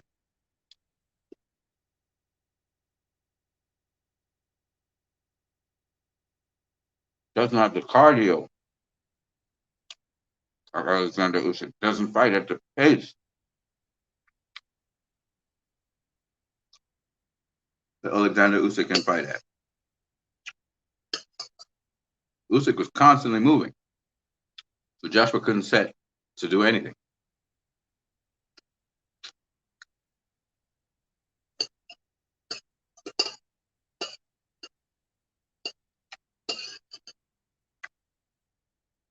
Those are the hardest guys to cut off the ring on and to pin down.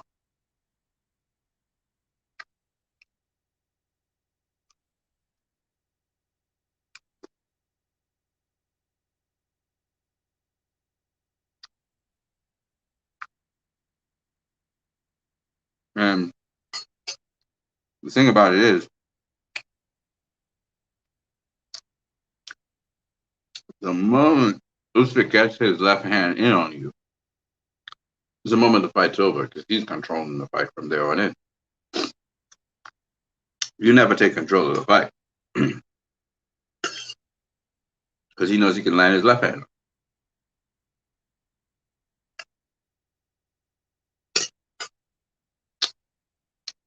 I mean, that's his backhand.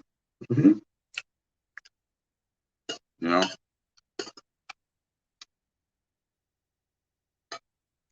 even if he could get his jab in on you, that's cool.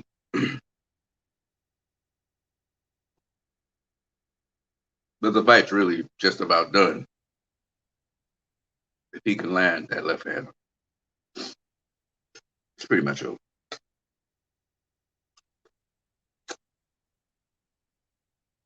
He landed that left hand in the very first round.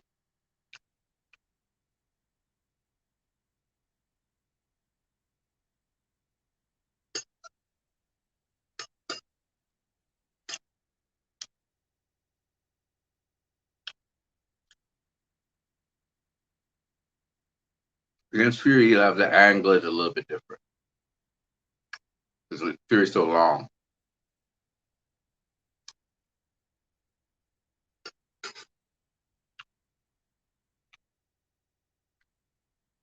You might have to throw a double left.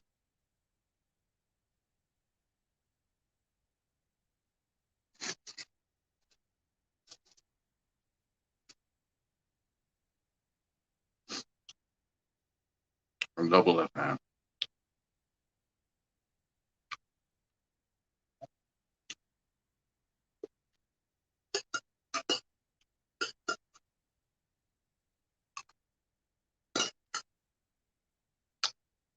So he's going to slip the jab.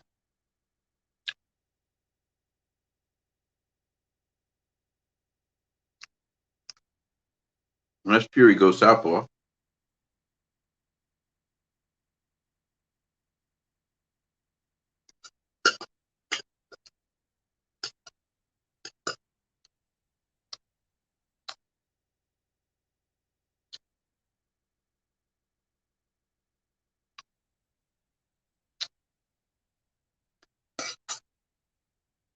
In which case, Fury goes southpaw.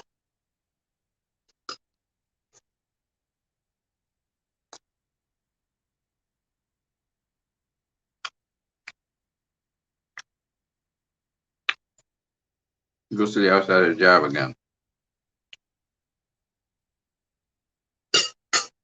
Slip to the outside of the jab, slip the jab, switch the jab, and lands the left hand.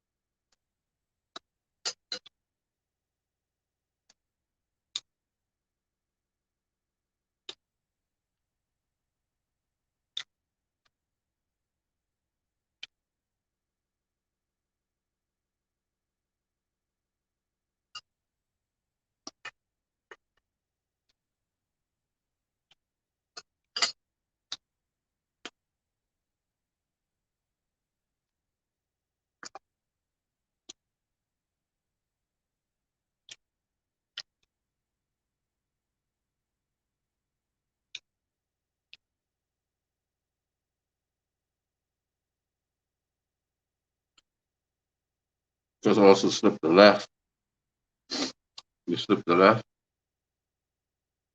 line your left. Slide into line your left.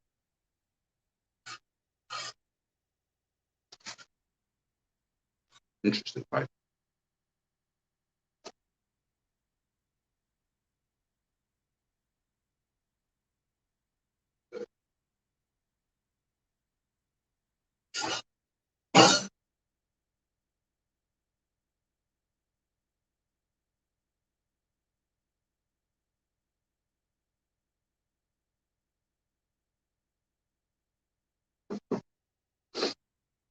Usually a switch hitter is good in one stance more than the other stance, and so they will stay in one stance more than the other.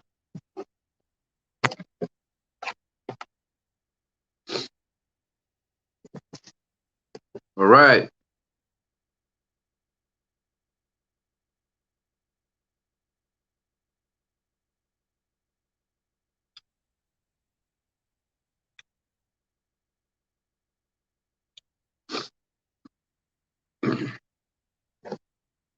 The winner of Fury versus Wilder 3, I think, is going to face the winner of Joshua versus Usyk.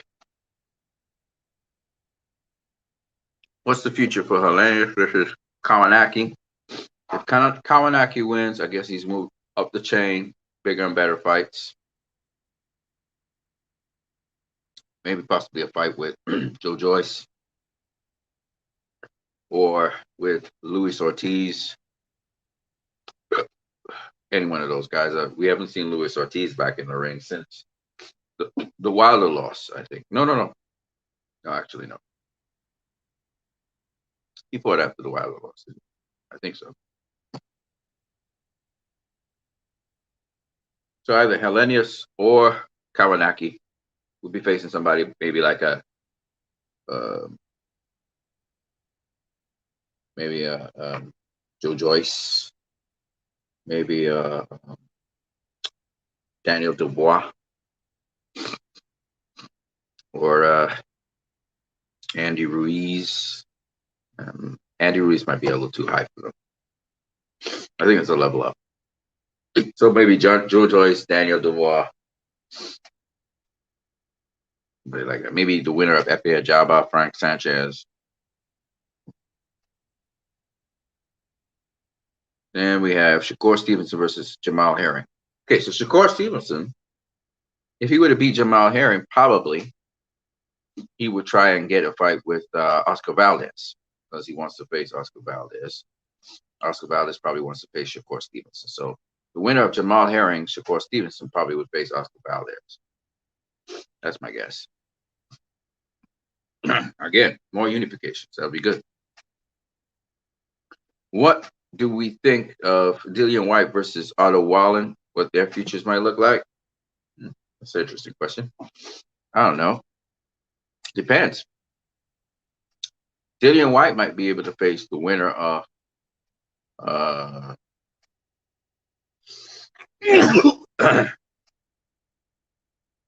Ajagba versus Sanchez, maybe.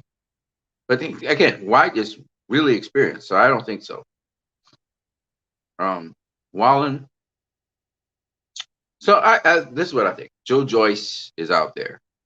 Joe Joyce is out there. Joe Joyce was supposed to get Usyk. Usyk ends up fighting Joshua. Now he's the undisputed. Does that mean Joe Joyce will face Usyk? I don't know. Joe Joyce versus Dillian White. Well, the winner of Dillian White or the Wallen would be a good fight. Alvarez versus Caleb Plant. Okay. If Canelo wins, I'm hearing Canelo wants to jump up and face Artur Beterbiev at 175. If Caleb wins, we all know the Benavidez fight is next. So it really depends. Canelo's looking at a higher weight class he wants to get challenged with. He doesn't necessarily. I don't think he would face Benavidez. I think he would probably try and jump up and fight Beterbiev at top rank or Bebo. One of those guys. I think Caleb Plant, he would face, if he would have beat Canelo, he'd have to have a rematch with Canelo, probably. But then after that, he'd probably want to face David Benavidez. Talk about David Benavidez. David Benavidez is going to be facing Jose Uzcategui, I guess, for the eliminator. It's probably an eliminator for the WBC title. So we'll be facing Jose Uzcategui. I think that's a good fight. If David Benavidez wins, I guess he's facing either Caleb Plant or Canelo. I don't know if it's likely that he will face Canelo. Seeing Canelo looks like he wants to go somewhere else. I mean, he's going to make a fight with top rank at 175. Because I don't know if he will defend his title. It would be interesting if he defends the 168 title and then jumps up to 175. Say, you know what, David Benavidez is going to give you that work, boy. You need to learn some boxing. You need to learn what boxing's about. Beat his ass and then get up there to 175 and face B-Ball or. Because if he can be undisputed, meaning he defends his undisputed title after he wins it, that would be cool. Because most guys become undisputed and then they just leave. Only Josh Taylor, Josh is the guy's name. Josh Taylor is going to be defending his undisputed title against something Cottrell. I don't know. Something Cottrell. John Cottrell, probably. Whatever it is. He's going to be facing against that dude. that dude has an opportunity to become undisputed. So Josh Taylor's doing it the right way. He's going to be legitimately undisputed when he beats whatever Cottrell, Jack Cottrell. That's the guy's name. To me, there's another Cottrell out there. Anyway, so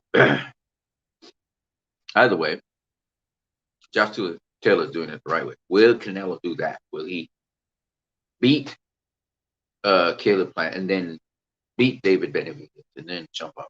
Because that's the only other big name at 168, which is David Benavidez. If he cleans out the division, that is, he beats Caleb Plant and then he beats David Benavidez, however he beats him, he'll clean out the division. He definitely is undisputed. There ain't nobody else on the rise to give him trouble. Jump off to 175 and kick some ass up there. He'll be a bad boy. He'll be one of the greatest fighters of all time. Definitely the greatest Mexican fighter of all time. Right? So we'll see. I don't know. As if he wins. Now, if Caleb Plant wins, definitely, we know.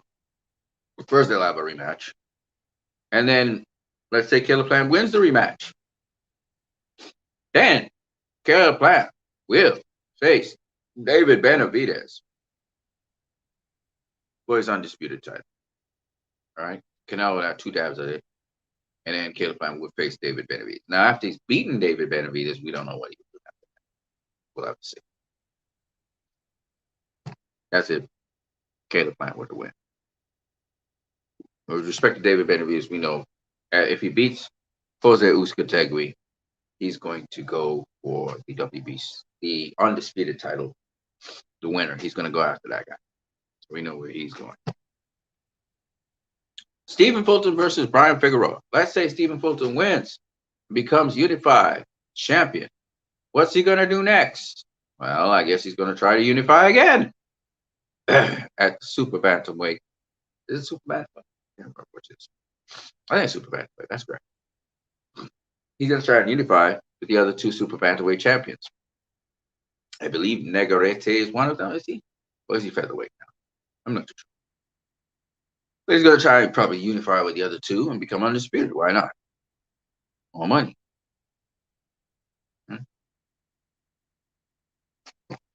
Well, Sean Porter versus Terrence Crawford. Well, if Sean Porter beats Terrence Crawford, he's going to try and get that rematch with Errol Spence Jr. Or with your Dennis Ugas. If your Dennis Ugas doesn't beat Errol Spence Jr.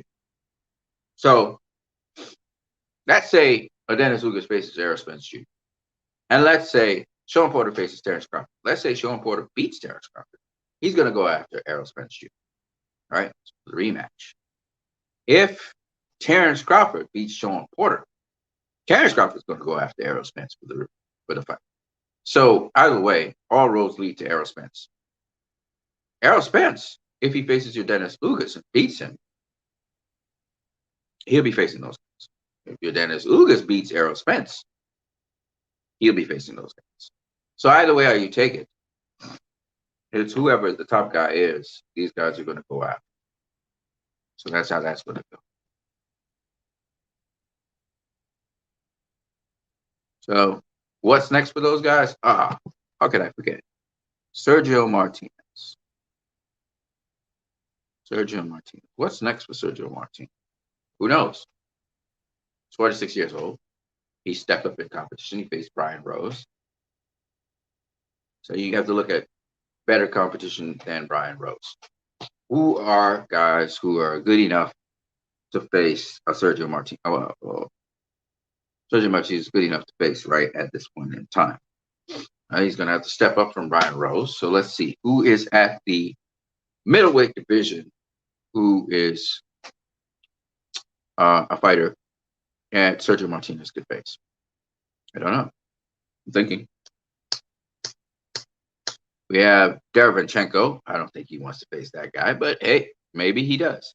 Then there's Jack Cottrell. There really is a guy named Jack Cottrell who boxes his ass off. That would be a good fight. We've got now Gabe Rosado. He's actually going to be facing Uh, what is his name? The Golden Boy fighter was not at middleweight. He was the WBO junior middleweight champion. I forgot what his name is, but him, Munguia. He's going to be facing Munguia. That's a good test for Munguia. I mean, that's a great test for Munguia. That may be too much for Munguia. We will see. Gabe is no joke. He has been upsetting the apple carts. So I don't know, man. We'll see if Munguia can even survive Gabe Rosado. And he's coming down in weight. But anyway, Munguia is another guy out there. Maybe Sergio Martinez could face Munguia. Or see who else we got out there. Sergio Martinez, he can, sell his legacy a little bit. Who else Sergio Martinez can face? There's a lot. There's a lot of guys. Jared Hurd. Oh, that's a little too tough. That's not a good idea. The guy that beat Jared Hurd, Luis de Cuba Arias. All right. So you have Sergio Martinez with Luis de Cuba Arias. It's Jared Hurd. Maybe Munguia. I'm not saying so. Got a couple of European fighters too, good fighters that he could face. Middleweight guys. I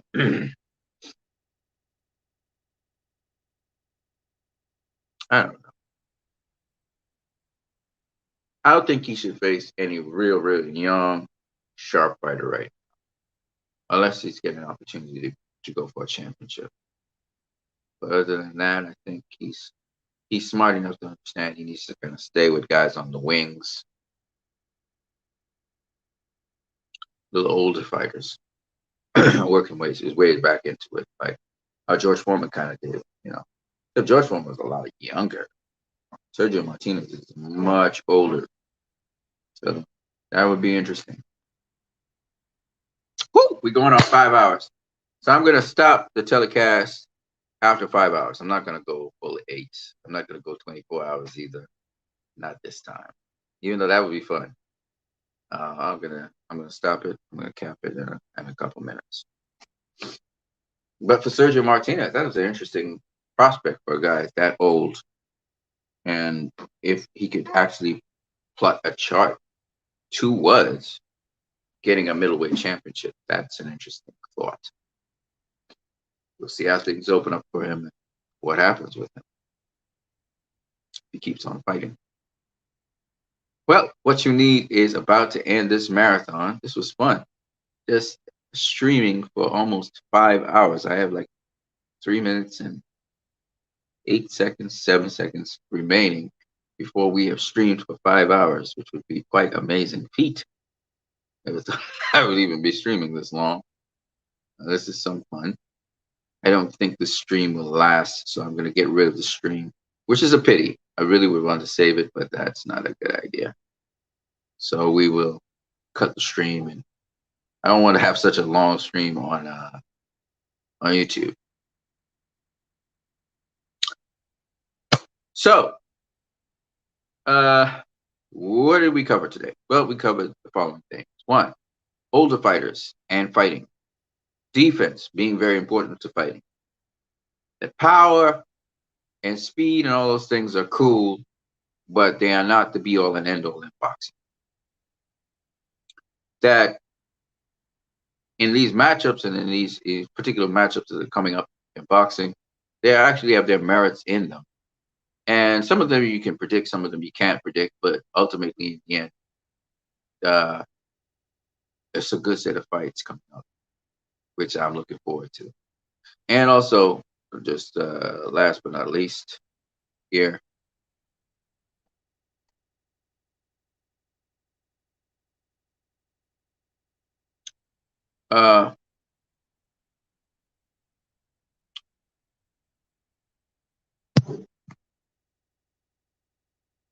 what I'm seeing from some of these matchups and these fights, some of these fights, how I think they may go, not to say that it will, is based on, it's not based on just punchers versus boxers, like people say. But styles make fights, of course. You see that a lot of these matchups, what make them good is the fact that you got some guy that's busy, that got a lot of activity, and there's another guy who's more picking his shots. So like Sean Porter versus Terrence Crawford, busy Sean Porter is. Terrence Crawford picks his shot. Uh, Fulton versus Figueroa, same thing. Pick the shots, Fulton, Figueroa busy. Benavidez versus Osategui. Osategui picks the shots, Benavidez is busy. You see what I'm saying? Canelo versus Caleb Plant. Caleb Plant picks his shots, Canelo is busy. Dillian White, well, not so busy these, but anyway, whatever. Dillian White and Otto Waller.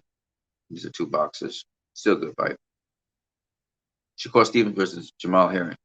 Boxers. Still a good fight. F.A. Ajaba versus Frank Sanchez. Busy Frank Sanchez.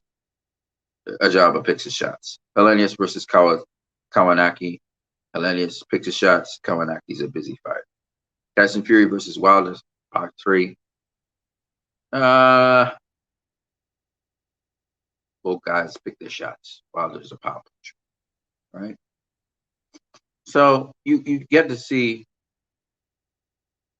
style matchups. It's really fun talking about boxing, man. I really had a good time this afternoon. Those of you who came through, of course, my boy Leroy Kong, always coming through. Then we had DF, we had Mr. X, we had the boxing scientist in the building, scientist, and boxing learner. So it was good for me having this little session talking a lot about boxing. I'm gonna catch you guys later. It is 5 hours into the stream. We're gonna do a longer one than this next time. I'm gonna catch you guys later. What you need out.